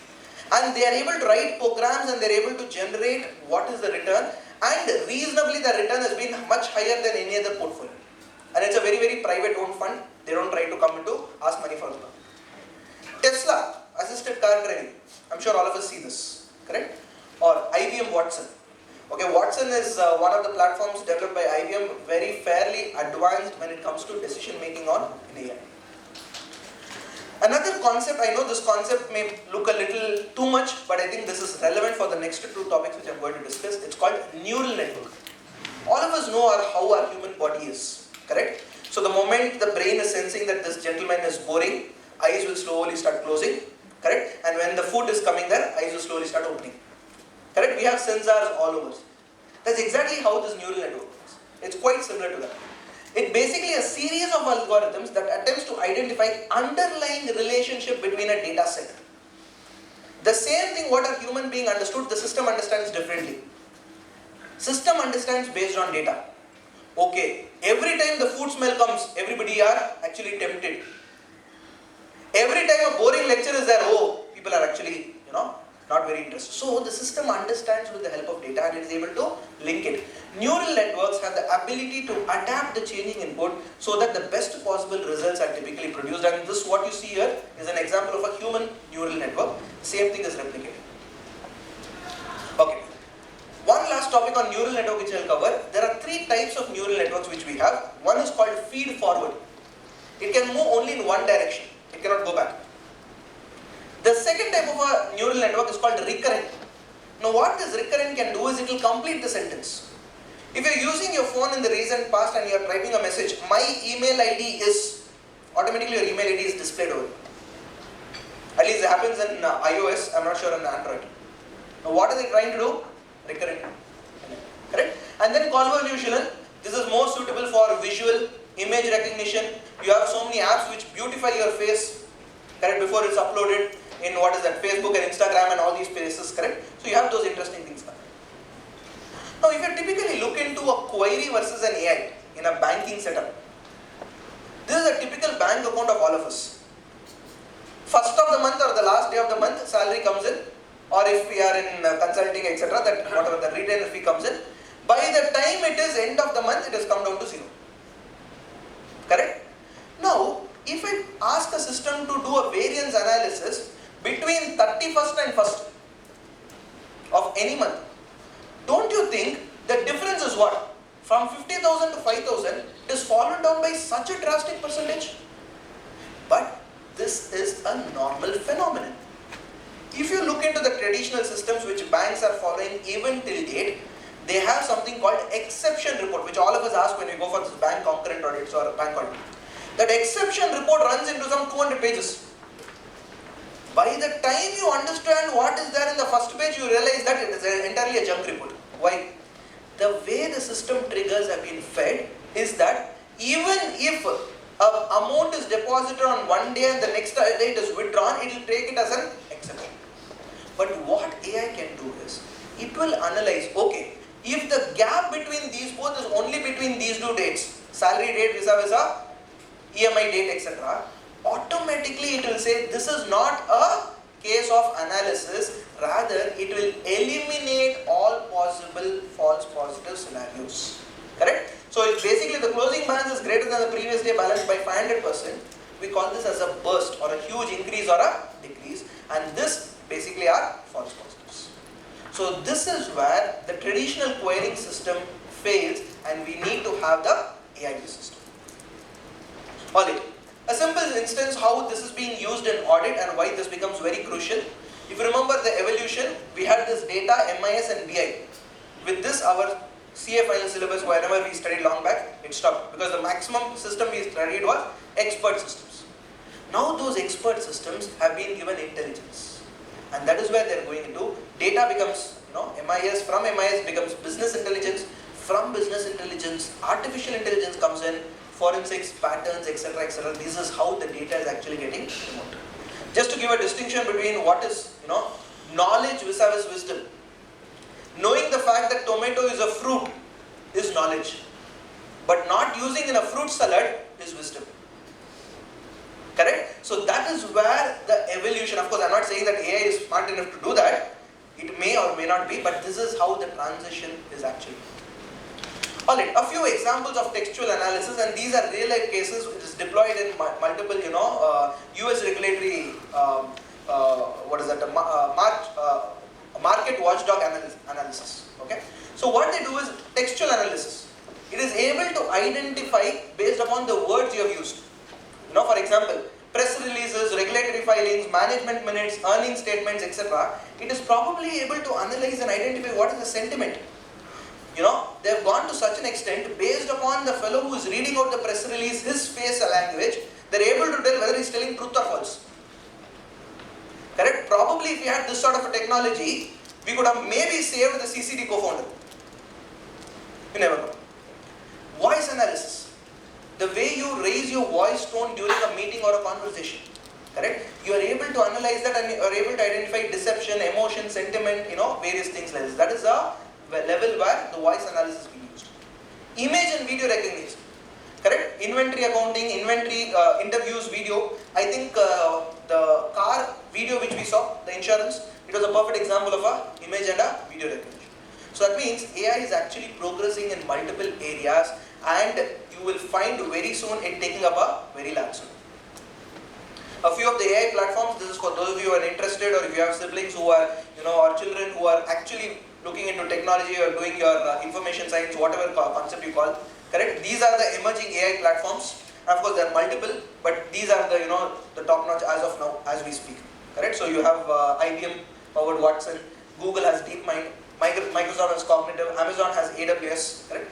And the beauty is all these fellows are entering into one or all the 4 technology domains. Whether you call it as AI, whether you call it as blockchain, whether you call it as cloud, because most of these folks have the cloud as well, correct? They have the cybersecurity solution as well, and they have the data analytics as well. So if you see, last 10 years back, the top listed US companies in terms of market cap, 4 of them are manufacturing companies. Today, 2019 or 2018 report, if you see, 6 companies among the top 10 are only technology companies. And today, in fact, we use the word called GAFA. GAFA is a new word which is used. You know what is GAFA? Google, Amazon, Facebook, Apple. Alright, so these GAFA companies are the guys who are actually going to make the next level of transition. And unfortunately, we do not have a GAFA equivalent in India. The closest guy whom I can think through who might reach that stage is Jio. The closest company who might probably reach that stage is Jio, because everything is powered. If you see today, internet is almost free. That is the level at which we are. Now it's very, very available, affordable. And most of us use browsing through a Jio channel, correct? So there is a lot of channel maximization, big data analytics which they are deploying. Anyways, let's move further. A few applications, this is something which you should be aware of, we should advise our clients, etc. Business, chatbots. Chatbots is an excellent application, and just an FYI, you can build your own chatbot. I have tried building it, it's available. Alright, you can go Google, just say that chatbot. Most of you keep getting income tax questions and clarifications from your clients. So whether this is ATC allowed or not allowed, whether ATD allowed or not allowed. So you create one simple chatbot, give them, these are the 10 instructions, these are the 10 answers. Anything outside that, please email your query to so and so. How much time of yours is saved, sir? These are simple ways in which you can deploy, and it is very, very easy, because earlier to program or to create a software, you need to know programming languages. Today nothing is necessary. It's like the architect or the construction or the civil engineer, that fellow need not to be a qualified guy. He knows how a building structure is. He knows how it works, and we also know how technology is. If nothing is available, we have the biggest university in the world, YouTube. Everything it is there, correct? Nevertheless, in finance, risk assessment, in fact I'll show you, I think next couple of slides, a few apps which probably, in the international market it's coming in, very soon it is happening in India. Fraud detection, financial advisory, trade stock market, managing portfolio, algorithmic trading, algo-based trading. And I'm sure all of us are aware, algo-based trading is basically how the system matches the buy requirement and the sell requirement, price decision making, etc. All these decisions are taken. Insurance, loan underwriting, all these are huge cases of applications, correct? So this is what we see day in and day out. Remember the symbol? Siri, correct? Siri meaning, I'm just trying to tell the other fellows also, who was that? Google Assistant, Alexa. I remember this is something which happened on a jovial note. This I read somewhere. So I told a joke to my family member, wife or my father, whatever. So my father or mother laughed, my wife laughed, my son or daughter laughed, Siri and Alexa also laughed. Moral of the story, they are always hearing what you do. Alright, if you see in a couple of days again an article where they speak about one of these companies, let me not name them, there is an allegation that they are listening to all your conversation and discussion, and they are actually transmitting it to somebody else. Now, assuming you have this Alexa in your home, the tiny small device, it is of good help. It is of good help. In fact, I was thinking, how do I train that Alexa to answer my questions for clients? Alexa, if this question comes, you please answer this. I was thinking at that level, but of course, a lot of work is involved on that. But anyways, it is listening literally to every conversation of yours. Every speech or everything you are speaking is actually being heard. These chatbots, You have the stock market traders, etc., etc. So these are all few applications on that side. Now let me quickly move into financial services and how it has an impact. Sentiment indicators. Now we have seen the whole of July has been very bad for the Indian stock market. Correct? These AI program solutions based upon certain information can probably predict. Next, trading signals. Whether you need to procure, not procure. I'm having AI driven strategies which I can deploy, etc. Most of these portfolio management companies are doing this. AML and fraud detection, I'll show you one use case, you'll be able to better appreciate it. Yeah, these are a few examples of apps which are currently there, AI based apps which are available. Alright, I told you I will speak about a lot of apps and other technology, not that I endorse, not that I have reviewed it.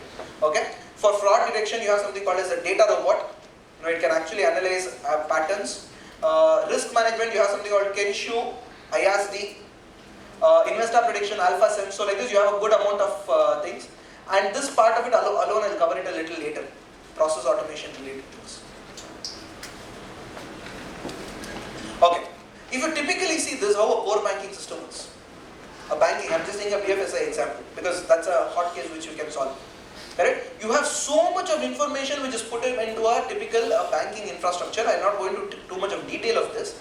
But now assuming there are close together transactions, how is it that I'll be able to figure out who is actually doing a activity of money laundering or what is the scenario of something negative is happening? So I use a simple solution where I have the transactions which are pushed, and this is where the normality gets identified.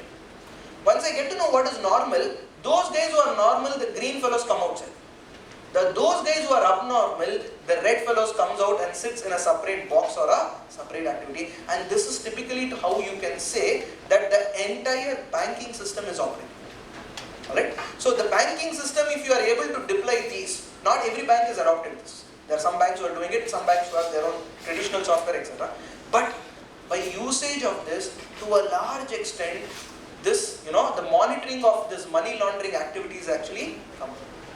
The practical reality also we should appreciate. What is that? Can we analyze about 100,000 transactions in a span of a day? The answer is no.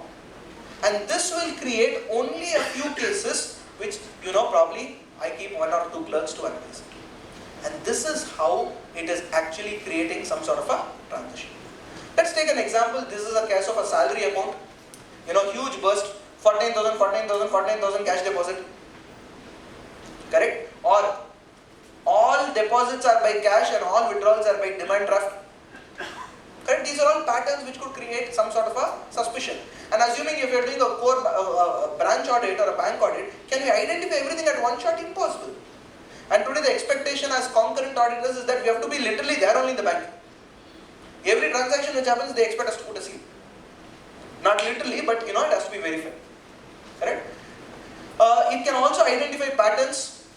Deposit from one region, withdrawal from another region. I'll give you one very simple example, sir. Your credit card, when you're spending for your jewelry or clothes or apparel shopping, and if it exceeds 40 to 50,000 rupees, immediately you get one call. Sir, it is noted that you have swiped your card in so-and-so store. Is this you or somebody else? So they ask for that. These may be system alerts, these may be triggers, but that's exactly how these are happening. Even high value checks. High value checks, yes. They're actually doing it because unfortunately people are forging the signature and things. Correct? Now this was one very interesting case on ATM and geospatial withdrawals. A very, very interesting case of anti-money laundering. Or rather a case of money laundering. Now what happened? There was this gentleman who was withdrawing money from deposits always used to happen in one bank account. And which was in the east or rather in the west. And the withdrawals always used to happen only in the eastern region. So somewhere in Bombay, Gujarat, etc. money was deposited. Withdrawals used to happen at West Bengal, Orissa, that particular Assam, that region. And it was not in a span of 3 or 4 days, the same day. Morning deposit here, withdrawal there. And there was a pattern which was noted. Every time the withdrawal kept happening, in a day there were 4 to 5 withdrawals. And every time the withdrawal happened, it used to not happen in the same place. In fact, it used to happen at 8 different locations, and we were not able to map what is the relevance of these 8 different locations. After a lot of research, we figured out, through this AI-based solution, we figured out all these 8 ATMs where it was withdrawn, all of them were in a railway station. All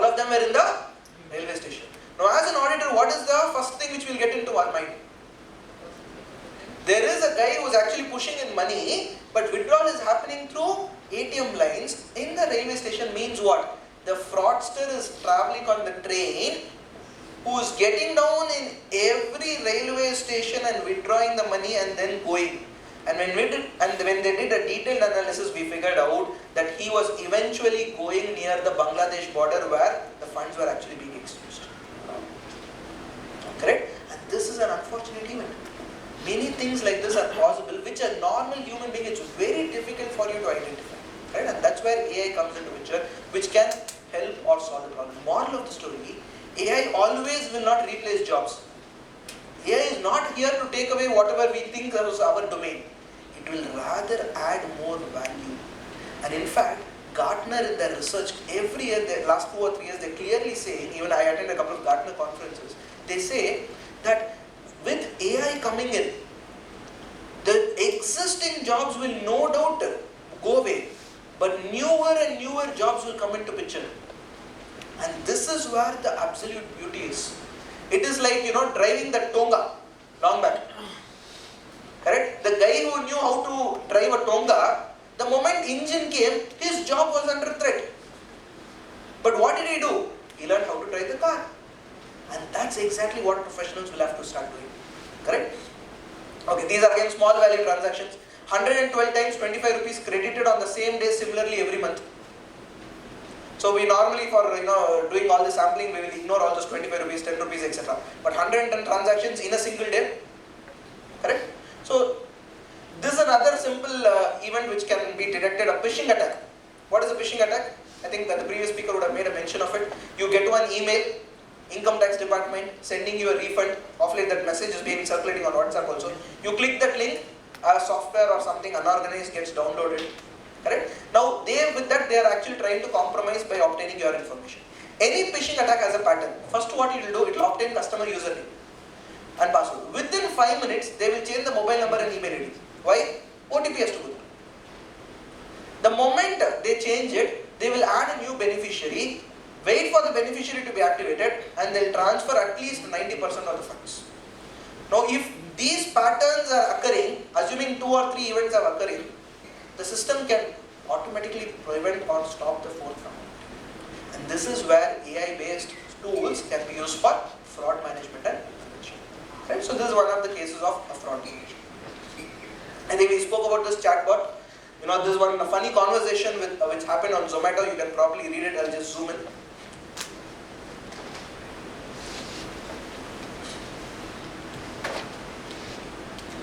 So somebody is dropping a romantic message to Zomato. Alright, it's a chatbot who is replying. So it is not working out anymore. Should we really break up? He's basically waiting for the order. It's not working. Just like how you folks are waiting for the lunch. Don't worry, it will be served. Alright. Zomato says, no, I can't lose you. You won't be losing me anytime. I got my order. We are here. Happily ever after story. Correct? And the bot is actually replying. Alright. This is exactly what we are seeing it happening.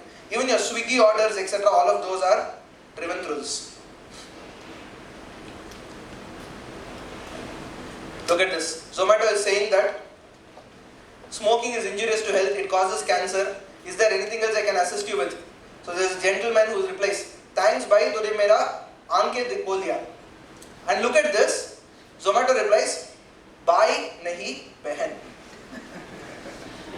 In other words, the extent to which this has gone is also to the regional language specific. See, technology, if it has to work in any of the countries, one language, if you know it is sufficient. In India, it doesn't operate like that.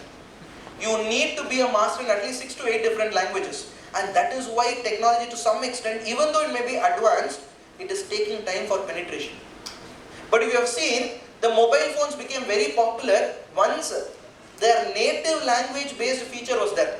It may be Tamil, it may be Telugu, it may be Kannada or Hindi for that matter. Right? So that is where technology can also actually solve the problem. A few use cases: purchase process, user experiment, customer care, personalized services, voice chat, conversational engine. So these are all few use cases of chatbot.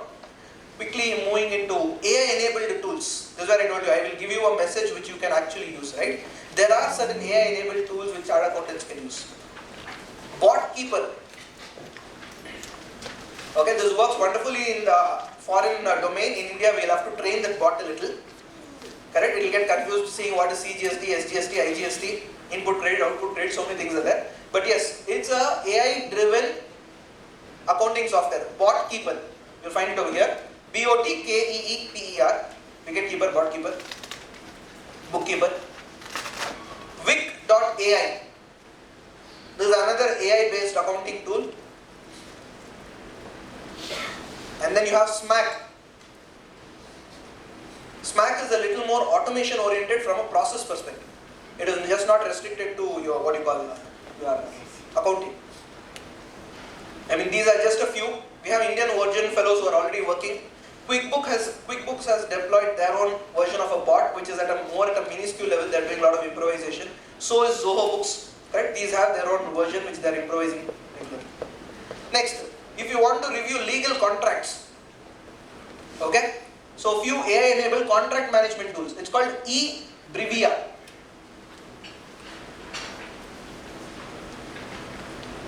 Then you have one more thing called as Luminescence. And you have on the other side Log Geeks or something.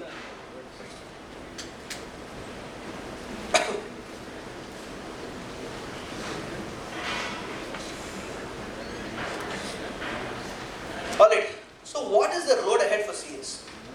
Does this mean that we are going to get replaced?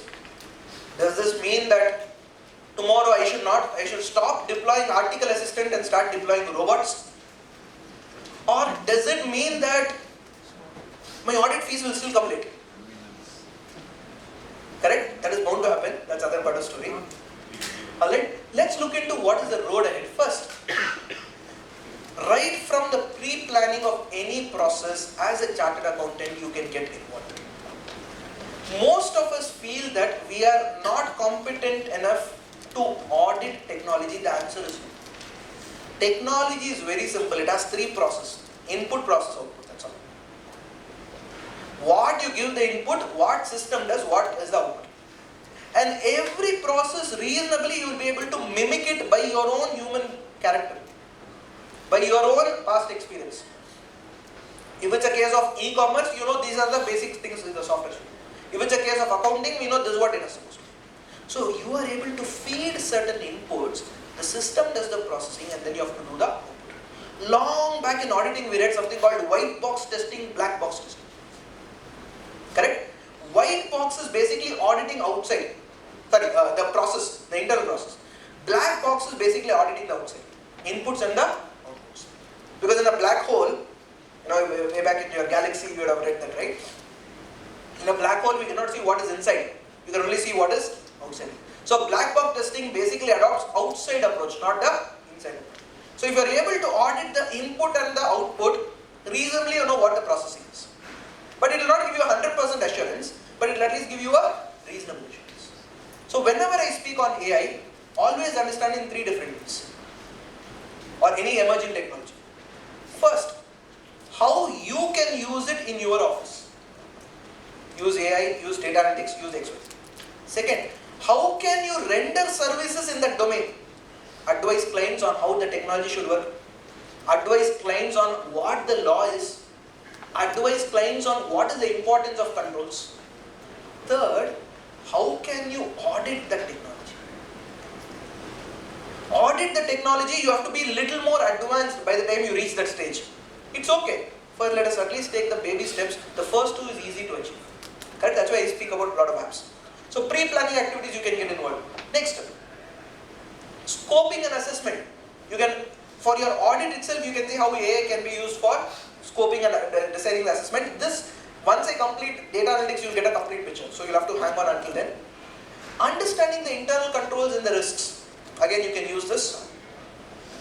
Control risk assessment.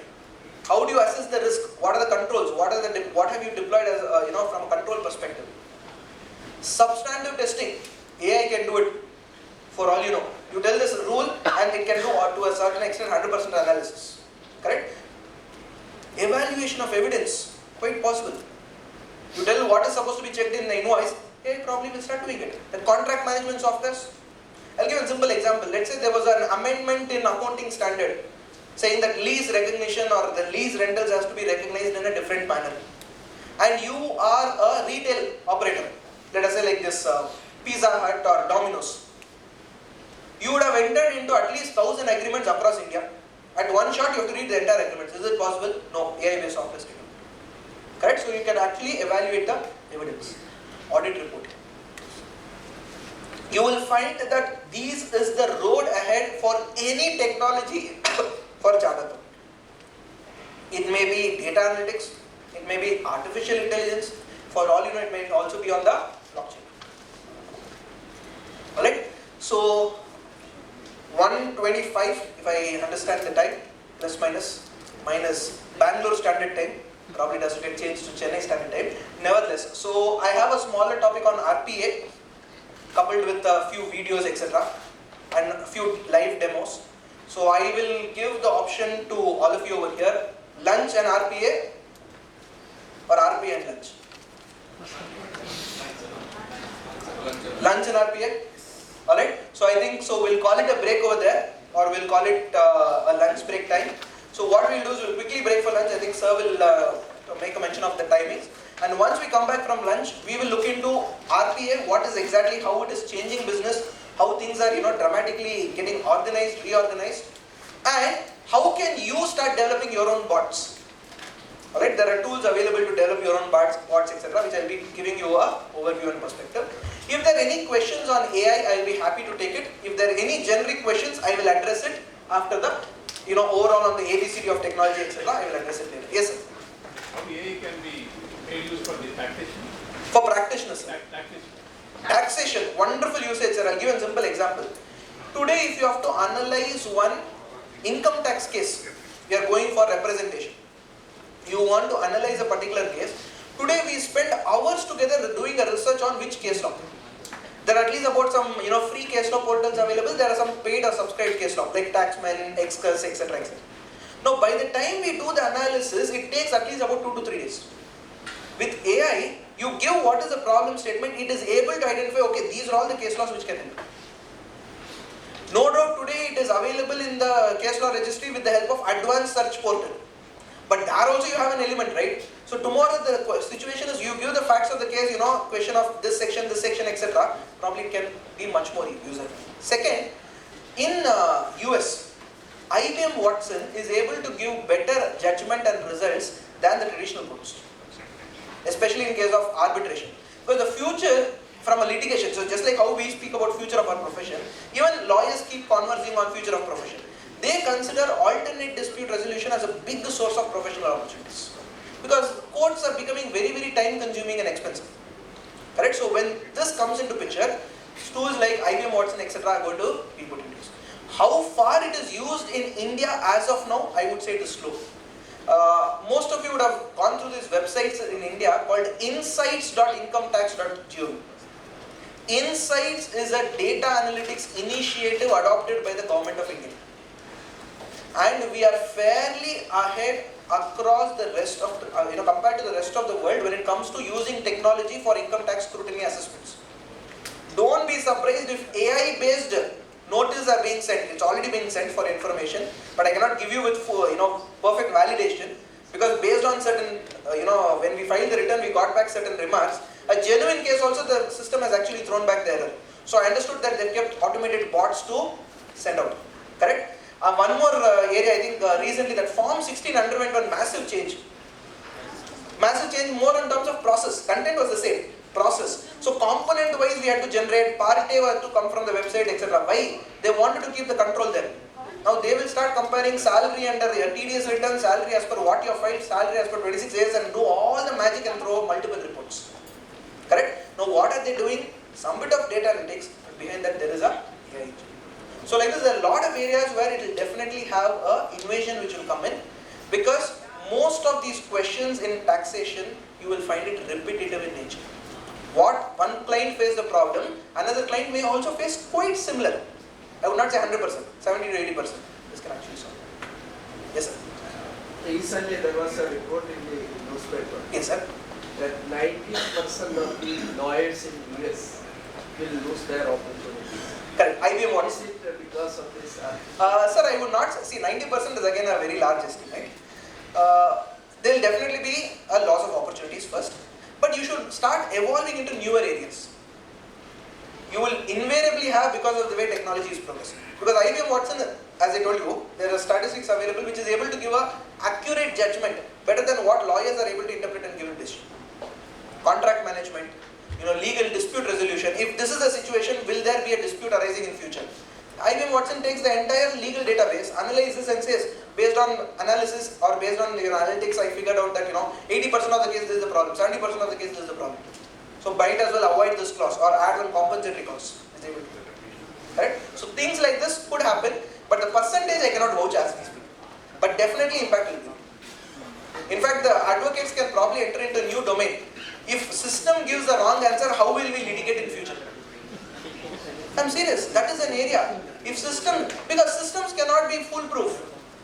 There is nothing called foolproof. The most secure system in the world, what is the most secure system? Or what is the most secure system in the world? A system which is switched off. Literally every system is susceptible to an attack. So my only thought process which I want to leave you over the lunch as a conversation topic would be, other than GST, income tax, this refund we didn't get, etc., etc. Where do we see these technologies coming into our profession? And how can I as a professional see how I can be one step ahead of all those people who missed attending today's conference? Yes, sir. Is there a website which has got the data about appellate authorities like Commissioner of Appeals, tribunals? I am not an expert in that domain.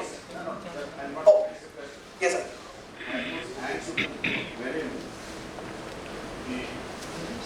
The judge-wise results. Okay. In terms of what is this percentage of pro and for Interesting. So it looks like sir is very good in income tax and litigation practice. So sir is asking a simple question. Is there any app or website available based upon the judge? What is the pros and cons? What is the cases where he has decided yes or no? Actually, we are doing it practically. Okay. It is our present intelligence now. Interesting. A successful practicing chartered accountant or a lawyer is having more than 50% knowledge in such dynamics than actual law. That's why it is said, to be a successful chartered accountant, 10% you should know the law. 90% you should know who are the law enforcing authorities. Also when to take adjournment, when Correct. to Correct. It's absolutely right. push your button, Absolutely right. In litigation practice, many of them would agree with what sir said. Correct? You never know, future systems may come up with this. For all you know, sir, you have a unique advantage now. Hire one artificial intelligence developer guy and start doing it. You will become the market leader in tomorrow in litigation practice. I'm telling you serious. I'm telling you because these are ideas. Because we will think, hey, what is there in this idea? A few days later, somebody will have done it. When I was in college, I used to jovially tell my friends, this Pani Puri. Hey, what if in the ATM machine I inserted one coin and Pani Puri came to? All my friends started laughing. 3 months back, it was implemented in Bangalore. In one of the malls, automated Pani Puri vending machine. Pani Puri vending machine, all that you have to do is you get a token, insert that, 5 people are standing, and the machine knows how much time you will take to chew. So it will say one batch consists of 5 people have to stand. He will ask everybody to pick up a puri which will be kept over there, and correctly only 7 or 6 puris will be there. Cost management, he has to plan. Correct? So he will bring that and he can choose which flavor of pani he wants. Whatever that kata, mita, whatever, all those combinations, and it will exactly fill to the extent what is necessary, and you can eat. You can probably Google, there's a interesting video, YouTube video available. So, what we call, jovially tell us, issues where what if this happened, that is the future. So that's when I realized my ideas I should not ensure I put it outside from my mind. No, jokes apart, but that is where I think. Yes, sir. Yeah, alright, so on that note, over to sir. So, thank you. That was quite an interesting session, and of course, this is a very short break. We'll break for lunch and we'll reassemble back at 2:15 sharp. And SARC is very happy that this session is taken very well and very interactive manner. We would like to hear from you on topics which would be of your interest, maybe basics on the terminologies or whatever. Please give in your suggestions so that we conduct seminars on such interesting topics. Thank you. Thank you. I don't think I'll have to inform you more on Mentimeter. I think the previous speaker has spoken enough about it. No, that will not take place. So I also use Mentimeter for another purpose, which I'll inform you after the poll is over. Yes. We'll log into the portal.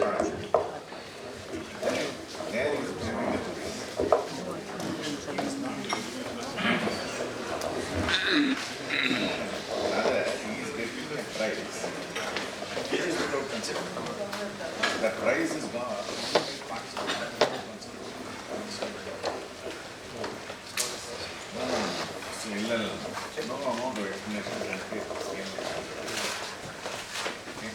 So 6 of them have voted. Can all of us quickly finish it?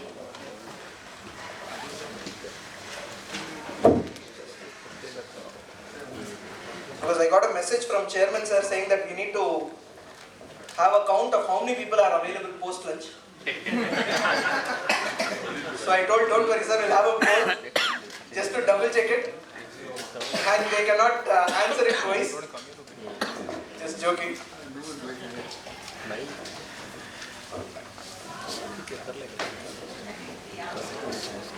Yeah, it'll keep coming there. Live results.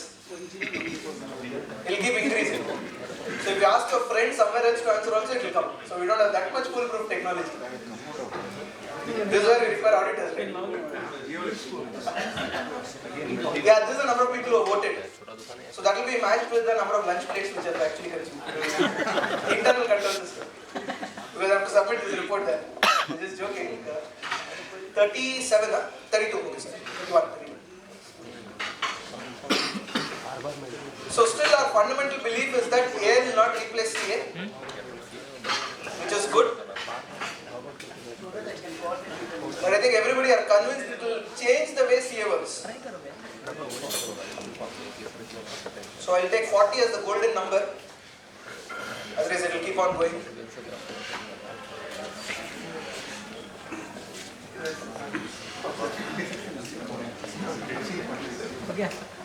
So I still see that 10 people are confused.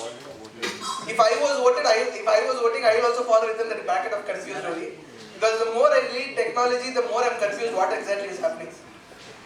That's the beauty of technology. The more you read, the more you realize that how little you know.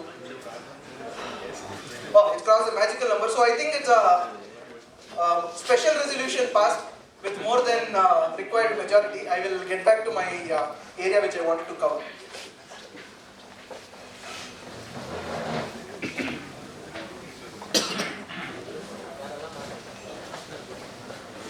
Okay, so the next topic which I am going to discuss is called RPA or Robotic Process Automation.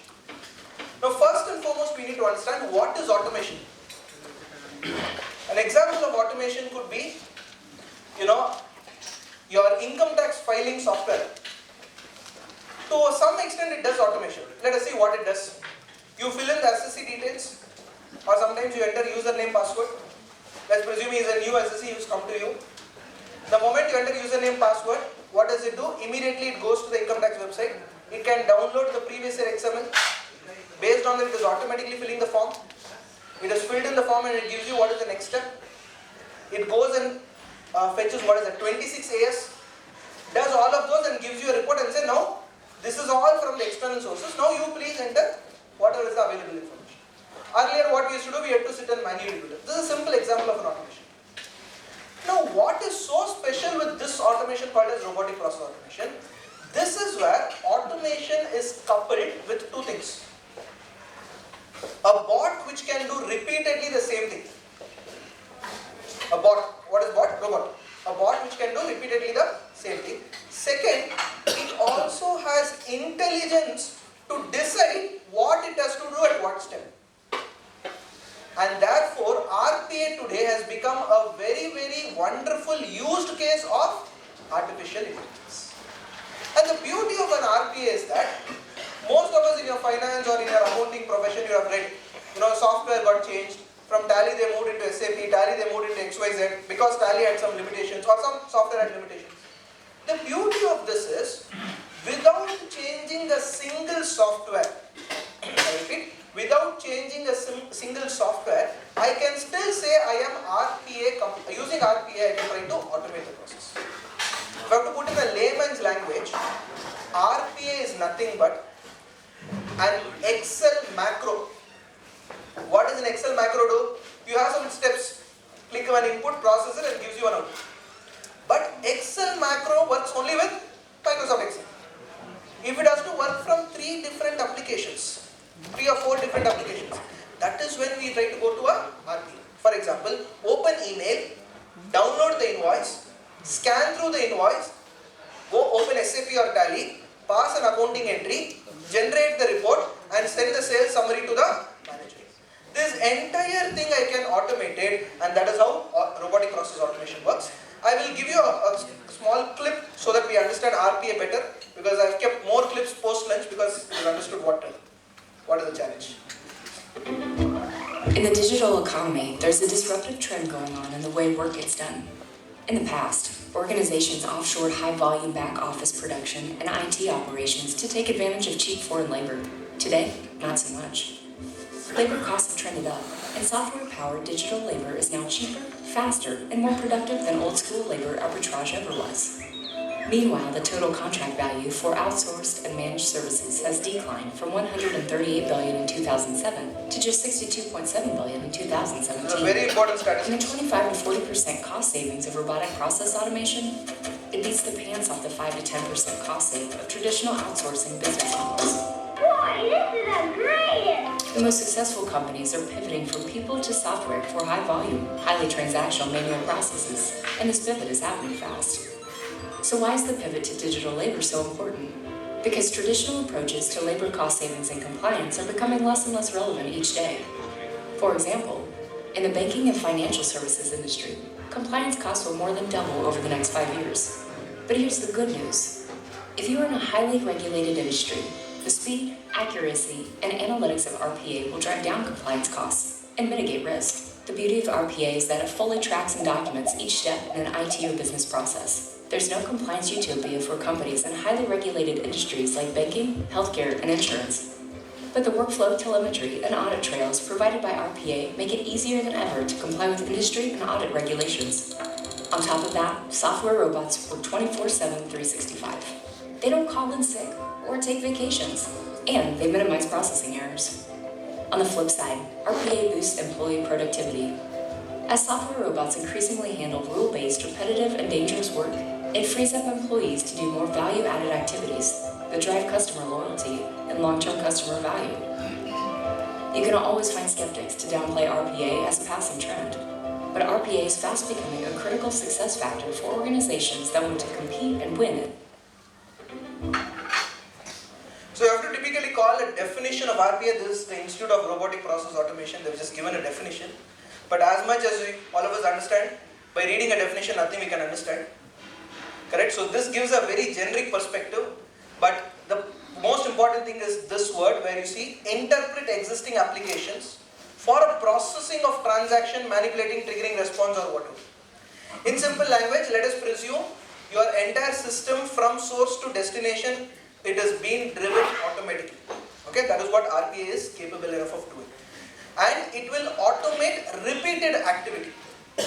And most of us over here probably will have a live poll. I don't have a mentimeter.com for this.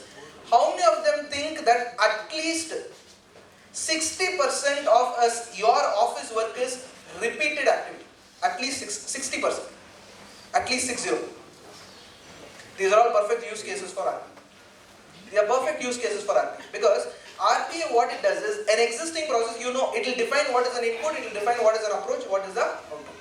In fact, if you read that book which I was making a mention, right, Future of Profession, he makes a very important statement, and which is the reality. The firms of the future will be purely process driven.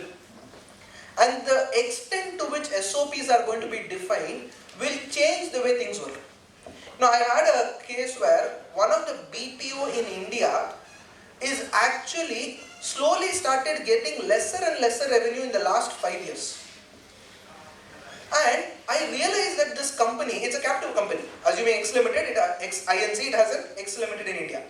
This company has started one subsidiary in Manila, Philippines.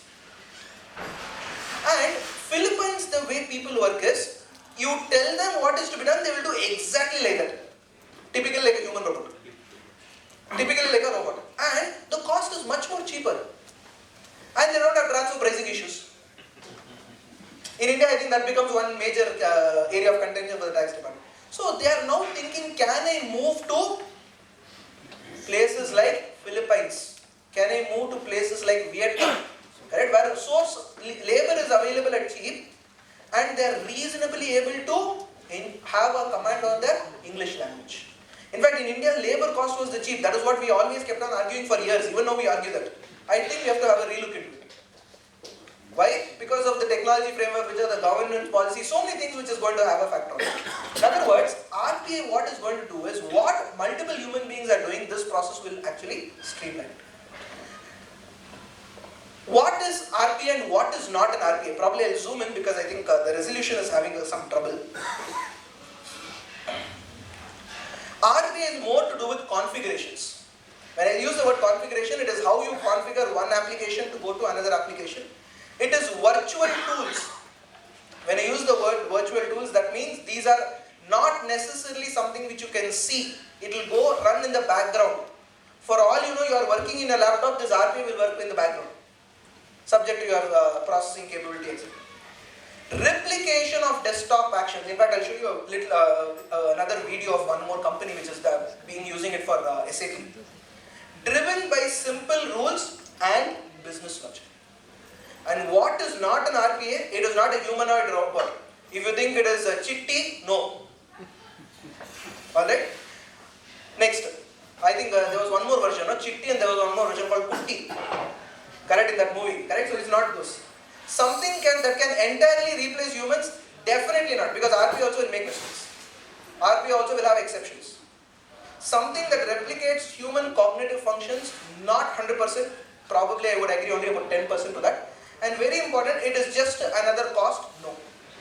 Now, one of the major advantages why companies are deciding to go for RPA is this. If I have to build a new software, Oracle, SAP, etc., the cost involved for me is extremely high.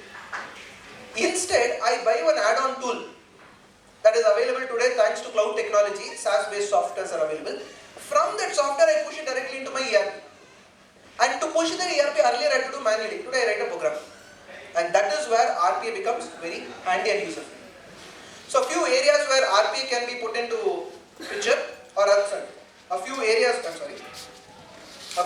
where RPA could be used. One is accuracy, or rather a few advantages rather. Low technical barrier. Because I told you, it doesn't matter, you might be using Android, another fellow might be using some other operating system. It doesn't matter, it's a program which will understand everything. Compliance, why? Because bots understand that every transaction has only two possibilities, true or false. It cannot be partially true, partially false. Because sometimes when you ask the question, we will say yes, but sometimes no. It's either white or black, no shade of grey. Alright? Next, non-invasive technology. Why do we use the word non-invasive? It will not change your existing systems. That is one of the most unique advantage of an RPA. It is consistent, it is reliable, it is productive, and it improvises your employee morale. Why? Because employees no longer need to do the same repeated job. Correct? He is also frustrated. Okay, now this is one of the interesting information based on Gartner research where they speak about what is the level of automation. Initially what we see is RPA, then you have intelligent automation, and then that's where you have artificial intelligence coming in. And this is the reality which is happening today. And as I told you, out of this ABCD technology, it's not actually ABCD, it goes about with 5 or 6 other domains also. You have IoT, you have RPA, all these related. But out of the ABCD technology, the easiest to adopt today is data analytics, which I'll be covering a little time from now. The next most easiest to adopt is a RPA. I'll try to show you a live RPA if possible, depending on time and other factors. Okay? And these are the areas where, from a finance perspective, you have applications. Subledger, accrual, intercompany reconciliation. I think intercompany is the most painful job which we see. Correct? So that's another area. Reconciliation, GL close, consolidation, reporting, all of these becomes a wonderful use case for RPA. This is a very interesting slide. These are all the number of companies who are actually providing RPA solutions. If you remember earlier I told you some apps, this is another example. In that the most easy to adopt is this company, UiPath. You can download a UiPath application or a software. They have something called Community Edition. Okay, it cannot be used for commercial purpose. For your own playing around, you can try that. If you have kids in your home who are tech friendly, or you yourself believe that you are tech friendly, correct? Or you want to explore. Some people are asking, sir, how do I get started with my career in technology and other things? Download this UiPath tool, you will get an idea. It will basically tell you there are a lot of UiPath tutorials. Just an FYI, UiPath also has a certificate course. Level 1, level 2 and level 3. If you are able to finish all the 3 levels, you yourself can do RPA. You are an authorized person for doing RPA for any client using a UiPath. Correct? Then you have one more company called Automation Anywhere. This is another company which has multiple bots available. They have a bot, I was just doing some research this morning, of how to do tally automation also is there. Your tally automation also is given in this Automation Anywhere. UiPath also you can do it. I was trying one prototype case, but I had some challenges with the data and consistency. But you need to keep in mind, RPA can be used only where data is consistent. I repeat, RPA can be used only when data is consistent. If it's inconsistent, majority of your time goes in streamlining that data. After that, you can start your analysis. Alright? So that's something on the RPA. Road ahead for CS. This, yes sir. Actually, you can even do an intermediate way. Yes sir. When you look at an overall data, what is normally programmable, what is not programmable. Correct. That's also quite possible. At least you eliminate what is. You will at least reduce 50 to 60%. Non-programmable, leave it for the human interface. Correct. And that also over a point of time is going to get fully set up. Correct. That's how systems are actually working. Because in India there is an acute necessity for data governance. There is a topic which is never spoken in India, but I think that's the reality. In fact, I am speaking a couple of months from now, I am speaking in a European conference on data governance. Now, what are the issues, what are the challenges, etc. Coming back. So, road ahead for CA, there are two things. One, speed of implementation on one side, other is the cost and risk. Because you cannot automate everything. At the same time, you can definitely automate the ones which are repeatable, where consistency is there. Correct? So, the process, that is an area where you can evaluate. The RPA tool, I think the previous slide we saw, multiple RPA tools were there, correct? So I think this slide. In that there are this UiPath, Automation Anywhere, Blue Prism. So these are, you can automate anything using these. Whereas these are specific for each of these industries. So anyways, the presentation will be shared, you can probably do some research. Implementation approach. The entire approach, this is where as an auditor your role becomes very important. Tomorrow you go advise your client, sir, you bring an RPA architect, you do it, I will give him the information. Why? Because nobody understands the client process better than the auditor. That is the reality. Because every year we keep on telling, sir, internal control this problem, that problem, sir, okay sir, no mistake happened, one mistake happened, 3 or 4 mistakes only happened, forget it. These are the common remarks and we have read that process so much, we know it. Implementation approach. Next, methods and standards. This is where you have the bot developers, solution architects, etc. You can probably become one of them. And last is governance. Governance is how you set the policy. Governance is more to do with how you steer the ship. You know, what direction it should go. I can automate everything. For all you know, earlier it used to take 3 days or 2 days. Now after automation it is taking 5 days. Then what is the point? Right? Automation should be done where there is a necessity. And the moment you speak to the board of directors about this technology, they will say, no, we will start implementing. The beauty is, I still remember one of these funny interviews where one of these tech companies, their managing director went to some conference in US. He understood one concept called as blockchain. Immediately next day, this is a very large IT company. Next day he came and appointed one guy saying, I am promoting you, you are the blockchain architect of this company, start developing blockchain. He said, thank you sir, but what is blockchain? Immediately MD looked around and said, even I don't know, that is why I am appointed you. So the problem is if you use these 4 or 5 fancy words, artificial intelligence, data analytics, etc., your company valuations increase too. You see any of the technology companies, CEO, CFO, they'll speak about these 4 words. Artificial intelligence will be there, cloud will be there, blockchain will be there, data analytics. Whether they make sense or whether for us it makes sense, that is secondary. That word is there. And using that word, valuation of the company going up. Brand value, that's all. Correct? So let me see if this is possible, because I have to be connected to the internet and I'm not sure if I am fully connected over here. Let me try this. No, I have already connected my connection.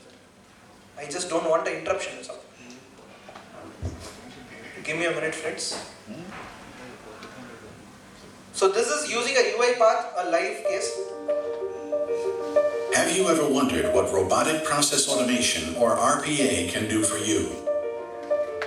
In short, it provides a competitive advantage by helping you improve both accuracy and speed of operations while radically driving down costs. So how does it work? In this video, we'll show you how UiPath streamlines an invoice process end to end. You are about to see a robot performing the following activities: monitoring a dedicated folder where invoices are saved in PDF format, reading invoices from that folder one by one, extracting key information from the invoices, opening SAP, filling in invoice details in SAP, sending email notifications. Please note that the robot will do some activities in the background, such as most of the invoice-related actions, monitoring a folder or checking its email address. Now let's see it working. Right now, it's monitoring a folder where 3 invoices are stored and collecting all the information needed so it can register them one by one. It then asks the tester to introduce the email address where the posting notification will be sent, and also performs basic checks to see if the SAP is open and runs it on its own if not. Logging into SAP using its credentials, it then starts processing the invoices one by one. We can see it filling in data such as vendor code, invoice date, invoice number, invoice amount, invoice description, and GL account, and ends up by filling the payment term. Following that, it registers the remaining 2 invoices in the assigned company code.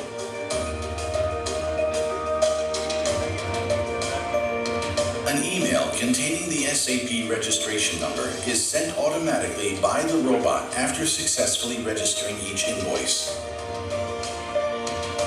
Checking in the background, the robot verifies whether the VAT on the invoice matches the one in our database, and if so, will post it automatically.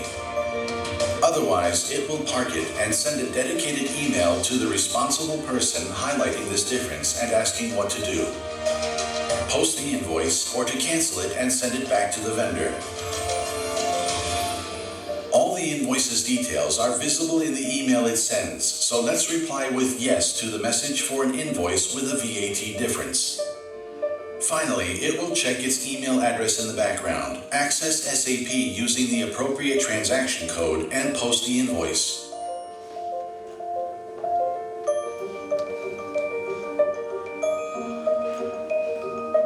And that's it. The robot has successfully posted the 3 invoices in SAP. Do you want to know more? We're happy to help. Alright, I don't want to endorse UiPath, but I hope the concept is clear, the one which I wanted to explain it. Alright, so on that note, I think it calls curtain for the first topic which I wanted to cover, AI and RPA. I only hope that a day is not so far that robot asks us a question like this.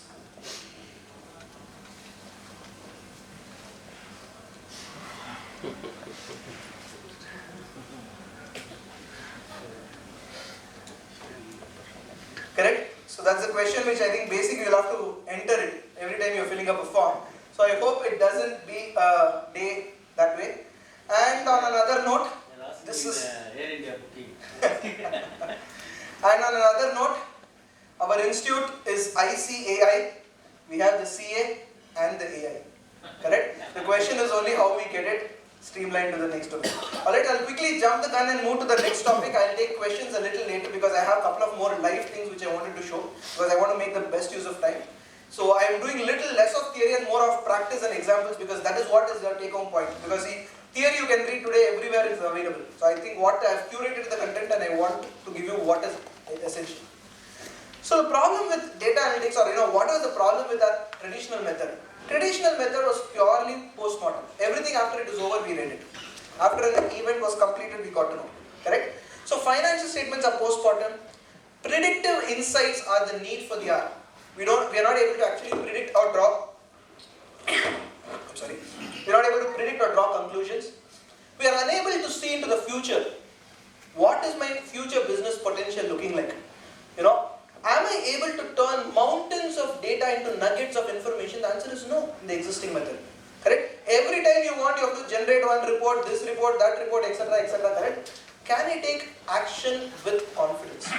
These are all the challenges which I face. So what is it that I can look into it? Analytics is basically discovery, interpretation and communication of meaningful patterns in the data. Today the entire world is driven through patterns. It's all about pattern recognition, nothing more. Correct? You may talk about data, you may talk about image, you can talk about anti-money laundering, it's all about pattern detection. And to detect patterns, what better technique than analytics? So analytics relies on the simultaneous application of statistics, computer programming and operational research to quantify performance. It doesn't require, probably yes, statistical knowledge, it requires some programming skills and it combines along with operational research. But having said that, it is not mandatory to have all the three. The only thing which you need to have compulsory if you have to do analytics is CS, common sense. As long as a person is having this, you will be able to visualize what the data is because it's just analyzing it. A simple example could be probably, in a case of, let's say in a case of when it is a summer season, the consumption of ice cream, correct, vis-a-vis the consumption of another product. Or if it's a seasonal industry, the consumption of a product A vis-a-vis a product B. So these are simple analytics, we have been doing it since quite some time. The question is how this gets modified into a newer domain. Okay, in a layman's perspective, this makes it even more easier. Data analytics is nothing but utilization of CATs. And what are these CATs? Computer assisted audit techniques and tools. Correct? So these are nothing but a collection of tools and techniques, best practices to analyze digital data, and it empowers the auditor to audit the digital data because data is all digitized. Gone are the days where we were sitting and taking each of the items and taking it. Correct? It doesn't happen that way. Access to 100% of the data and to infer insights. Why do I say 100% of data is important? Because gone are the days where we said I used to do audit is a sampling basis, this, that, etc. So the Supreme Court is questioning us on the style of auditing, the way you are doing it, correct? We have heard of a number of cases where regulatory, disciplinary action, etc. has been invoked. Even though from our side we have best of paperwork, documentation, etc. But the questions are always arising. So analytics are broadly under three types. One is called as a prescriptive analysis. Okay? Why do airline prices change where you are? More of a prescription. How do you have to change? What is the information? Next is predictive. How do grocery cashiers know the coupons which you might actually be using? And third could be descriptive. Which is the, what is the next movie in Netflix which you have to see? What is the recommendation, etc. This happens today with almost all of us. You might be thinking, sir, is it artificial intelligence or data analytics? Both go hand in glove today. AI can work only if there is data. That is the fundamental truth. If there is no data, AI cannot work. That means AI and data analytics go hand in glove. Okay. Why data analytics? Identify unknown risks. This is a very common case and this is the biggest advantage which we will realize. A couple of slides later I will show you how this translates. Early warnings, you get early signals, early indicators. I think how do I decide whether my company is actually performing bad? You have multiple scores. Based on those scores you can identify that okay, my company's liquidity is under crisis, my company's performance is under crisis. Creating profiles. It can create a pattern, it can create a group of similar set of people. And it can provide you from hindsights, it can provide you from hindsights to foresights, from the previous to what your future is. Perform repeated tests. This is the beauty of it. Most of the time when we do audit, we are doing the same testing for everything. You put it into a program or a data analytics software, it can actually do at one shot everything. And last is declining audit relevance using the traditional method. So these are a few reasons why this becomes very important. I'll skip this and I'll move to the next domain so you'll understand. On a jovial note, let us presume this is the population you're auditing. I know it's an image, I know it's some cartoon characters. This is the population you're auditing. How will you pick up samples?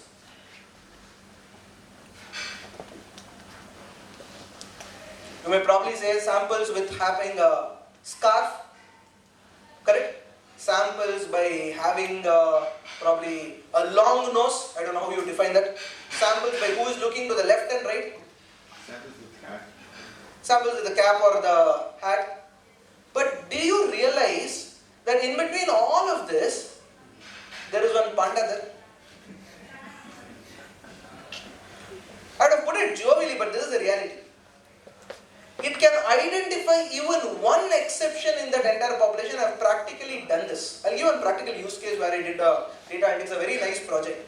There was a transportation company based out of Bangalore. There was a BPO company who had major transportation cost in their company, and it was around 25 to 30 crores was their transportation cost. Pan-India. Why? They were providing cab facilities for all their employees from home to office. And a place like Bangalore, transportation is a major issue because of the traffic jam. People have to arrive on time, etc., etc. The company wanted to do that. Now, when we started analyzing the data, they had planned in such a way, in a particular location, if 2 or 3 people were there, one cab will go pick up all of this. Very good. But I was a little surprised. If I divide the number of people who are going by the vehicle and by transportation cost, it came close to about 19,000 rupees per person. I said, this is ridiculous. Let me try to do some analysis. I simply did my analysis using Excel sheets only. I took the list from them. Give me each vehicle, how many people are going. They had categorized vehicle under 3 buckets. Tempo traveler, which can probably have about 8 people plus.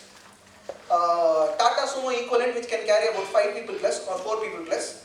And Indica or that equivalent, which can carry about 3 to 4. When I did a simple analysis using pivot table, I figured out that majority of the time that Swaraj Mazda or the Tempo Traveler was carrying only 2 or 3 people. I came a little downwards. Majority of the time that Indica or the Sumo was actually carrying 2 or 3 people only, whereas its capacity was 4 or 5. So when I did a lot of this lumber crunching, I realized close to about 60% of the cost they were incurring unnecessarily. I said, what is this? 60% is humongous out of a 24 crore budget which I am looking at. Correct? 60% is at least about 12.5 crores to 13 crores, 14 crores roughly. So I went to the management and walked up and said, sir, something is fishy over here, there's a problem. Management as usual laughed, they said, no sir, this cannot be possible, etc. I said, these are the facts.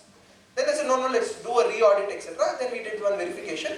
Then we got to know 20% of that was discretionary spend. Why? Vehicle broke down, emergency employee had to come, some employee was on leave, a female employee was going, so I had to accompany along with some security guard XYZ. I discounted 20, in fact I said I'll discount 30%, I still was left with 30% of 24 crores, which is at least about 7 to 8 crores, massive amount. Correct? I was able to demonstrate them saying that this is the amount of expenditure you're actually losing out, or money you're actually unnecessarily. What I did a mistake was, I did not say my fees will be a percentage of the savings which I demonstrated. Lesson learned. Correct? They paid me a nominal amount of fee and said, wonderful sir, you have done a great job, and they forgot afterwards. They deployed a software which can manage all this transportation, and they did a very good exercise. They said, for each employee, we will give you 5,000 rupees per month as transportation allowance. You do what you want with it, your choice. You bring your bike, you come by cycle, you come carpool, your choice. I will give 5,000 rupees per month. Employee, what happened? Incentive in his hand. A happiest employee is the biggest asset for any organization. Correct? And they used to take it as a morale booster. They used to come on time. At the same time, look at the organization perspective. From 19,000 it came to 5,000. I will not say for all the employees, but substantially major, because they still have those discretionary spends. Will be able to prove the answer is this. This is one of the use cases which I am just trying to draw a reference. Correct? What is it that an analytics audit can do? It can start identifying people with hats, scarves, without eyes, without nose. Meaning, transactions which are rounded off to the dollar. In fact, in lunchtime, sir was making a mention, one of them was making a mention of their income tax payments which happened. Correct? So how ridiculous the income tax system sometimes works. Correct? So weekend payments. One of the areas very difficult to catch what is for us as auditors. How will you be able to pick that up? Next, keyword search. Searching based on keywords and trying to retrieve data. And this is all possible with analytics today. This is a classical expense related fraud which happened with data analytics. One of the studies which we were doing, the top management, I'll call it a CXO, CEO, whatever, that cadre of people or senior management, every time he used to go in a flight, he used to claim the flight fare, he also used to claim the taxi fare. Because obviously it is understood from Bangalore, wherever you are, to reach the airport, at least it will take about 600 to 800, sometimes even 1200 rupees to reach them. But it so happened for 3 months continuously, the director or the CXO, whoever that person was, he was claiming travel flight bill, he was not claiming cab bill. So I found it a little suspicious and we started doing an investigation. We figured out that he has created a travel bill, cancelled the ticket later, he's got the refund, but claimed the entire thing from the company. Look at this, nobody would have even thought that I should compare the airline travel details with the taxi fare. Are we getting it? What analytics are? That means it does not require a rocket science. And tell me frankly, do you think an engineer will be able to understand the relationship between these both? With due respect, probably yes. But will he be able to understand the way an auditor starts thinking? Why? From default, from the day one of our articleship, we are being told one very important word. Trust, but verify. Professional skepticism, and that is where data analytics becomes a very, very good use case with chartered accountants. Alright? So a few myths about analytics. It is only for large companies, not applicable for CFMs. Sir, using Tally I can show analytics, sir. It is there in one of the screens, I'll show that to you. Applied only when there is humongous amount of data. No. Do you think in a Tally data will be so huge? No. You can apply it. It requires complex tools. Nothing. Simple Excel sheet is sufficient. Alright, need to be a data scientist. This is one more fancy word which has become very popular now. Who is a scientist who identifies or discovers something new? Who is a data scientist who compares two sets of data and identifies a new pattern? That's all. Driven by maths and statistics? Absolutely no. Sorry. Require huge qualification? Again no. Even a SSLC pass can actually do data analytics to the extent technology is available.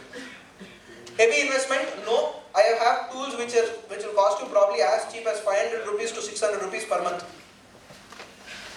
Alright, or probably about on an annualized basis, maybe about 8 to 9,000 or 10,000. These are available in the market today, so you'll have to just go and explore it. Alright, it's all about algorithms, again that's a big one. This is one very, very fancy thing. What are the types of data that can be analyzed? You can analyze structured data, sales, payment, payroll, inventory, financial, accounting, etc. Very important, you can also monitor unstructured data. What is unstructured data? Email and instant messaging. You can analyze emails and identify patterns. Payment text description, social media activity, FYI. There is an option in your Excel sheet. If you are using Microsoft Excel 2016, go and explore that. Go under a tab called data, import data. There is an option called Facebook. Your entire Facebook, whatever you have posted right from day one till date, you can import it to Excel. You can do analytics based on it. Alright? What will you get out of it? That's secondary. But the question is, can you do it? The answer is yes. Alright? Newsfeed. So these are all unstructured data which also can be analyzed. If you remember earlier I was making a mention, it need not always be structured. You have to incur some amount of time in getting it structured and then you can do it. Okay, so this is a simple example of one of the ACL's product demo. They try to explain this, correct? So basically how the data is getting extracted from using various softwares, using various tools, and how that is getting converted into some analytical engine and how we are able to draw some reports to the stakeholders. Okay? Remember the software? Day in and day out, at least as practitioners, we used it or we were using or we continue to use it. How many of them knew there is a module called audit and complaints? Very less, few of them hands are going up. How many of them knew in audit and complaints there is a data analytics module? Do you want to see it live?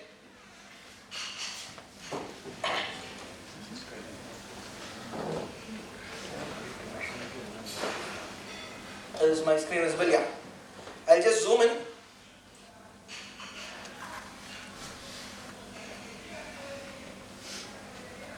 So those of you who don't know what tally is, even I don't know what it is, something I learned. Give me a minute. So I have a company here, some XYZ Limited. Alright. You will find an option called Audit and Compliance. I just click on Audit and Compliance. I have an option called Documentation, Analysis, Audit, Journals, Financial. I'll ignore all what it can do. I'll quickly go only to Audit and Analysis. Under Audit and Analysis, it gives me about 6 to 7 different types of analysis. One very powerful function, and my personal favorite, is this. What you can see here. Is it visible? Want me to zoom it further? Yeah. I think beyond this I cannot zoom. Windows limitation. Alright. Can you find this relative size factor written here? At least size factor is visible. Relative is gone off a little inside. Okay. What does the relative size factor do? It does one simple analysis. Ratio of the first highest versus the second highest. I repeat. Ratio of first highest versus second highest. Let me simply go over here to identify this relative size factor. I see a series of transactions over here. You find some ledgers, names, etc. mentioned over here. And if I go in the right hand side, you will find relative factor size. Can you find 20, 17, 13 appearing? What is the meaning of it? The transaction difference between the first and the second is 20 times. I'll pick up this transaction of 13 because this is something which I can explain it. And this is basically, what is the ledger? Can you see what is the first highest amount? Second highest amount? And let's see what is the transaction. Can you see here 75,000, 5,600, 5,300, 5,200, everything is in 4 to 5,000. So what is the possible reason for this? Electricity deposit? Any other reason? New connection. So let's see what the journal entry is or explanation. Maybe minimum demand. Quite possible there. Look at this. Entry also mistake. Spelling also mistake. He is so sincere in doing everything. Correct? In other words, if you have to do the traditional audit, how long this will take for you to figure it out? Tally gives you these ready-made things. Alright, and that is basically to what extent the automation is possible. Okay, this is a simple hack of Tally or a tip in Tally. Okay, this is something which is very, very, very not popular. I will try to show that to you here. Assuming you have to identify cash balance, what will you do? I am just using Tally as an example because most of us deal with it, right? So if you have to identify cash balance, what do we do? Display, accounts, ledger, CASH, enter, closing balance, go and do all these circles. Can you get to know in 1 minute? Yes. And that is called calculator. So today is an era where we say, okay Google, tell me this, correct? So I will tell Tally, okay Tally, tell me cash.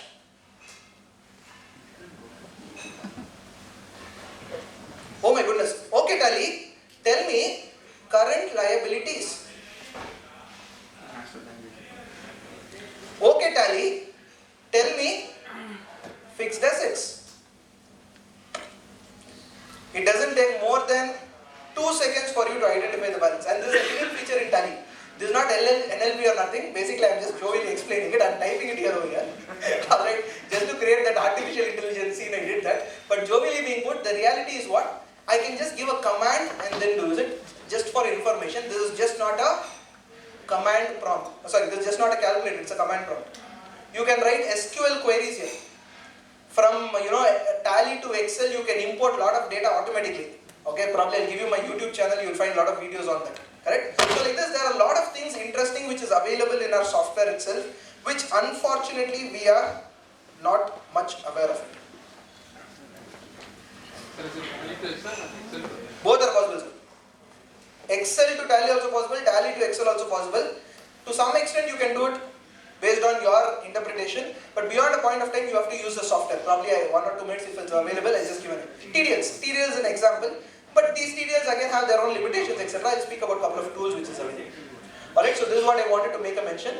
These are all few use cases where you can use data analytics, fraud risk, managed risk, delivery logistics, proper spending, travel, I think I explained travel, fraud analytics, internet web search, digital advertisement, all of these are areas of applications of analytics. Okay. How How about analytical tool? Yes, sir. Actually, your predictive usage. Yes, sir. What do you, that is not only the data that you are having in possession, correct, but also some subjective factors you need to have it in your database. Otherwise, your predictive process will become only a tabletop exercise. Correct. For instance, it will just not be who is visiting my website. It will also be what is the age group of the person visiting my website. It will also be what is the, how frequently is he visiting my website, as you rightly pointed out. Additional factors. Like, when you project sales, you always look at, okay, you have achieved sales. Correct. But what was the rainfall during that time? Exactly. The sales time, whether it has got a direct correlation, then you need to... You also try to take external factors. Correct? So that's how you feed it into the engine which is able to do the analysis. Okay. The most famously used analytical tool is something which you find on top. The largest of the companies to the smallest of the company, this tool will be used. And however big the company is, end output is still in Excel sheet only. You go to the Fortune 500 or top 100, top bottom 1000, whatever company you go to, end output is in Excel. And that is something which Microsoft has ensured that it is got. Of course, now Google spreadsheet to some extent is doing it. Correct? So this is the most powerful thing. Then you have the general audit software. It could be an add-in with Excel or it could be a separate software. I'll see if I can show some demo. Application software and specialized software. This is a separate app which is available. Correct? I'll speak about those as well. And specialized audit software, in banks they have this, some data analytical engine which will analyze it and identify the exception reporting. Okay. So tomorrow, let us say you want to start off data analytics. What are the steps which you have to follow and how is it that you have to adhere to? First, you need to curate or clean the data. That is the first exercise which you have to do. First exercise is what? Curate and clean the data. Transforming data into a standard structure. Example, harmonize. Those of you using Excel sheet, split text to columns. That is a simple example of curate. Second, profile the data. Analyze the data at a macro level. The moment customer gives you the sale file, will you directly start analyzing it? No. Or will you directly start applying any techniques? No. You will check what is the beginning date, what is the end date, because many times clients get confused what is accounting year. They will send from March to April or April to February. Somewhere some communication would have gone there. So you try to profile it. Overall try to see the analysis. Column statistics, stratifying. Third comes analysis. Now this is where you can examine the data in detail. You can do sampling, you can do outliers, you can filter it, etc. And then you investigate, you go deeper. You try to investigate with various information. You apply tools like RSF which I told you. Okay. Benford law is another tool which is used for fraud analytics. You can probably do some research on it. If I have to explain in one line, Benford law is, it is a theory which a statistician by name Benford identified. He said, every number beginning in the number series 1 to 9 has a probability of occurrence. If it's a uniform probability of occurrence, every number will appear 1 by 9th time, because numbers are 1 to 9 only. But what this gentleman said was, no, that is not the truth. Any number beginning from 1 has close to about 30% probability of occurring in a time series. Any number beginning from 2, probably about 25 to 26%, and likewise he defined it. And this is applicable not in every data set. Where the data information is, it should be enough, it's a normal curve based data sample, it is applicable. And last is documentation and reporting. Example, audit log, indexing, all of those comes in. Alright? This is a case study which I wanted to present, so I think I have about 10-15 minutes, I'll quickly take that benefit. Alright? On a use case, just to understand how data analytics is being used. This is an e-com company which is having close to about 10,000 SKUs. What is SKUs? Let us understand as different products. Okay? And it was noticed that it had more than 500 vendors. The following was the environment. Goods received note and purchase order was auto-matched, and debit note and credit notes were automatically issued. Simple, good process. Same vendor supplied goods to different warehouses. Okay? No restriction on maximum quantity per order. Manual intervention present in recording transaction. This is the scenario. Now, how data analytics can be used to audit this? We applied a few tests which I want to show you. First, we did what is called as shipment at different rates. We did one analysis called same, different. What is same, different? Same vendor, same product, supplied at different prices in different locations. This you have to do in Excel sheet, it takes a lot of time. You have to draw multiple levels of pivots. But I use a data analytics software, it is able to tell me this particular company is given at different prices, this particular company at different prices. Alright? So this is one tool which I used by this particular company. So if anybody wants, you can probably Google that and search.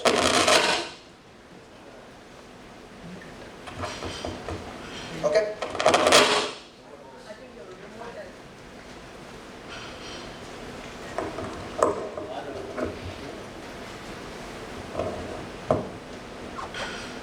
Check. Okay. Whenever you are facing the Facing that segment. yeah. Okay.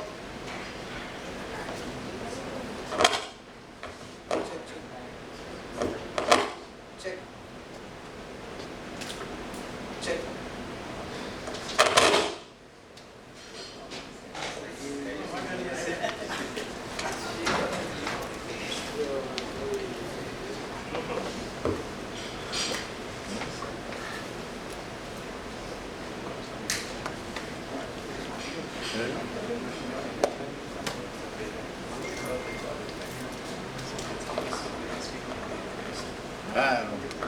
What happened? Cell is gone that way. Check. Audible? Better? Kunja, I think you can increase the volume. Check. I thought that was the internal control kept so that to check anybody is sleeping will automatically wake up. Okay, this is another function which we applied called outliers. We were trying to understand, has anybody purchased more than 3 times the average quantity purchased? So if a user is purchasing, let us say 10 units on an average, if he is purchasing 30 times, or we can identify what are these, and these are called outliers. So I identified which are all the fellows who have done 3 times more than that of the average. Next, one more interesting scenario is fuzzy match. This is something which we, if you remember, one of the problem statement which I made a mention was they were entering the data manually. When you enter the data manually, what happens? There is a good possibility that you will pass the same entry 2 or 3 times. Correct? Some software has a control. If he is passing the same thing twice or thrice, it should probably reject it. So what these fellows will used to do to circumvent that, they used to pass the entry with a space, with a colon, with a full stop, etc. So when I say give a fuzzy match based on transaction description and check the identifier or delimiter as space, it gives me statistics. How many fellows, look at this population. Can you find their number 93 towards check printer? Printer check number 93 towards. Check 93 printer towards. Okay, so of course this is a sample data which I try to play around. But see, when I apply that logic, it will filter everything and give it to me at one shot. Can you see what the output is? This is the actual transaction, but this is the output. You will find all the outputs getting aligned.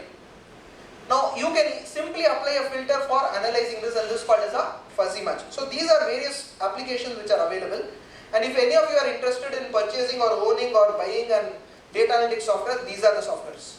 Alright, this the top one, the one which I have been using is called ECAT, developed by a company by name Mincer Infotech. Again, there is this Power BI, our own Microsoft Excel. If you are using 2016 and above, I think it is a free version available. Okay, and the cloud version is paid.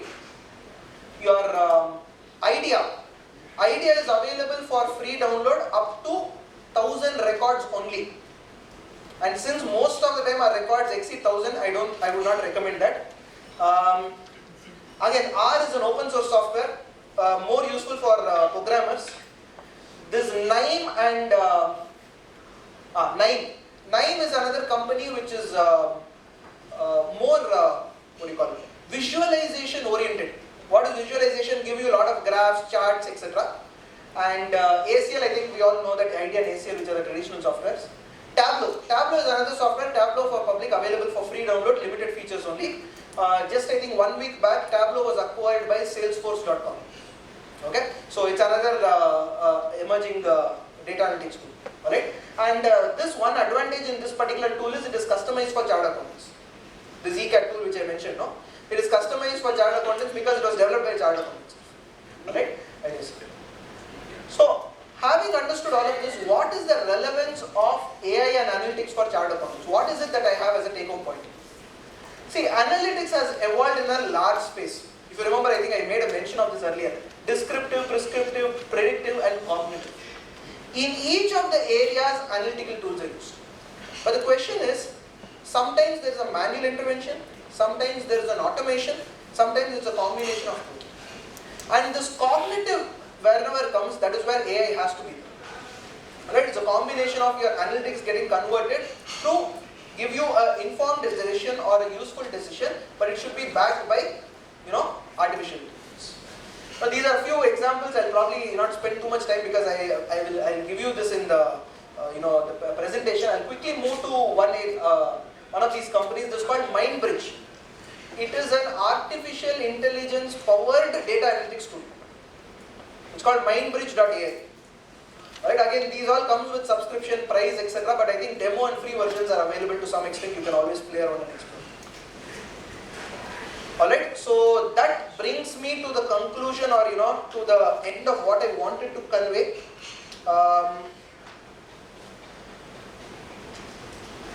I have another 5 to 10 minutes. Would you want to see a live demo of data analytics software? Would that be something which you'll be able to appreciate it? Yeah? Okay.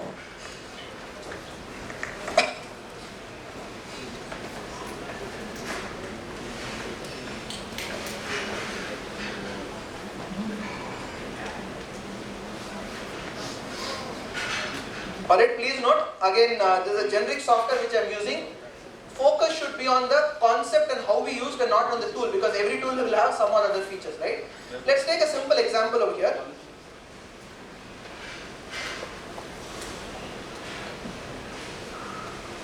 Yeah. Can you see a simple report what you see here? Invoice date, sales, invoice number, name, user ID. I think it's a simple, fairly simple transaction, right?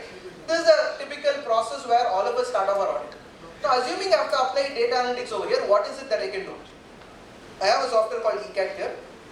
You can find roughly 4 to 5 functions which we spoke about: curate, profile, analyze, etc. Correct? So let's say I want to profile this. I take a simple example. I choose the data and I want to stratify them. I want to create a group. And what does the stratification do? It creates a group of similar fellows, creates them into one cluster. So let's say I stratify based on numeric. Alright, it will analyze the data and tell me numeric data is available only in 2 fields. What are the 2 fields? Invoice number, sales. So obviously it doesn't make sense for me to stratify based on invoice number. I will choose based on sales. So I chose based on sales. Minimum value it is identified as 500. Maximum value automatically is identified, and it creates one incremental value called 26,000. Okay, let's say I want to create groups of 25,000, 500 to 25,500, 25,501 to whatever. I go click here autofill. The moment I say autofill, it is created class intervals. Correct? The moment I have created class interval, I tell the system, please push the data into these class intervals so that it becomes easier for me to do the analysis. It is doing the analysis in the background and it will throw up a report, and this is how that report looks like. If you see over here, majority of the transactions, 69% of the sales in terms of count is less than 25,500. And in terms of value, look at that, 27.97%. Now if you have this data, don't you think you'll be able to approach the audit in a better manner? The answer is definitely yes. Correct? You know where to focus on, where not to focus on. For all you know, you can decide to choose more samples in this compared to the rest. Correct? So for that you can also choose something called stratified sampling, etc. and try to perform. So this is one of the examples which I wanted to show. One other function which I will probably mention is, this is something which we normally do it in audit. These are the users with their limits. And here I have their sales along with how much is the amount. One of the simple fundamental check which we always do is, we try to compare whether the user has performed the sales activity within his limit or not. And for that, we do a VLOOKUP, we do comparison from this sheet to that sheet, etc. Instead of me doing all that circus, I just go and run a function. I say authentication check. The moment I say authentication check, what does it do? I tell the system, please compare this sales transaction file with one more file. What is the other file? I think it's called authorization limit, I think. Can you find it? And I say, please equate both the user IDs. If both the user IDs are equal, please give me all cases of sales which have exceeded the limit. Does it make sense? And I just tell the system, okay. Did you find any programming language involved in this? No, it's just a click of button. But what is the programming language involved? Can you see this description here? Now some of your friends who are saying that I am doing Python, I am doing some data analytics software, Java scripting, this is what they write. Today tools are available to write that. So as an auditor, I don't think we should focus on writing those commands. If you have it, it's an added advantage. But I think the focus should be more on analyzing this pattern. So I simply say this and I just say, okay, let us see what the results are. It might take a minute or two because it is running in the background.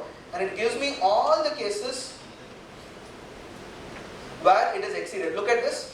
This person, limit is 20,000, transaction is performed for 1,20,000. Limit is 20,000, transaction performed for 1,90,000. So likewise, you are able to analyze on an immediate basis, which the traditional system will take a substantially a huge amount. Alright? So these are a couple of take-home points which I wanted to drive. There are a lot of other tools available for which I will give you a few links which you can probably refer. Considering the want of time, I want to keep it crisp and precise.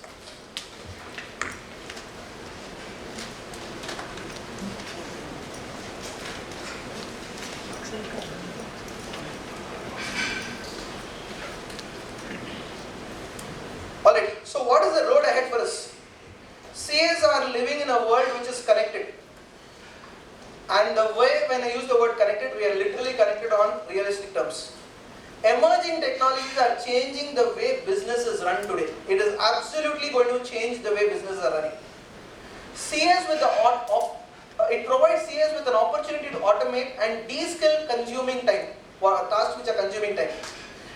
Also, newer technologies are evolving. That means CAs are involved in minimizing the risk. That's also another opportunity. The profession can exploit technology and potentially change the scope, and we might very soon become, or what is called as CA 4.0. Correct? So we also have to get moving along with the trends. The CFO of the future, this is a powerful statement and this is firmly which I believe. The CFO of the future will need to know as much about technology as he knows about finance. And don't be surprised if the future CFOs are not chartered accountants or persons who have financial background. It is definitely possible for them because all they require is fancy tools. Correct? So key takeaways. Invest and experiment in new technologies. This is, I think, a very important thing which we fail to do. Start doing it. Second, adopt early. Be an early adopter. Build awareness and engage in debate. It may be that you might have liked it but you will not appreciate it, but probably your juniors may have been able to appreciate it. So build that awareness. Train, develop and reskill. You need to learn, unlearn, relearn. Correct? So that's a process which keeps on going. Next, dedicate resources and time, very important. And last but not the least, change from the tick approach to the click approach. Alright? I think that is where our future is. On that note, I will part away with one tiny video. Oh, sorry, I will come to this. One small video just to say how the traditional auditor is.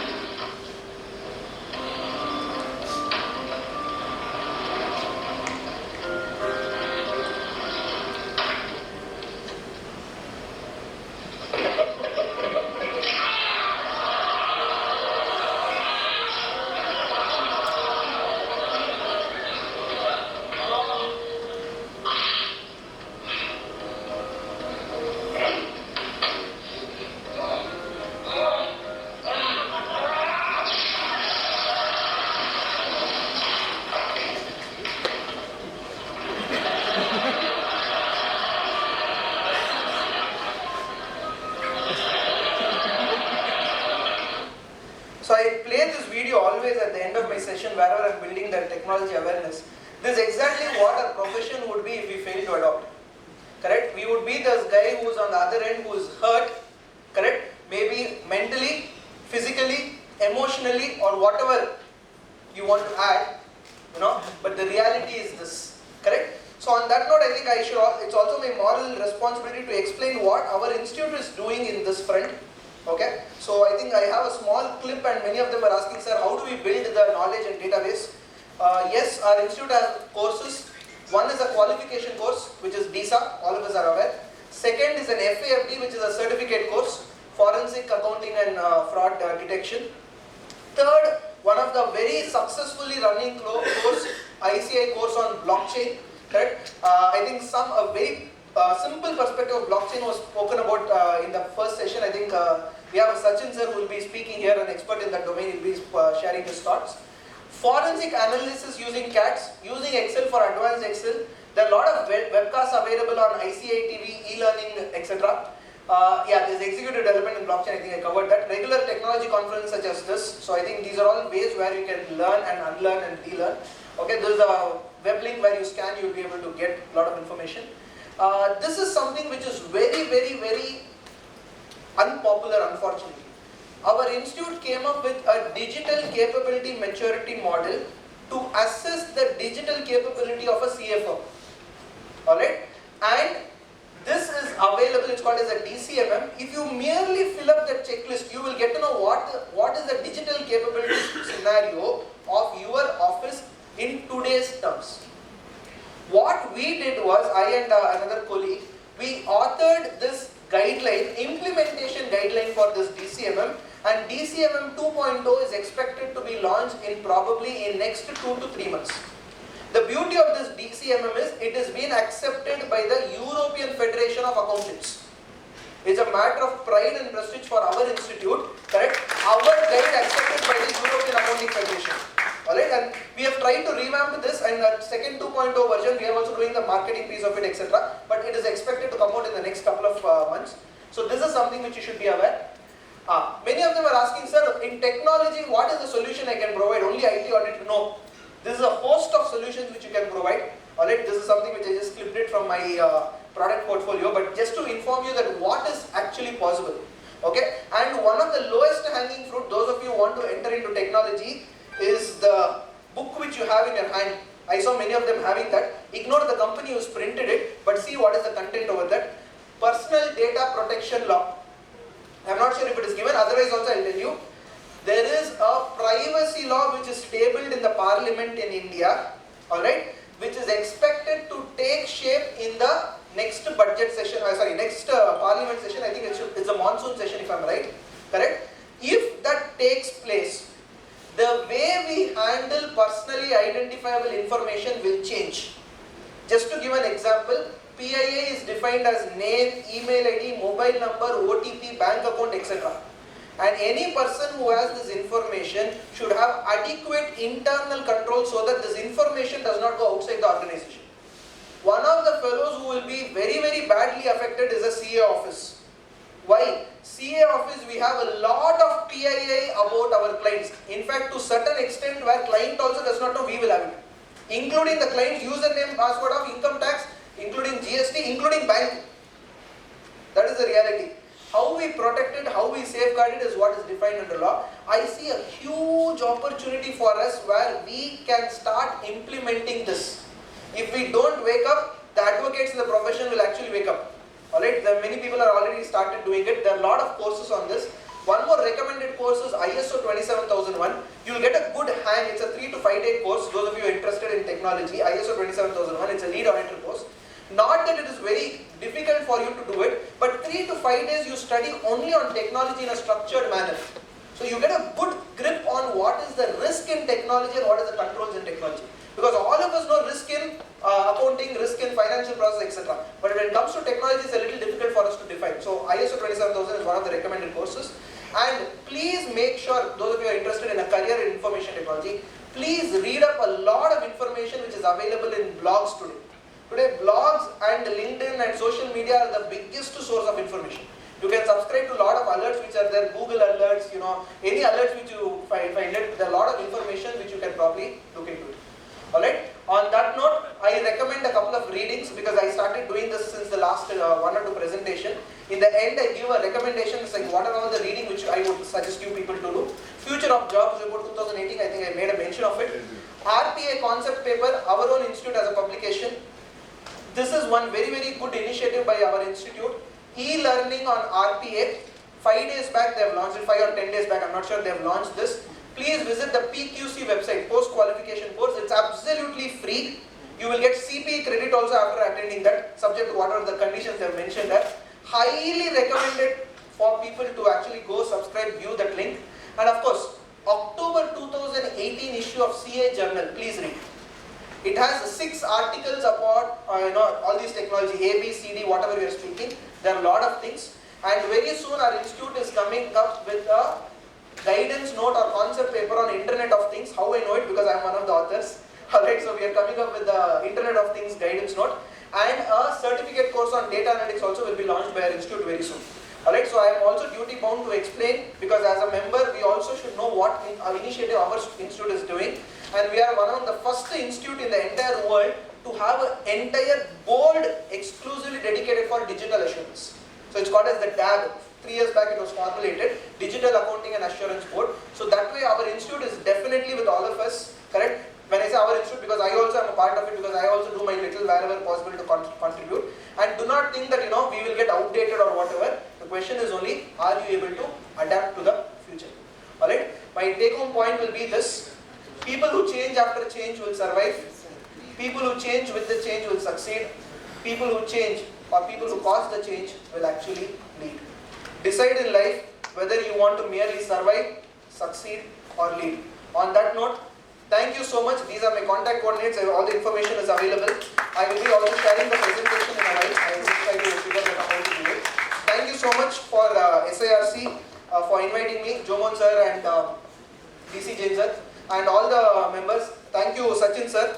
I hope I have not taken too much time of yours and we are well within time. Thank you so much. If there are any questions, I will take it offline or in the tea break. I am here until 6 o'clock. So I think the next speaker is also. That was an excellent session and the topic of AI and robotics couldn't have been better presented. Special thanks for being a data scientist and discovering and sharing the tips in the age-old softwares which we've been using all through and breaking the blockchain. Here I am referring to the mind block on all the big jargons. You made it so simple. Wonderful session, sir. Thank you so much. May we now request CA Vidya to present a memento to the speaker. So why CA Vidya? She never asked any questions here. She is his sister. May we give her a big round of applause.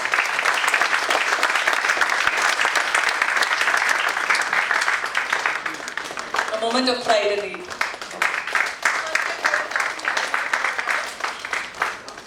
And their father is also a CA, so it's a family of chartered accountants.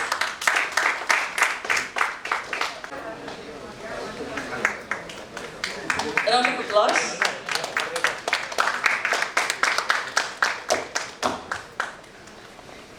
May we now request ABCD Jain to introduce the speaker and to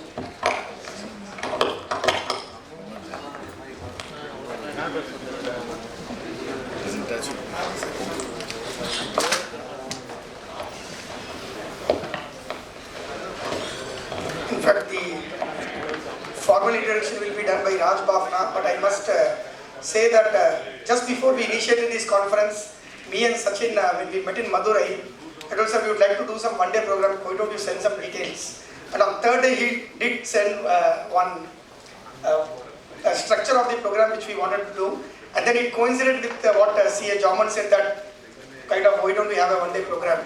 So all these speakers and other small helps which I could take was done by Sachin. So I'm very thankful for his efforts.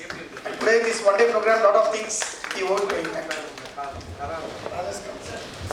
TCs actually wanted some new faces coming up the stage, so we have CA Raj Bhavna introducing the speaker.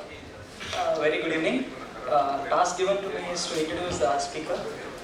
So BP Sachin Kumar sir is a fellow member of the ICI.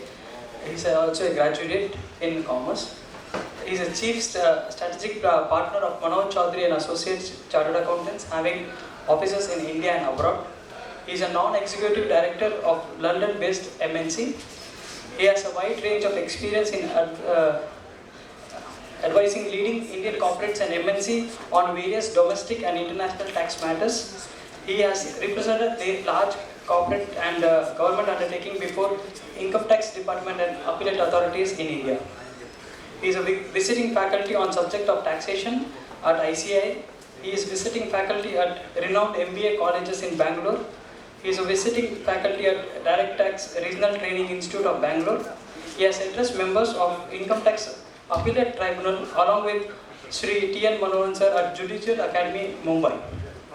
He was a chairman of Taxation Committee of Karnataka State Chartered Accountants Association during the year 2003-04. He is a secretary of Bangalore ITAT Bar Association. He was in panel of tax expert in tax show organized by CNBC TV 18. He has presented various papers relating to direct taxes, analytics, technology in seminar organized by ICI and other forums in India and abroad. He is an IIM Bangalore alumni. Welcome you, sir. Before Sachin speaks, he is a man from transfer from IT to IT, from income tax to information technology. May we now request CADC Jain, Vice Chairman SARC, to honor our speaker of today.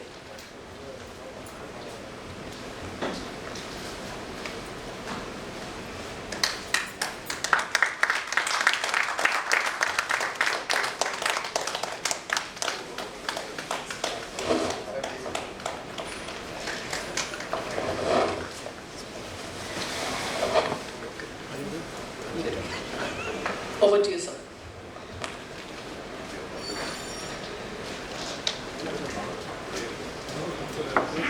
Good evening, everyone. DC Jain, my friends, seniors in the profession, ladies and gentlemen. It's an honor for me to be here with you to share some of my thoughts on this technology. In fact, as they read out my profile, you would have understood. I'm like any one of you, like a chartered accountant practicing day in, day out on income tax and audit related matters. But this technology happens to be my passion. Somebody, sir, was mentioning this morning as to is there a... It's not audible, sir.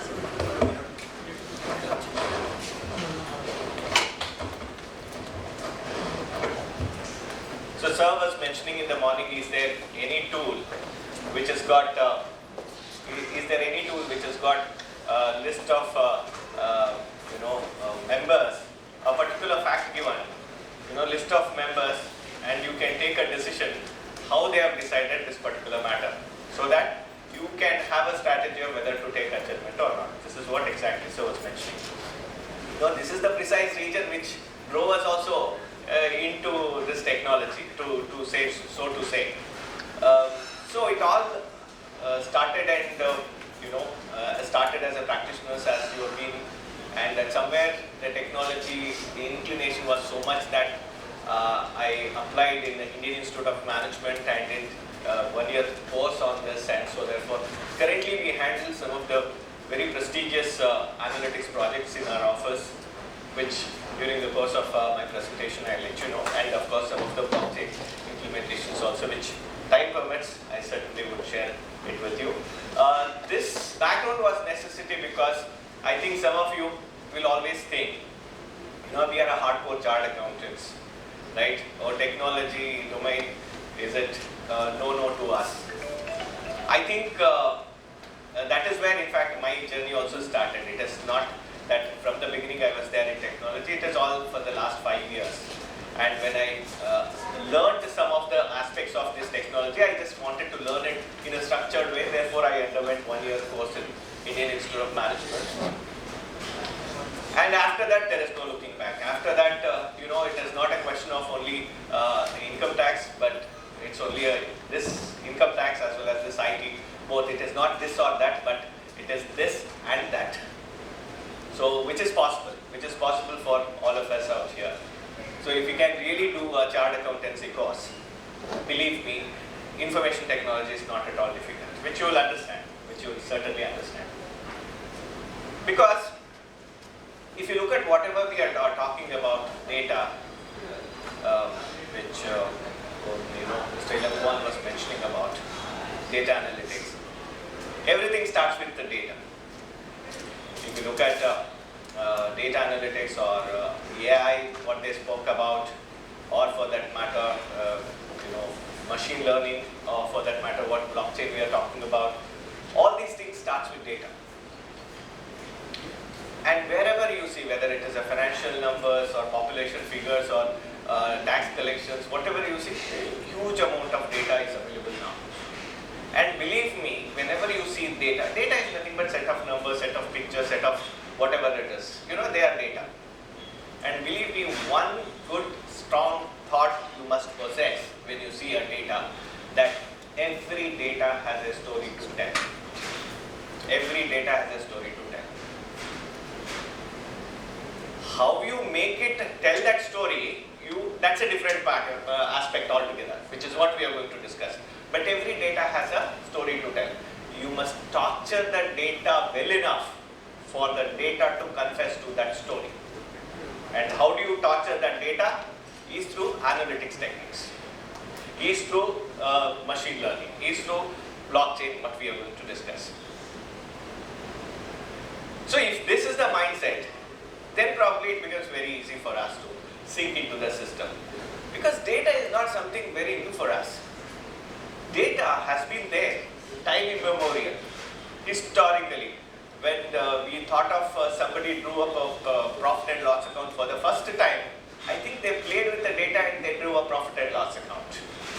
So data itself is as historical as a P&L account for us.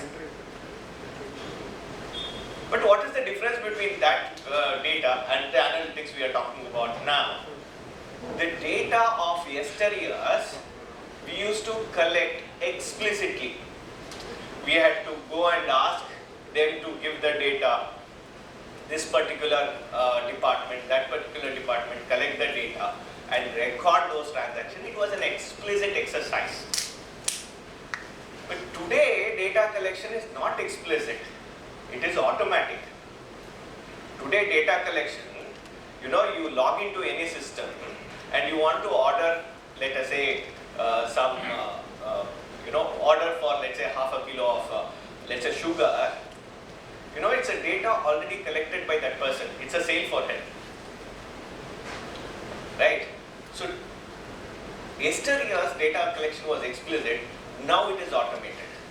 Yesteryear's data collection, when you used to collect, there used to be a probability of mistakes in the data. While typing in, instead of 69, 96 probably we would have typed.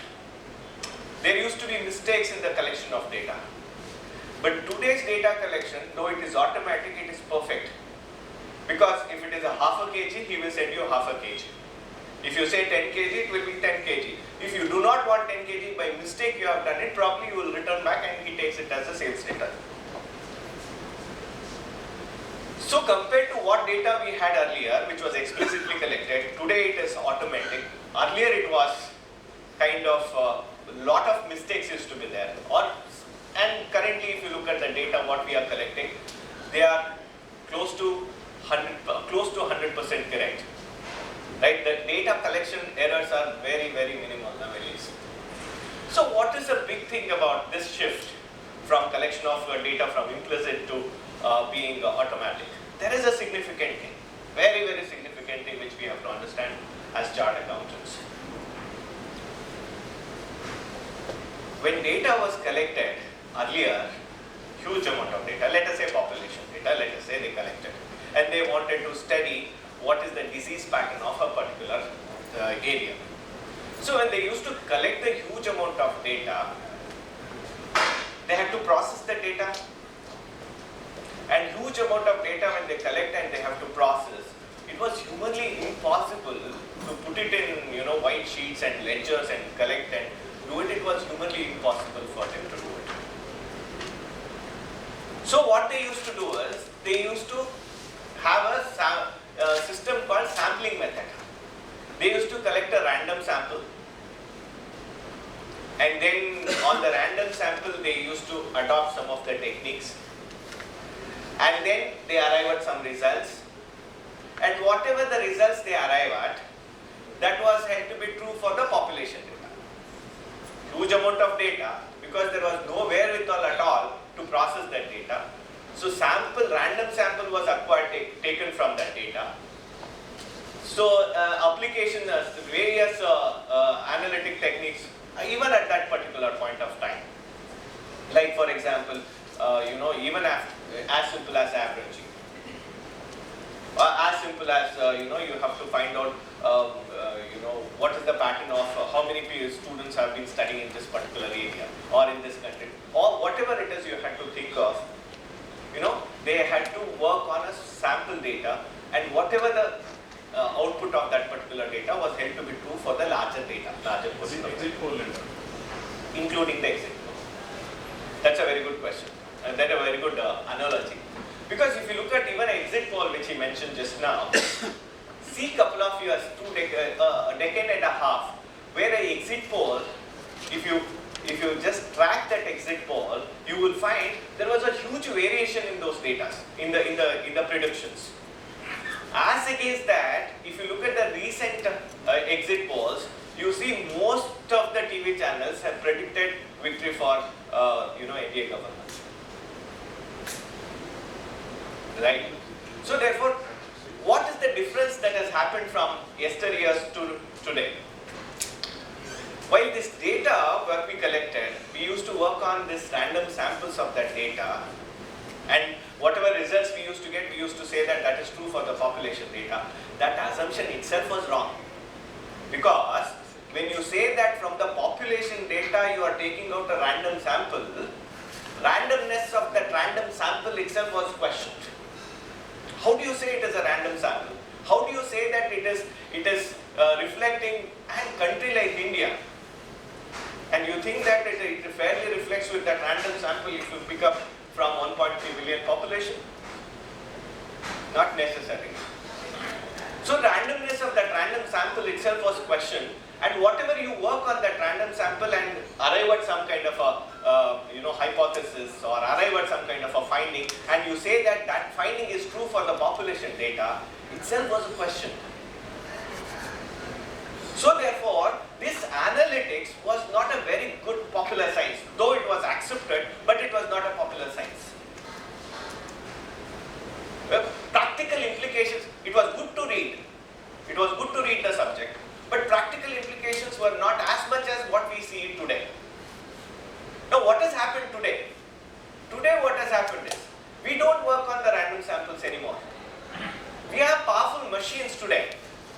The computer, as simple as this, is such a powerful machine that 1.3 billion population, easily we can work on a population, on a laptop like this, which we've been working when we were there in IIMs. So therefore, the question of something assumption on this particular thing and putting it, that is not there. We straight away work on the population data today. And when you straight away working on that population data, the assumption of that random sample and all those things is gone. One. The second important thing which we have to understand is analytics is nothing but you have to torture the data, is what I said. How do you torture the data? You have a set of numbers. On that you apply various techniques which Mr. Elangovan was mentioning about. So many techniques he was mentioning about, right? And you have to apply those techniques on that data, and you arrive at some results. And you interpret that result, and then comes a storytelling out of that result. So that is what the data analytics is all about. Right? So therefore, as I'll give you a simple example, how we can make of course he gave an example of, for a chartered accountants, I'll give you a business use case study. For example, when we did a work for one of the retail stores, wherein we said, I'll give you an example of, very simple example to understand. That a book as well as a pen. A book was shown here and pen was kept there.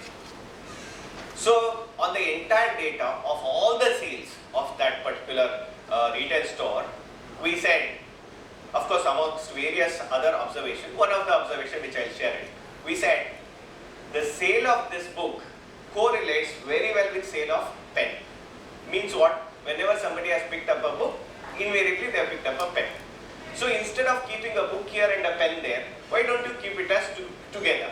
So that somebody who has come to pick up the pen remembers that I need to pick up the book as well. Or maybe why don't you make it as a combo offer? Isn't it? So something like that as a business case you can always keep.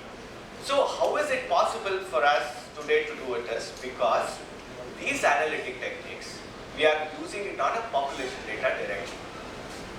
And these, whatever we are looking at, these regressions, averages, or for that matter, correlations, all that for that matter, even mathematical formulas, whatever mathematical formulas, all these things are nothing but they are existential orders.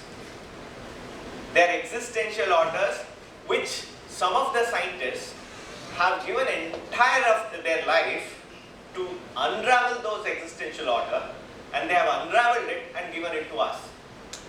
Newton said for every action there is an equal and opposite reaction. So he said in an entire sentence, it's an existential order. He spent his entire lifetime to unravel this existential order and he gave it to us in a simple sentence. For every action there is an equal and opposite reaction. F is equal to minus F. So, existential order, somebody was dedicated their entire life, unraveled it, made it as an English sentence for you and me to understand, and they converted it into mathematics. And this mathematics is what, when you apply on this data, you can imagine existential order when applied on the data which is collected, which there is absolutely, there is no error in that particular data. And what you get is not the simple solutions. They are the experiences of the existence. This is not a simple solution what you are giving it to client. They are the experiences which you are offering to client. So therefore, if you look at the board members of yesteryears, you used to find board members with grey hairs. Why? People with grey hairs have experience, so therefore if they are there on the board, it's very important for us, right? But today's board, if you look at youngsters 28, 29, 30, 35 years, they constitute most of the boards. And where do they get experience from? They rely on the data. Data tells you a story. Every data has a story to tell. You need to torture the data well enough for it to confess to a story. And when it confesses to a story, it is nothing but the existential order interpreted. So that powerful is the tool of analytics that we are speaking about. So therefore it is very important for us when we are adopting to a new technology, especially when we talk about this data, which you and I every day we work on. If we get this, if we bring this perspective to the work that we bring in, that we are interpreting the existential order, we are putting it in, we are interpreting the existential order by way of these techniques, is something a phenomenal, awesome responsibility that we have. And ultimately the storytelling, what we do out of that is nothing but a story. It is actually interpretation of those existential orders. So this perspective is very important for us before we begin anything on these technologies. So as I said, all these technologies starts with data, right? And then second perspective we have to understand is that, see, we all have been qualified, and it's one of the prestigious qualifications that we possess. But if you look at some of the big brands that were there in existence, for example, you take Encyclopedia Britannica. Encyclopedia Britannica, you think, once I think about when we were studying in school and colleges, wherever we used to find encyclopedia, it used to be a prized possession. We used to look up to, and we wanted to go and open that, read it, right? But you find it today, you don't, right? We, once upon a time, that Ajanta clocks used to wake us up every day morning, where the previous night we used to put it, set the alarm, and the early morning it used to. How many of us use that now today? Or still? We don't use it, right? We used to, you remember those cassette recorders? We used to put those recorders and we used to play and enjoy that music. How many of us do it today? Still, one. But I think most of us, we don't do that, right? Kodak, for that matter. Kodak, for that matter. The prized position, what we used to have, the photographs and Kodak film, and it ruled the world for so many years. And if you look at any one of these things, whether it is HMV or whether it's Kodak or whatever, whether it is an alarm clock or the post offices that we have, you know, any one of these things, if you look at, one important element we understand is that not that they were not aware of what their competition was doing. They were very much aware of competition, what their competition was doing. For example, this post office, don't you think they knew what courier companies were doing? They knew what courier companies were doing. HMV cassettes, don't you think what their competitors were doing? They definitely knew what their competitors were doing. The question is, in all these things, they become extinct, not because they did not know what their competition was doing. They got extinct because they didn't know who their competitor was. They thought, I am a cassette recorder company and I find out another cassette recorder. They were looking at what they were doing, but the competition came to them from laptops, from, you know, that playlist. One innocuous idea of a playlist disrupted the entire music industry. Right? So, any of these examples, for that matter, same thing happened even with alarm clocks. You know, the snooze button that we use. That was what it required. Mobile company, they could never have thought that the competition for them would come from a mobile company. So, it is not the question of what their competitor was doing, they did not observe. They, at the first place, did not know who their competitor himself, the competitor themselves were. Now, don't you think if it has disrupted the market so much, don't you think we must also think, introspect about what is happening in our industry? Where the competition is coming, are we aware of it? Don't you think we must think about it? I'll ask you some questions. Let's see. Okay.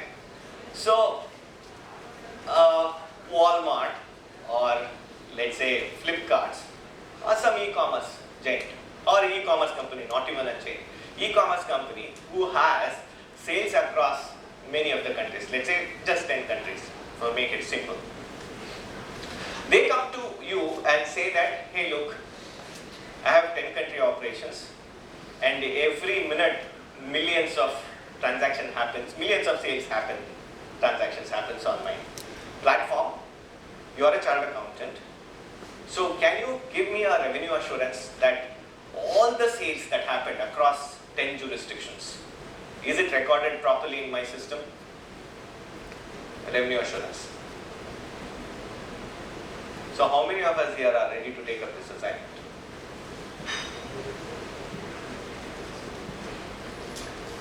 And the revenue assurance is domain of a chartered accountant, right?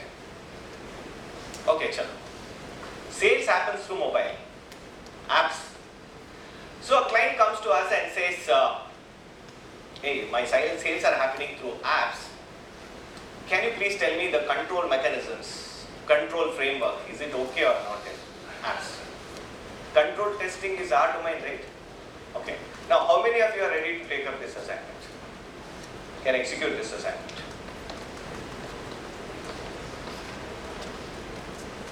But somebody is executing it, for which, you know, they are today safely, they are doing that operations because somebody has given them a comfort. Yes, your app is doing well, control systems are okay, so therefore you do it. But the question is, here we are 100 of us, none of us are ready to take up this assignment. Somebody is giving that revenue assurance to them that none of your sales are, you know, all your sales are recorded, there is absolutely no need to worry that, you don't have to worry that sales are not recorded. that worry is not. Somebody is giving them assurance. Okay, forget it. IPL is happening.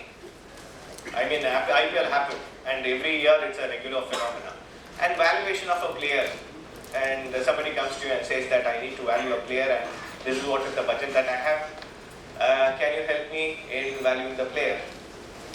Again, how many of us are competent to do this? How many of us are ready to take up this assignment? These are all the things, assignments are happening out there in the world. Okay, right. There is a stock verification. Stock verification of Walmart, which is 2 football stadium size, their stock yard, 2 football stadium. And they come back to you and say that, hey, stock taking, you are chartered accountants, you are good at stock taking. I want you to take a stock of this, my stock yard. And they have given you, let's say, 10 days time or 8 days time. How many of us are ready to take up this assignment and complete within 8 days? And the question is, our stock taking methods on 31st March, close the business, then I take the stock. That $10, they don't, their business will run. Now, can you give them assurance this stock taken this is the amount of stock as of 31st March? How many of us are ready to take up this assignment?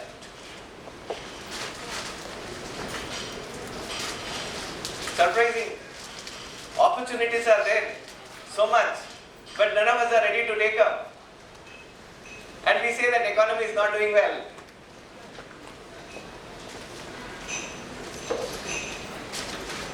Don't you think, friends, that these assignments somebody else is doing? Not that these assignments are not being done. There are somebody. So what this is only to tell you that we don't know where the competition is.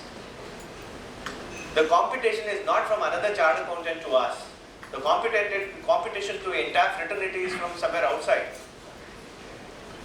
If we do not wake up early, I think, it's not the mightiest of the animals that survived this extinct. It is the animals which were adaptable to change are the one which survived this change, right? So therefore, how much ever good we are, if we are not able to adapt, so then, it would be quite a challenging thing for us. So therefore, these kind of assignments, as I said, which are there outside, which is happening, which we have to wake up to that reality and start taking up those assignments. I think opportunities, once you take up those assignments, maybe take 1 or 2 help here and there, people to help as well. And guidance notes are there from the institute. I think we should be able to do it extremely well. Not only in adopting technology, but also making a good remuneration out of these kind of assignments. Now coming to the subject matter, blockchain technology, how it is going to impact to us. I think this entire blockchain technology I try to understand in chartered accountants language, in a language which you and I can understand. So therefore, in a language which you and I can understand, I thought I'll put it. A blockchain is an incorruptible peer-to-peer digital ledger of economic transaction that can be programmed to record not just financial transaction but virtually everything of value. So it says it's a ledger. I think the minute it is a ledger, we must have that attachment towards that particular work, right? The minute it is ledger, who else can understand a ledger better than chartered accountants?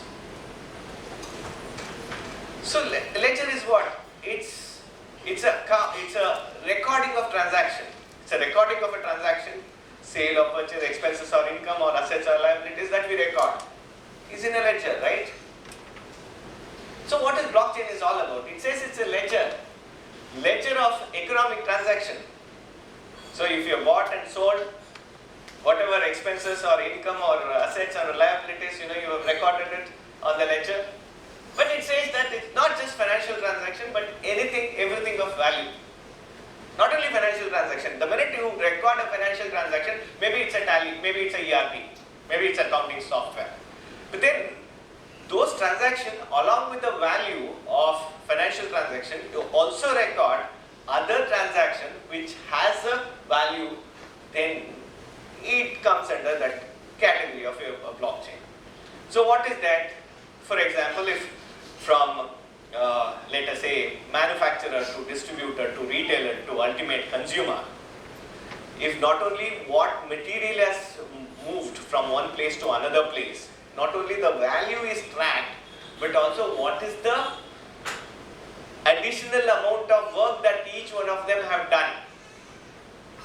What manufacturer has done, what distributor has done, how value has increased from each layer to layer. If we are able to capture that, I think we are coming closer to that blockchain. It is not only a recording of transaction, financial transaction, but virtually everything of a value in a ledger, and that ledger is in a digital form. The ledger is not written, but it is in a digital form. And in a digital form, as you know that it's not a new thing, even what Excel we are looking at, or economic tally we are looking at, they are all in a kind of a digital platform, whether it is laptops or mobiles or desktops, whatever it is, they are on a digital platform. So whatever that economic transaction recorded in a ledger, which has a which is a financial transaction, not only financial but also everything that has a value if it is recorded in a digital ledger, and that ledger, once it is incorruptible. Today what happens is, if you look at the information that we have to share, any information, especially typically, I think all of us go to income tax department, there if you see today, if any circular has to be sent to all the income tax officers, what they do, they take one ledger, the information is given from commissioner to assisting officer, everybody, they take it and they sign it, so that they know that, yeah, I have seen that.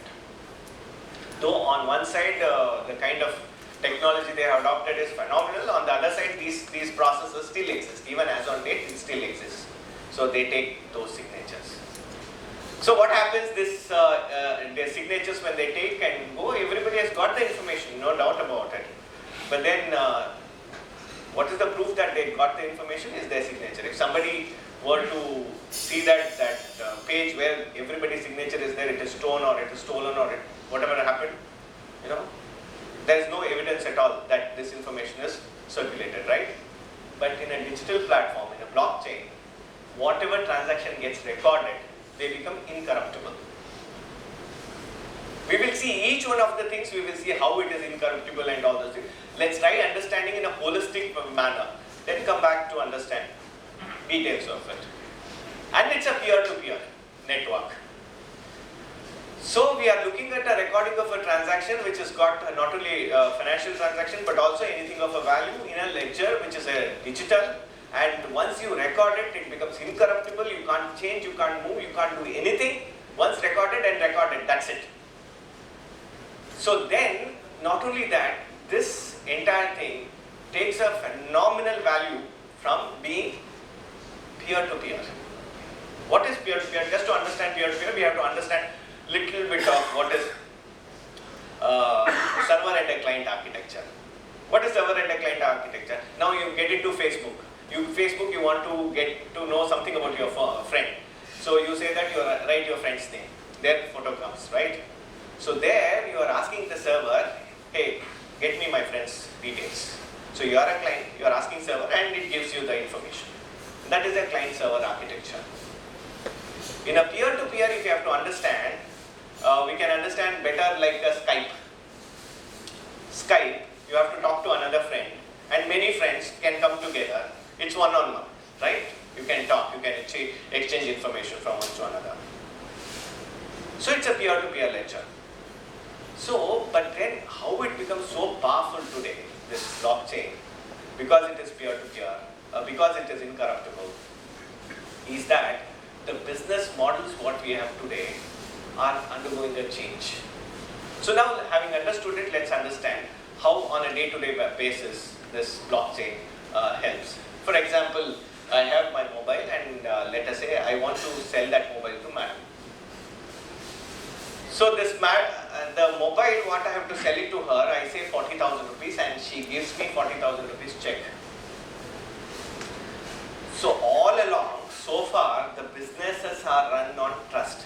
Because when I have given her a mobile, it is only one transaction is complete. Though she has given me a check, I do not know when I have received the check whether it is going to be realized or not. It's a one-sided transaction.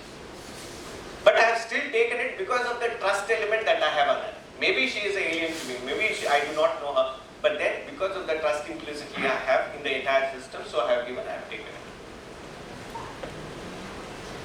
By adopting this blockchain, the element of trust, we have delegated to the technology. Whether I know her, I don't know her, doesn't matter. The minute she is on a blockchain, I am on a blockchain, and I give that mobile to her, and the minute she says she has received, immediately her account gets debited, gets credited. So it's a transaction which happens simultaneously. So far we had the version of truth were different for us. For example, when she was, let us say, 31st March, the transaction got recorded. When 31st March transaction got recorded, she says that she has paid that money, 40,000. But in my books, I would have said I have not received that money because it's a 31st month. Because it might have realized after 2 days or 3 days. I am maintaining cash basis of accounting. Right? So therefore, it is possible that on 31st March, she would have said I have paid that money to Sachin, and I would have said I have not received that money. There are two versions of truth, and both are correct. Her version of truth, my version of truth. And this two version of truth is what this blockchain is going to do away with. There will be a single version of truth. There will not be a multiple versions of truth. This is one of the important aspects of this blockchain. So because the transaction happens simultaneously, the question of reconciliation doesn't arise at all. The question, and which is what, if you look at many of the scams that are happening, most of the things, if you look at this reconciliation items, pending reconciliations and all these things, I'm sure some window dressings happens, keep something in BRS as outstanding and all those things, right? Those things are going to be things of the past. So that is one aspect. Second aspect. See, today when you go to a jewelry shop and you want to buy a gold or let's say diamond, and he says that, sir, this is a diamond, this is a diamond thing, and this costs 1 lakh. Now, how do you know this is a diamond or not? Are you an expert? But you pay 1 lakh and you buy it. Have you ever verified, forget about diamond, when he says it is a gold, 22 karat gold, you know that it is a 22 karat gold. It could have been 18 karat.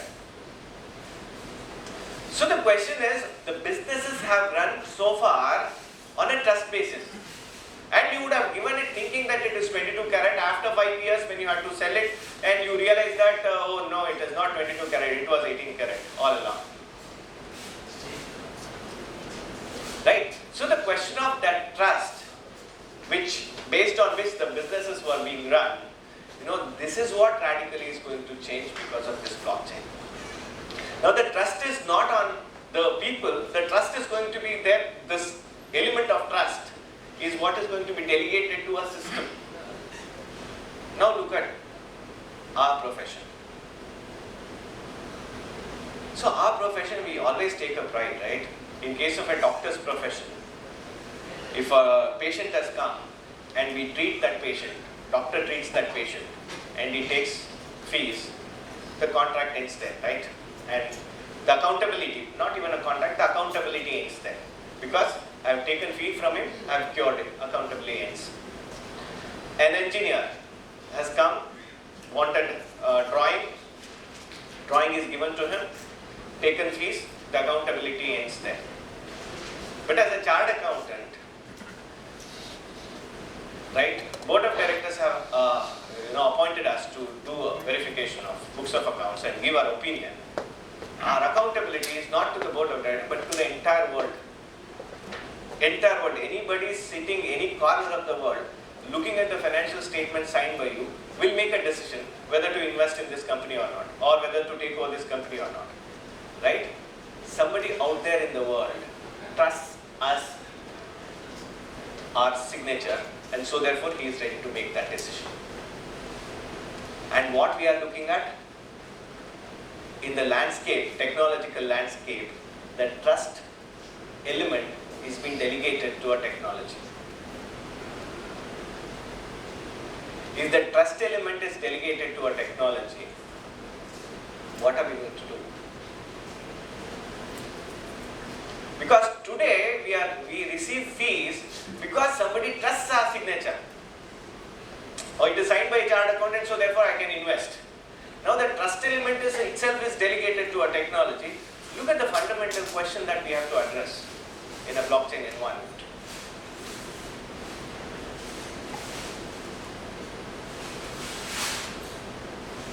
Right?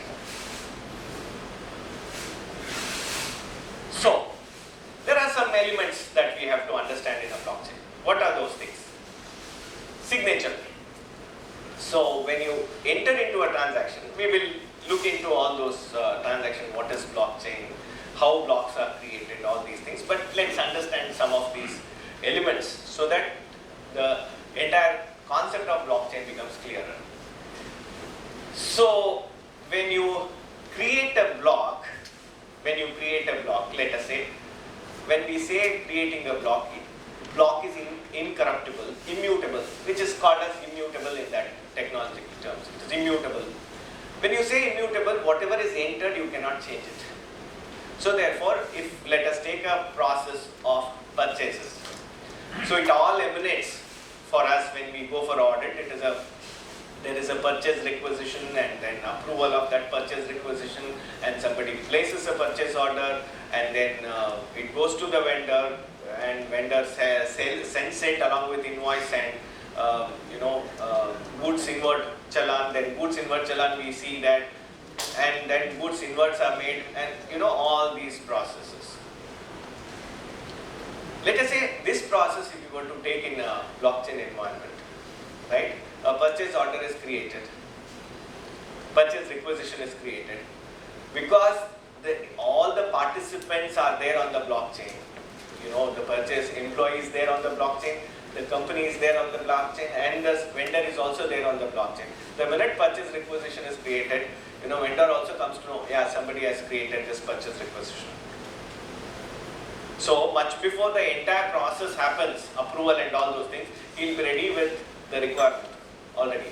So we call it a just-in-time order, right? Just-in-time stocks, just-in-time orders can happen through a system like this. So when the purchase requisition itself is raised, which will take another 1 or 2 days for it to be approved and all those things, already the person knows that this is what is the requirement that is coming from this company. So after it really gets approved and it goes to him, he releases. So all these processes, if you look at as and when it happens through blocks. Each of those transactions, each of those approvals happens through block. And those blocks are interconnected. And they are hashed. Interconnected and hashed. When we say hash is nothing but fingerprint of that particular block. When we say fingerprint of block, fingerprint is unique for us, right? And one block, if it gets created, and there is a unique number that gets created for that block, which is what is its fingerprint. So you can't change it. So when it gets connected to the next block, it gets connected through the closing balance of that, closing hash value, which we will see that. Closing hash value of one block becomes the opening hash value of the other block. Through that it gets connected. So therefore when it is getting connected and you have a hash, as I said, hash is nothing but your fingerprint, and there is also a timestamp on that. When a block is created today, now it is created, today's date and a timestamp, like a notary. Like notary, when you sign it, you can't change any of the document, right? So there is a timestamp on a block. There is a hash value that gets created on a block. So therefore they become immutable. Right? So we will see all those things, we will see in detail. So therefore when we are looking at a signature, so I have created a block, and in a block I have to send, let us say, $20, 200 rupees to Mr. Jain. When I have to send it 200 rupees to Mr. Jain, so I have to put it in that block, my public key and his public key. there is a private key, public key concept. What is that private key, public key? It's a cryptographic function. Let us not get into too much of a technology and all these things. What is required for us as a chartered accountant? What are the control mechanisms we need to know? That's it. So therefore, there is what is called as a public key and private key. Private key is private to me. I only know it. And a public key is something which I can share it with others, because when I send 200 rupees to Mr. Jain, he knows through this public key it has happened. And this public key is such as, for example, email ID and a password. Email ID is known to the world. Password is known only to you. So public key is like an email ID. Password is like a private key.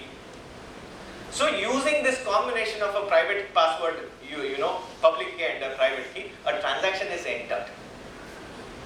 So a transaction, he comes to know that, yeah, this has come from this public ID. So somebody wants to interfere with that public ID, want to know who has, it is not possible, because from public key to private key going back, it is impossible, which we will see that, why it is impossible again. So that cryptographic function helps us to secure the data, to secure the transaction. So therefore they become immutable. Therefore you cannot change it. Right? Then this blockchain is shared. It is not that it is known centrally done, it is but distributed in its avatar blockchain basically, if you look at it. It's not a centrally somebody has a ERP, somebody has a server and all the branches, and I know alone, what is happening in all the branches. It is not like that. When it is a distributed system, each of the branches know what is happening anywhere else in the organization. So therefore it is a distributed technology. So whatever is there in the ledger, which we spoke about, digital ledger, that digital ledger is made available to everybody in the system. So it's not a question of a server and a client. Everybody is a server here. Everybody is a server. So one server to another server. Server here it is called as nodes. In a blockchain technology, it is called as nodes. And one node to another node is connected through internet. One node to another node is connected through internet. So these nodes, many of these nodes together, that is what this picture reflects. Each of those dots, you can consider it as your computers, and each of those computers are connected through internet, and you have a huge web of nodes connected to each other through internet. Somewhere the data is stored. The data is stored in every system, sir. In every system it is stored. So then there is what is called as validation, which I think through this thing I'll show you, a picture I'll show you how that validates. And components of the data, which I mentioned, it has a hash value of the previous block, and the transaction, and the timestamp, and the closing hash value. So these are the components of a block. So ultimately, when block is done, it gets published and gets connected to the previous block. Okay, right. We will see that in detail now. So a blockchain is a continuously growing. A blockchain is a continuously growing list of records called blocks, which are linked and secured using cryptography. Now, how it is done? Using a hash pointer, like this. So, see, first block, as I said, the purchase order, purchase requisition. The block has started. It's a first block, Genesis block. So then the data. What is the data? This and so amount of. This is the quantity of my material required, and this is what is the price. Whatever it is, details. That is the data. And the timestamp, as I said, a notary. It gets the minute it is created, it is timestamped. And then comes it gets hashed. Once it is timestamped, it is hashed. Hashed means once it is hashed, it is like a fingerprint. You can't change it. It becomes immutable. And if you go and tinker it, then everybody in the system comes to know that, hey, this fellow has tinkered this particular data. So nobody will dare to tinker those data. So that then from purchase requisition, purchase order, purchase requisition goes to a purchase order. Right? Again, the previous hash of the previous block gets connected, and then the data there, whatever the purchase order, then timestamp and hash value. Then it gets connected to the approval. Like that, the block continues. So this is just this thing to understand what is that public key and a private key. If you look at the first one, is a private key, and the second one is a public key. If you look at the way if private key, if it changes, how public key changes, how a small change, huge amount of a change in the public key. So therefore, when you have that private key, and you want to send the information, or even money for that matter, or any economic transaction, or anything of a value, you have to do it. Let us say you have said that, hey, hi, something like that you have written, and you have used your private key, and you have signed it, right? This is your message, this is your signature, and you say that you send it, and the person who has received it has to verify that. He doesn't know whether it is a valid data or not, so he verifies it now. He verifies it. Now it turned into a green, so he knows that yes, this is a valid thing. So if it is not, if somebody has tampered with it, let us say 20 rupees has to be sent, which I gave example just now. 20 rupees is to be sent from me to Mr. J, let us say. This is the amount from my public key to his public key. And I sign it. And when I sign it, it gets validated, it creates a block. Right? It creates a block. Yeah. So he receives it. Now he has to verify it, whether it is sent by me or not. He verifies it there. So it has turned into a green. So he knows that yes, it is sent by me. Now, if you look at a transaction like this, one after the other, which we were talking about, purchase requisition, it creates a block for each of the transaction. It creates a block like this. Each of the transaction, it creates a block, and these blocks gets linked one to another. These blocks gets linked. See, there what happened? Somebody tinkered with the data. It turned into red, and even the signature turned into red.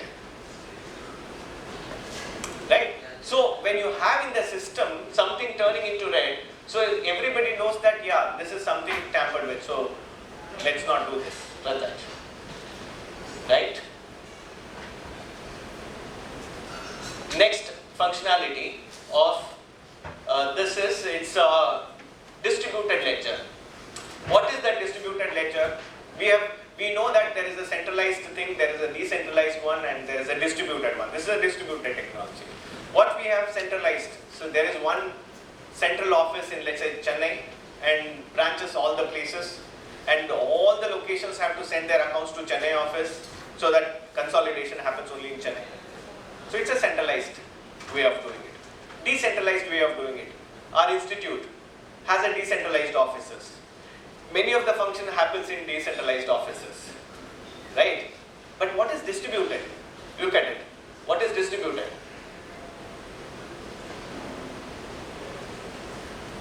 The first one is centralized. Second one, decentralized and distributed. In centralized, if you look at something happens to a central location, all the data gets lost. Right? In centralized, something happens in a centralized location. If somebody hacks the centralized server, everything gets lost. In decentralized, only to those zones. But in case of distributed, only that particular computer gets hacked or whatever it is. But then the replica of the data of that computer are there in many other computers. So literally, the question of losing the data will not arise here in a blockchain environment. So that is why it is a distributed ledger technology. So one of the application of this blockchain is this cryptocurrencies. Because it is so strong cryptographically, so therefore it was utilized in cryptocurrencies, which I do not want to get into the details at this point of time for obvious reasons. And there are different types of blockchains. One is permissioned blockchain, one is public blockchain, and a permissioned blockchain. Like a cryptocurrency is a public blockchain. So anybody, all of us can become part of the blockchain. All of us can become, nodes, and we can verify the transactions. And 51% of us say that yes, this transaction, this is right. Then it gets added to the block. So there is a consensus mechanism. Another consensus mechanism with the participants. With all of us. How do you enroll a participant in a blockchain? Sir, blockchain again depending upon what is the requirement. For example, in a cryptocurrency, let us say. So let us take a simple example. I want to remit salaries to the respective employees in their bank accounts. Yes. Okay. Sir, one of the thing of a blockchain which we are going to discuss now, implementation of a blockchain is advisable where you have a multiple approvals required. One of the requirement. If it is only from one approval required, blockchain is not a good solution to provide. So therefore, in a salary kind of a situation, it is not suggestible to bring them on a platform. But I'll give you one modified way of doing it because you're employee related. I'll bring another aspect to it. For salaries, it is not recommended, which we'll come to know that why it is not. Because for a blockchain to happen, to effective utilization of a blockchain, the controls have to be with the different people, and they have to have a different system. Somebody is using Tally, somebody is using ERP, somebody is using only Excel. So in an environment as complex as this, the blockchain benefits are more. Now coming to this example, what sir was mentioning, let us say an organization which has got 7,000. I'm only looking at how to create one simple blockchain. I'll give you, that's exactly what I'm going coming to your example, sir. Just to, it's a standing on the, thinking on the feet, this particular example, because the salary may not really suit, therefore I'm not taking that example. Let us say 1,500, 2,000 employees in a particular organization, and that organization has to resolve these employees' administrative issues, IT issues, their personal issues. There are so many things that they raise by way of a ticketing system, right? So let us understand now, organization, employees, outside vendors, all of them coming together on a blockchain. This is an example which we can take and understand. So it's a complex because it's not only one issue they are trying to understand. Employees, administrative issues, somebody's laptop is not working, he is complaining, toilet is not functioning, water is not coming, he is going to complain. Tickets are being raised for each of these things, and 1,500 people. And for these ticketing, there are so many vendors are there to attend to these things, and so many approval processes are there. Isn't it? If somebody has to buy a laptop, not that he can order, there are approval systems. So in an organization where it has got so much of a complexity, so let us assume all of them have come on a blockchain. Now what happens? As I said, the minute employee has raised a ticket saying that my laptop is not working, so it's a 5-year-old. So the organization policy is more than 3 years, you have to replace the laptop. So therefore, the minute he raises that particular request, so the people, vendors, all of them are there on the system. So they know that this particular person has raised a request and his laptop is more than 5 years old. So therefore, this laptop has to be supplied. Like that, maybe 10 of them have raised, the vendor knows that 10 has to be. So meanwhile, the processing happens here. Somebody has to approve it, and by the time it reaches him to deliver, he is ready with the system, he comes and delivers it, and employees agree that yes, they have received this particular thing. The minute they say they have received it, payment automatically gets debited in from company's bank account, gets credited to their account. This is just a simple thought process of how a blockchain can work in a situation as complex as. Today it is already there. Now why you are calling by a different name? Yes, today it is there. It is there. It is there. It is there. I do an online transfer. Correct. And the file is encrypted. Absolutely. So what is the need for such a blockchain? Absolutely, you are right. You are right. But in a ERP, your organizational environment, outside vendors are not there part of it. No, for outside vendor, I am doing encryption. No. You are doing encryption. You are doing encryption. Information sent to him is encrypted. But here the question is, do we have this blockchain and do we have this information, what has been sent to them? Do they get real time as soon as we have done it here? Do they get it? No. Yes, yes. It happens. That is true. Online. Yeah. And one more thing also. There is a clear of KYC of that particular beneficiary, whether it is employee or a vendor. It's a clear validation of that. The KYCs are done, names, etc., account numbers, etc., completely validated by the recipient. Okay, I'm not calling it by any name at all today, but it goes with all kind of protection. Correct. Okay, so what is it as a blockchain is going to come and help me, or rather, where it's going to make a difference for me? Correct. That is what's the basic characteristics of a blockchain. Where it is going to help is, one is it is immutable. One, today we have created a purchase order or whatever it is within the system. There is always a possibility from back end you can do anything correctly. So that is not possible in a blockchain environment. In a system which I have created ERP, I have done everything, and tomorrow if I have to do it at the highest level, if I were to take and the back end if I have to change, there is always a possibility. But in a blockchain environment you will not be able to do it, one. And second is it's almost a real time in all of them when they are there in the blockchain. And secondly, third important is the consensus mechanism. In a consensus mechanism, if you have to understand, in a environment like in a cryptocurrency, where the blocks are getting added every 10 minutes into that. So once you create a block, it has to get added to that block, right, in the blockchain. So the participants in that, at least 51% of them have to approve that particular block. Only then it gets added. So this consensus mechanism, it is called proof of work. So let us not get into technicalities of those things. That proof of work, once it is accepted, only then it becomes a part of the entire system. So from that perspective, if you look at, as you rightly said, when you are looking at, sir, from ERP system, or for that matter, from IoT devices, we can do it. Whatever this problem what we are trying to solve, from IoT devices also we can try to solve this. No, we are not talking about device.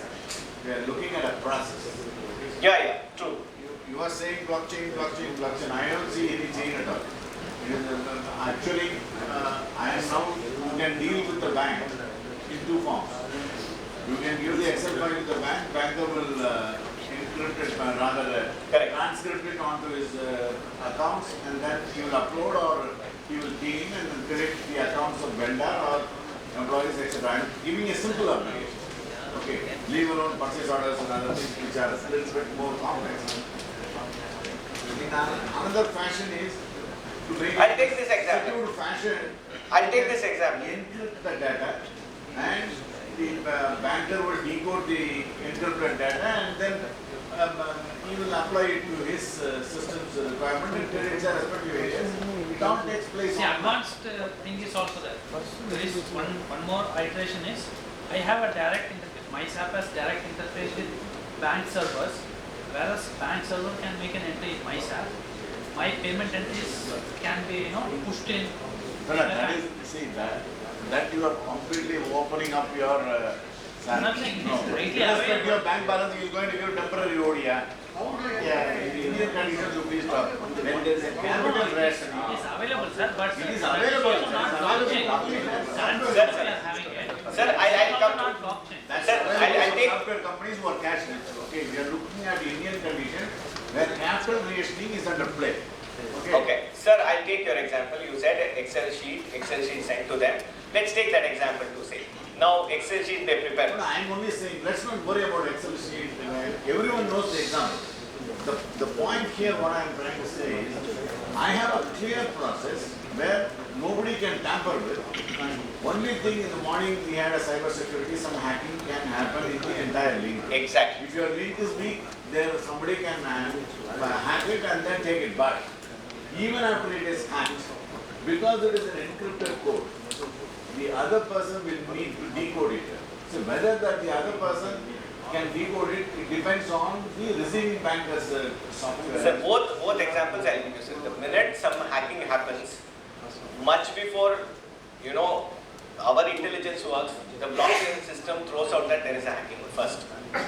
The second thing, what you said about Excel sheet, let me take that Excel sheet itself as an example. Let's take an Excel sheet. How do we do it in our environment? Instead of bank, let us take in our environment. We take Excel sheet, We prepare our financial statement, send it to client, version 1. Client says, no, they do these changes, version 2 he sends. And we modify it and then send it back version 3. He says, okay, go ahead. Then it comes as version 5. And this is sent to our partner, and he comes out with this and version 5, version 6, and it is ultimately sent.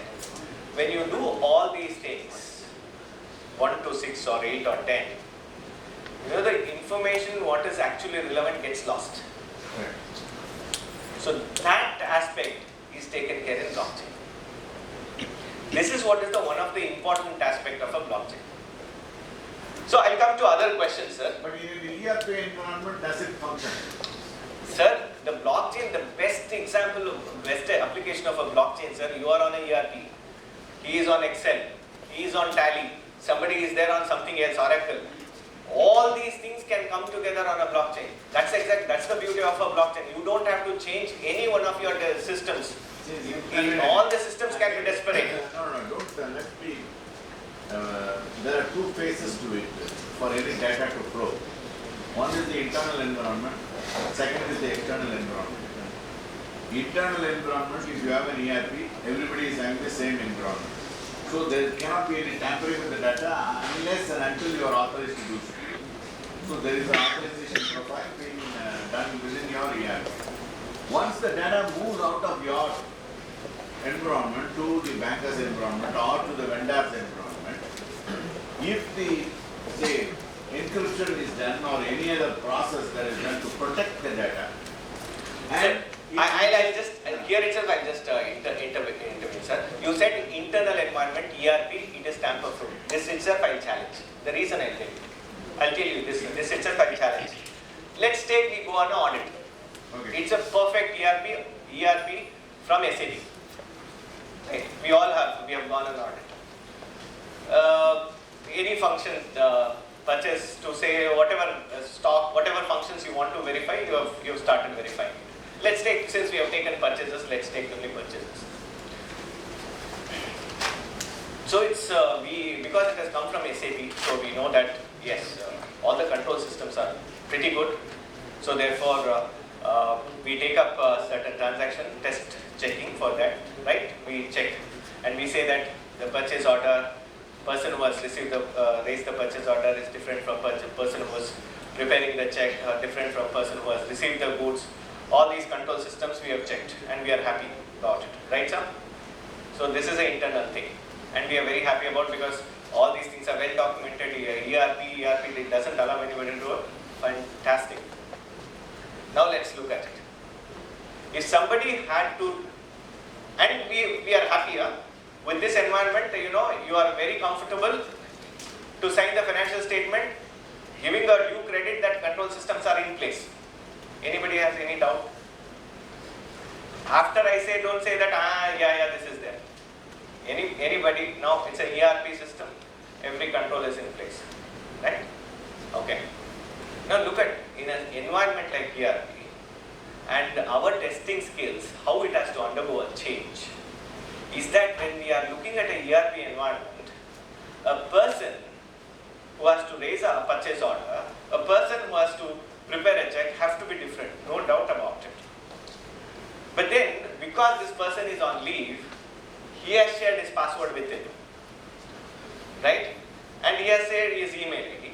All the transaction, all the 10 transaction is done by only one person. Now, you don't go on a surprise visit on audit, right? Do we go on a surprise visit to audit? We publish well in advance. Next week we are coming. By next week, everyone is present there in their chambers. They are doing their duty. You have verified it.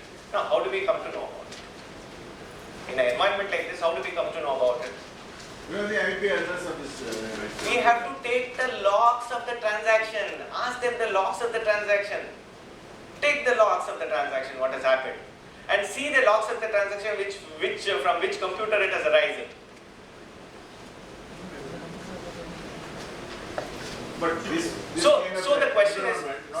First of all, before you audit the exact processes, you need to audit their manner of giving authorization profiles and how it is fixed. See, Giving a password is clearly making that person vulnerable for action. So correct. No. My That is the question only was, thing. No. As far as an audit is concerned, you have to audit every process. It is not that the work of one is checked by the other. No. That's not the only thing. How do you set your profile? Who is the person? Sir, for this I can give you one more example. But that's not the question of discussion. So I will not. It is not like that. I am only saying. Yes, sir. See. Yes, sir. Your blockchain cannot identify this. From which ERP, from where to where will it identify and throw it? Sir, the question is not that blockchain will throw up something. It is not the question of. Rather, what we should look at for say under any environment, whether Indian or outside. If you have say set of systems already in practice and that system is in vogue completely at various points of time, then we need to look at vulnerable areas where the controls are going to get lapsed or controls are going to go away. Hacking is possible, tampering is possible, all kinds of possibilities outside that environment only. Okay, sir. Agreed. So we'll go to the next thing. So, in fact, one of the important aspect of blockchain is the smart contracts, what it can execute. Smart contracts is something, invaluable contribution of a blockchain environment is the smart contracts. The smart contracts, as it suggests, it's a self-executing contract. It's a self-executing contract of upon completion of certain terms, it gets executed automatically. For example, let us say winning a bet. So winning a bet, I have won a 5,000 rupee bet. So if it is from a friend, it is easy for me to collect it. If it is from others, then 5,000 rupees would be challenging. So therefore, if I don't trust that person, so I'll say that, okay, I do not want, but both of us let us deposit 5,000 with a neutral person. Whoever wins, that 10,000 will be given to him. This is one way of looking at it. But even in this case, suppose the person who has taken that 10,000, if he runs away with that 10,000, so we don't know, right? So the situations like this, there is a executing these self-contracts get executed. These contracts get self-executed in an environment like this, where a person wins, automatically one person's account gets debited, one person's account gets credited. So I'll give you an example of a chartered accountant firm. In a chartered accountant firm, how we can do this smart contract. Just for an example, I think, I'll get into that. There is an example which I'll demonstrate it. So now, looking into blockchain and the traditional databases. Now the question is what is blockchain? Is it a database or is it a software or is it a network? What is this blockchain is all about? Some ecosystem, network ecosystem, a common platform. It's a common platform. What it is? Is it a software? It's an ecosystem. Or is it a system where you store it is everything. As you rightly said, it's an ecosystem, which is it's a software, it's a server, it's everything. It's an environment in which all these things exist. That is what is the blockchain. It's right. In fact, if you look at, therefore, from a traditional databases to blockchain databases, what are the changes? In traditional databases, the storage is in a centralized server. In a blockchain environment, the entire data gets stored in multiple nodes. It gets stored in multiple nodes. As we saw that earlier, even if one node gets corrupted, you have information available in plenty of other nodes wherein you can retrieve those things. Exactly. You got it right, sir. So, then in traditional databases, single central authority is there as far as single central authority. In case of a blockchain environment, multiple participants with many responsibilities, many authority levels are there in a blockchain environment. And in case of a transparency, it is known only to a centralized person who is holding all the data. He only has the information about all the data. But in case of blockchain environment, transparency is present. Everybody is able to know the shared data. The data, digital ledger, everybody will be able to see that. And as far as security is concerned, data stored can be edited or deleted, which we saw while having a discussion. We understood that how it can be shared or deleted, modified, which is not possible in a blockchain. Yeah, please. Sir, I have a doubt. Given the current technology, how you can think that data storage can be in all the members' computers? For example, if there are terabytes of data. That is one of the limitations, of course, of our data. One of the limitations, no doubt. But the question is, that limitation is there now. Every systems are becoming strong day by day, right? Today you don't find a computer which is less than 1 terabyte system. Cloud-based is the entire concept of this. Where is the question of physical? Yeah. See. So the one thing is about the requirements. We take the example, Sir came with a very simple example. I'm not sure if such a complex technology is applicable to a simple payroll process or anything. That's what I said. It is not possible. High-end technologies which are used by multinational banks for trade settlements. Yes. Probably take an example of HSBC or somebody who for an high-end customer making an export transaction. We have done. There is a this thing on that. There is a 7-day cycle of how the payments go, bill of lading, every documentation. And there is a geographical difference, time difference. With all that, where this can work effectively. Now the question is, what about the customer's requirements? Suppose between Deutsche Bank and HSBC Bank, they may have the enough capabilities to run this. Now say I am an MSME customer who is exporting. Then what is my requirement that I can come into this ecosystem? That is a very basic. Yeah, absolutely. It's a good question, but the ecosystem is created by those banks. Ecosystem is created, we are only participants in that. That's it. We don't have to create anything. We have our system. They'll make us a part of their ecosystem. That's it. We are there in the part of that. So by being a part of that, we become, aware of what transactions are happening, depending upon what are the rights that are given to you in that blockchain environment. You will be able to see only that information. You are able to participate only in that decision making. How to adopt in a small businesses? I have an example. Even for a chart accountant firm, how we can do it, I have an example. I will show you that. Okay, this we have taken, this we have discussed. Okay, when you have to use this, blockchain, some of the things that we have discussed is, in a blockchain, if you have to use, one of the important aspects is it is not one-on-one. Many participants have to be there. If you have to make the blockchain useful, there have to be many participants, more the merrier, so that you will be able to unleash the power of a blockchain only when you have a multiple participants. And those multiple participants are on a different systems. One is, as I was telling earlier, one is in Excel, one is in Word, one is in Tally, one is in ERP, different systems, and all of them coming together and multiple people and having different controls with them. They are the one where you can bring them all together on the system. There you will find the benefits of blockchain. And this is one of the things for you to advise client when to go on a blockchain. Second, the entire process is time consuming and it is linear process. One after the linear process, the approvals are going to take so much of a time. Is the time when you have to think of a blockchain, because it cannot one after the other, it has to happen. When they come everybody together, so the last person will be ready by the time it reaches information to him, because he's part of the system. He knows when the transaction has occurred in the first instance itself. And then we have a system where if there is a transparency that is required in the entire system, because multiple participants are there, the transparency is what is required. For example, in a place like our voting, we have to look at our voting and whether your voting is counted or not. We had that issue. Paper trail has to be used for this, or all these things were there. Let us say for a minute all our voting was there on a blockchain.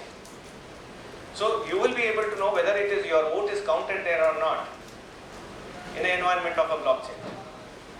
Right? So where transparency is required, we have this. So this is one of the examples, as I said.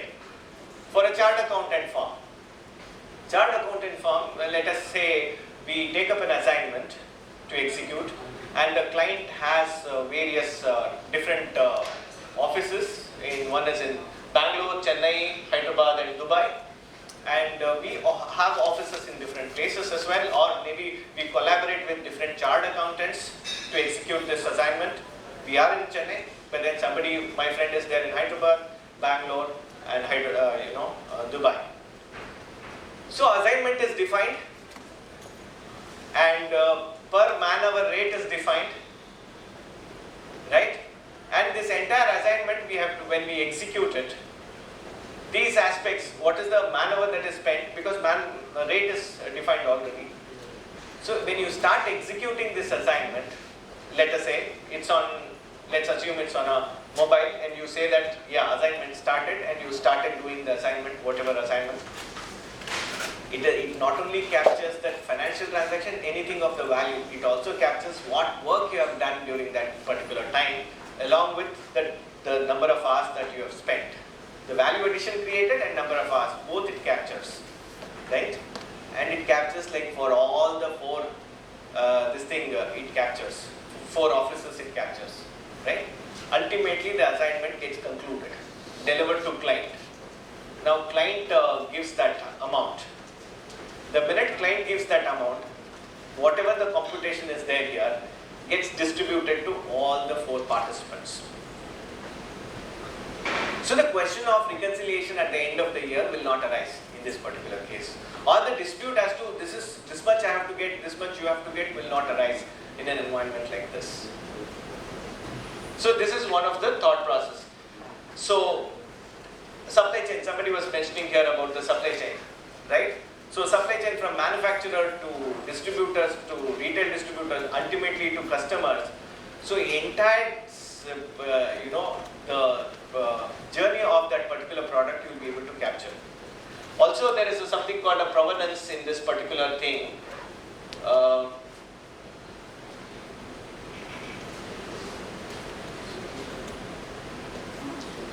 Product life cycle, where starting from, as we were discussing about a diamond, which we said, yeah, it's a diamond. How do we get to know that it is a diamond? Today it is done on a trust basis. But an environment like in a blockchain environment, when that particular diamond is mined, it is tagged with whatever the value of what has been done on that process that has been done, where it is mined. From there, what is the process it undergoes. From the processes, the wholesale distributor and the retail distributor, ultimately to the customer. When you get that, the QR code is what you have to read to understand from which mine it has come, whether it is from South Africa or whatever it is, all can be done. And we know that it is immutable. So therefore, the amount what we are paying is not on trust, but we know that it is a fact now. So the trust is delegated to the system. So now the question is, how do blockchain impact chartered accountants? And what are the opportunities for chartered accountants in a blockchain environment? See, as I said, just now one of the example also we just took.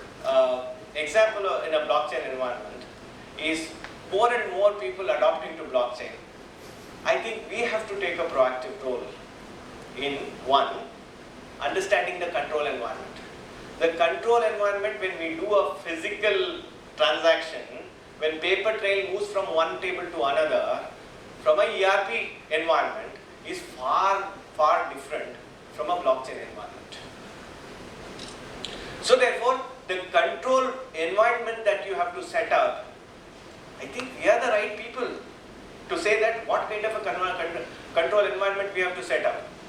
Huge opportunity is there for chartered accountants.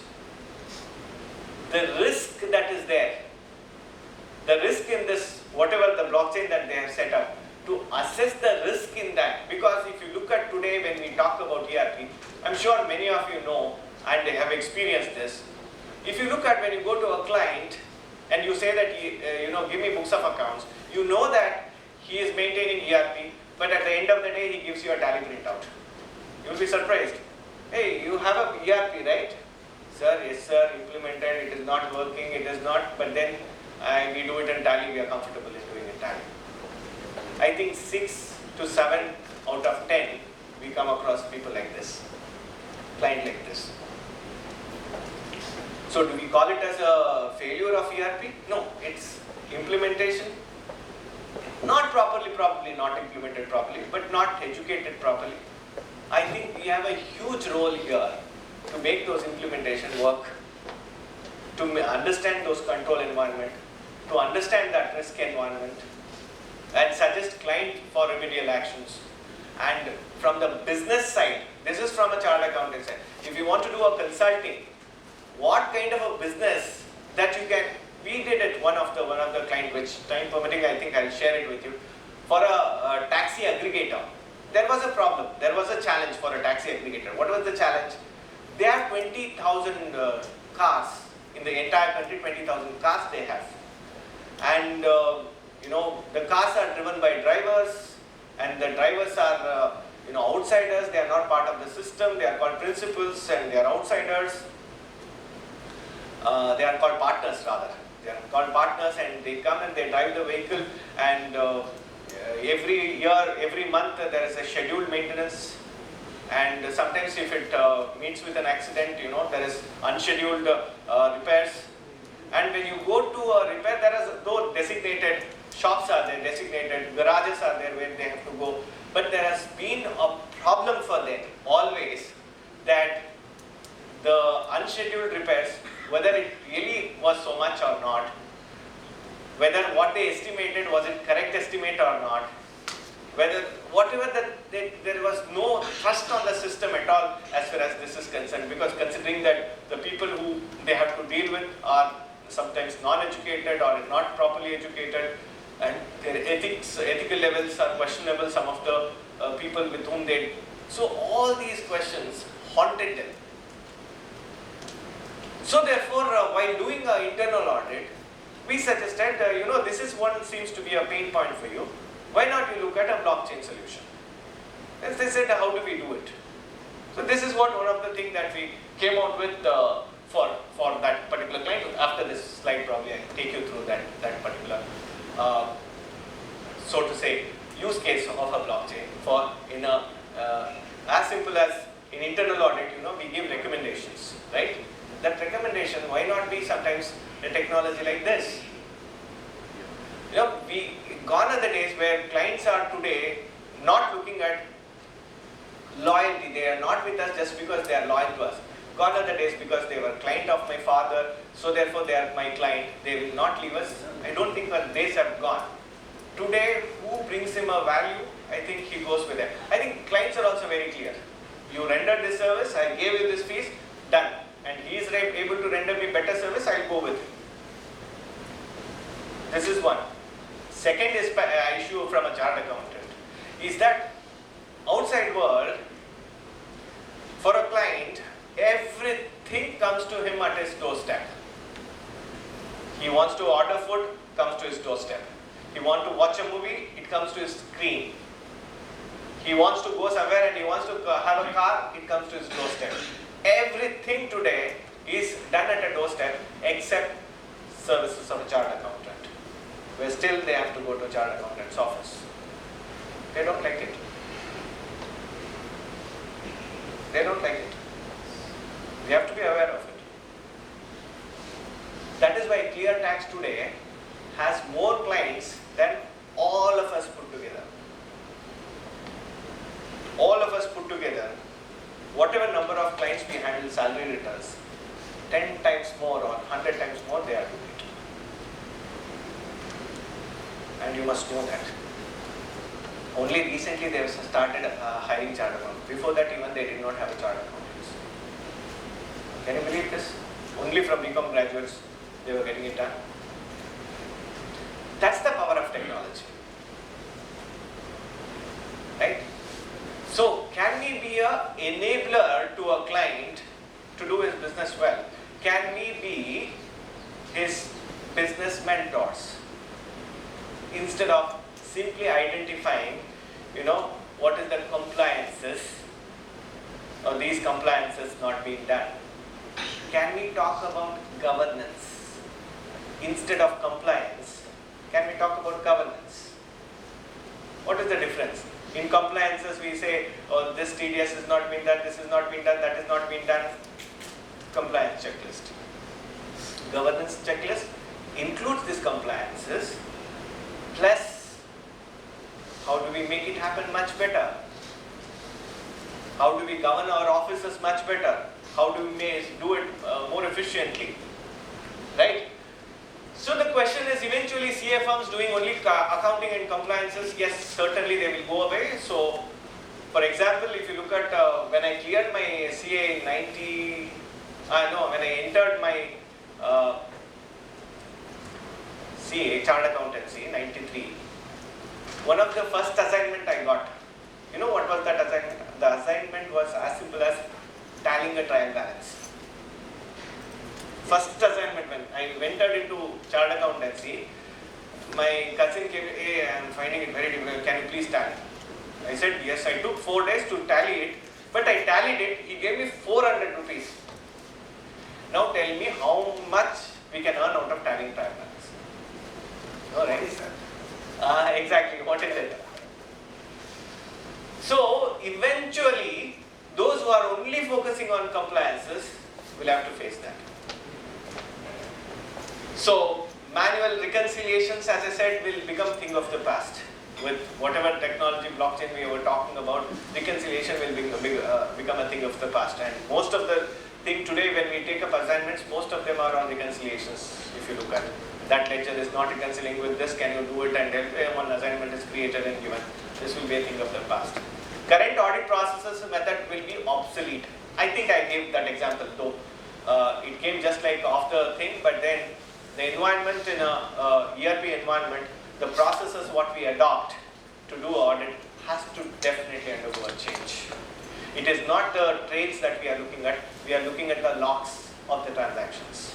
And that is where we are looking at the controls that are embedded in it. In fact, one more example, one more we did for one of the client was that, I think it was there circulated in video, but in a different form it was there. But what we did was, we wanted to test in that environment it was a retail, and we said, you know, how strong is your system you would like to see. And we changed the price tag, high value to low value, that exchanged. And then we allowed some of the people, our own people, to go and purchase those things and came. Ultimately, when it was all purchased, when we were, the team went out, after paying the bill, the worth 1,12,000 worth of goods were carried out of the system, out of the retail store. They ended up paying, I think, around 15,000 or so. So in fact, then came a new this thing for us. What is the value of common sense in the world of artificial intelligence? You know, common sense still matters, which only we can bring into it, right? So still there is. So what is that? How we have to change that? Because the person who is sitting there, who is scanning it and selling it, they will not apply our mind. So we can certainly bring in a value there. Ethical issues, we can bring in a value. For example, today, the ethics in doing business is getting blurred. Not that it is deliberately. For example, let me put it in one of these taxi aggregators meeting when we were there.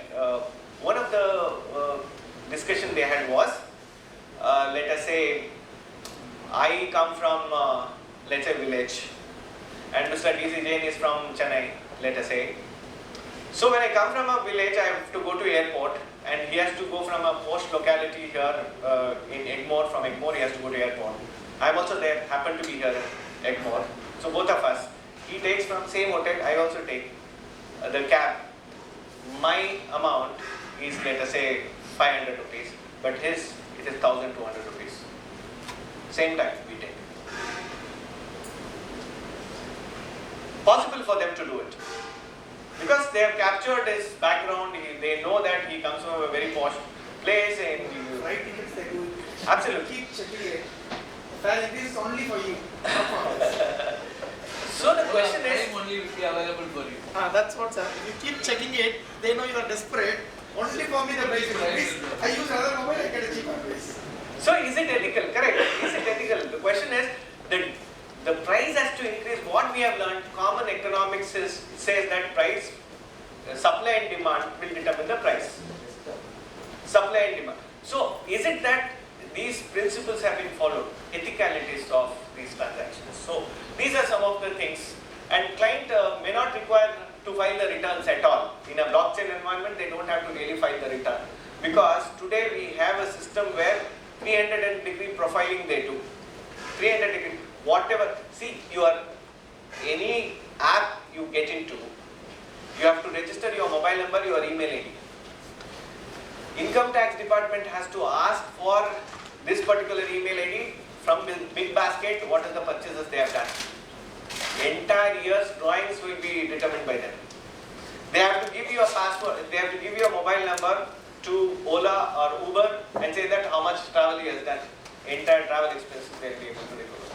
So where's the question of be recording those transactions? And today sales, in fact, GSTN, which is closer to blockchain, very closer to blockchain if you look at. Billing, each of the bill they are going to, we have to upload it. And in a system like this, a day will come where they will tell you this profit and loss, this is your profit. And when you scrutinize it, you will feel, these items I had forgotten. These items, yes, I did it, but it was not recorded. It is finding. So more than you, that systems will get you.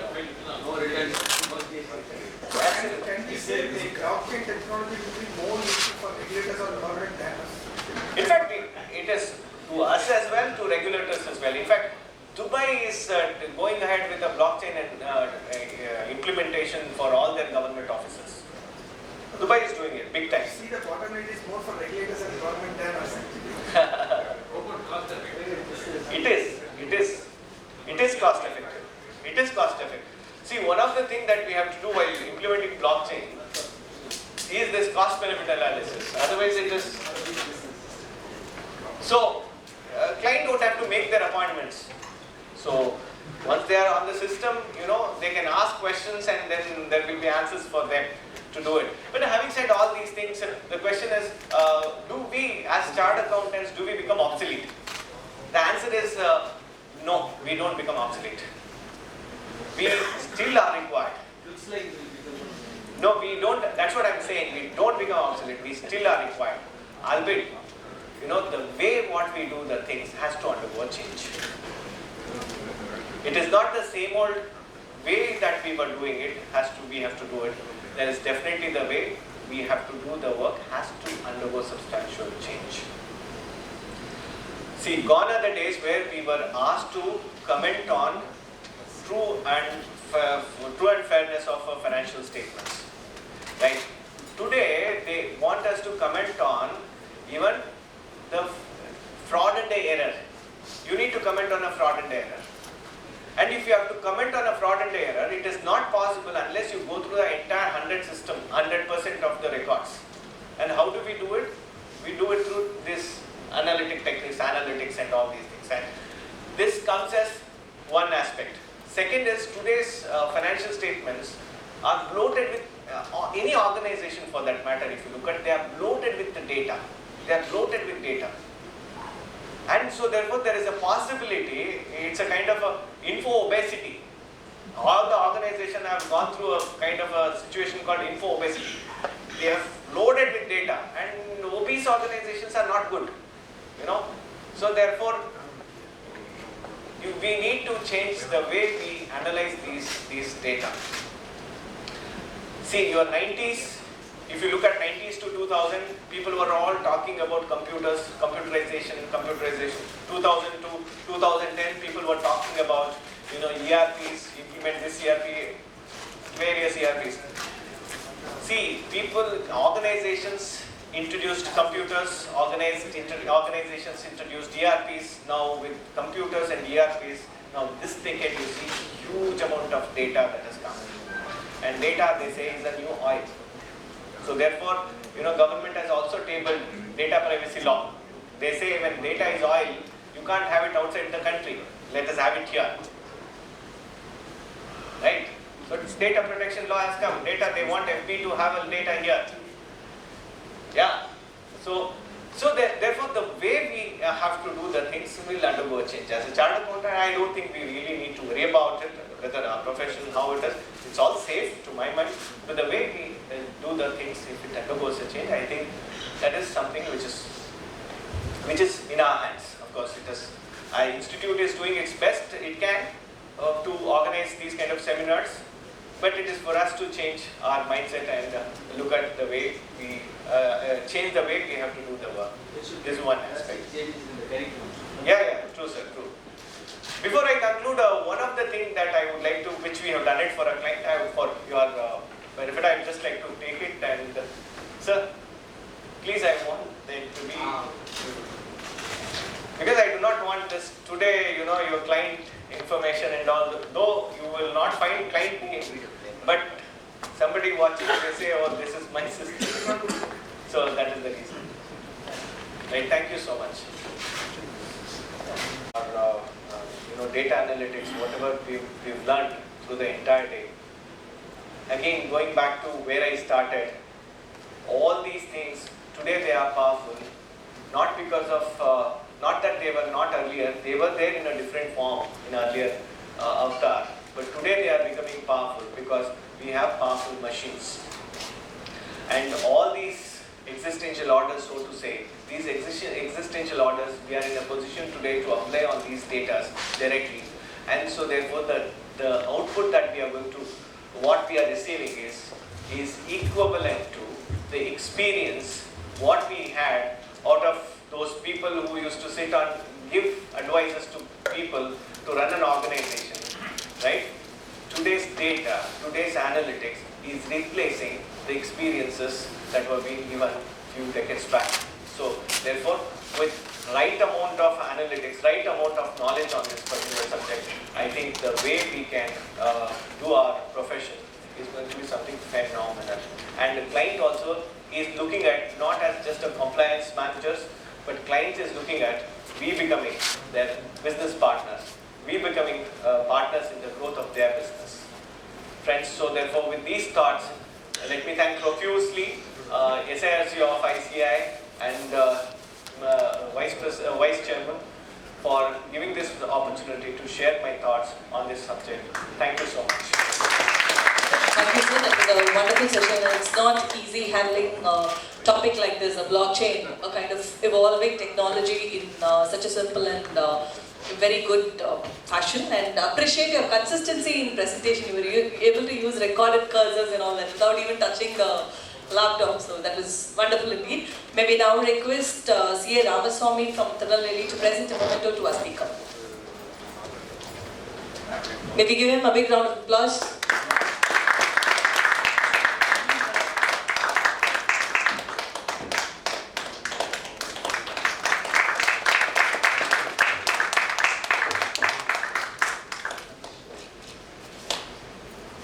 May now request CA Jain to propose the vote of thanks. Before I get into that, may I request CA Aparna to come and hand over a small memento to our MC who has kind of seen that the session goes through smoothly. On the stage, please.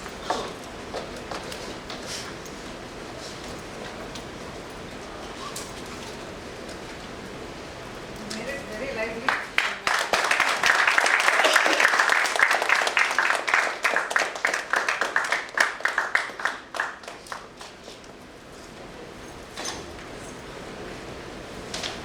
So all good things must come to an end. And before I propose my vote of thanks, there are few programs which are lined up on Infotech, which I thought I'll make an announcement. On August 10th, we have a breakfast meeting on big data and IFRS. So those interested on big data can have a small meeting attended. And on September 4, CA Deepak speaks on preparation of financial statements using Excel. And on September 5, Vinod Kothari speaks on audit features in Tally and using MIS for MIS tool, using Tally for as MIS. So these are the topics related to Infotech. And I would like to take this opportunity to thank, starting with our chief guest today, CA, Dr. Not CA, I beg your pardon, Dr. Santosh Babu. And thankful to Mr. Ramasamy and CA Kandavel, who were instrumental in arranging the chief guest for the day. Our speakers, Shri Mayuran Palanisamy from Chennai, CA Narasimhan Elangovan from Bangalore, and CA Sachin Bangalore, whose contribution more to see that we have a one-day program on technology. I also thank CA Abhishek, CA Sundarajan, CA Revati Ramanathan, who joined us today, regional council members, and our beloved chairman who mooted this idea and see that we'll have one coming every month or every 2 months so that our learning on technology doesn't drain. I also take this opportunity to thank the staff of SARC, the officials who made this program successful, to see that we get the maximum number of delegates, because generally the moment technology comes, our members think that this is not my cup of tea. And a special thanks to all the delegates who chose to spend a day for technology, on technology, and all the delegates. A special thanks to those who are seated here who waited till the end to listen to my vote of thanks. Thank you all. Thank you. The presentations will be uploaded in our SARC website. Yeah.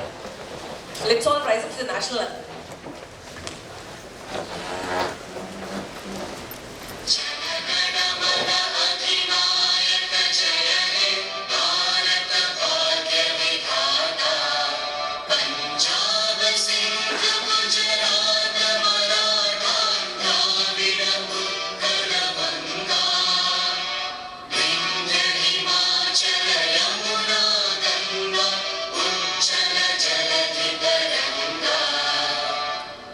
Show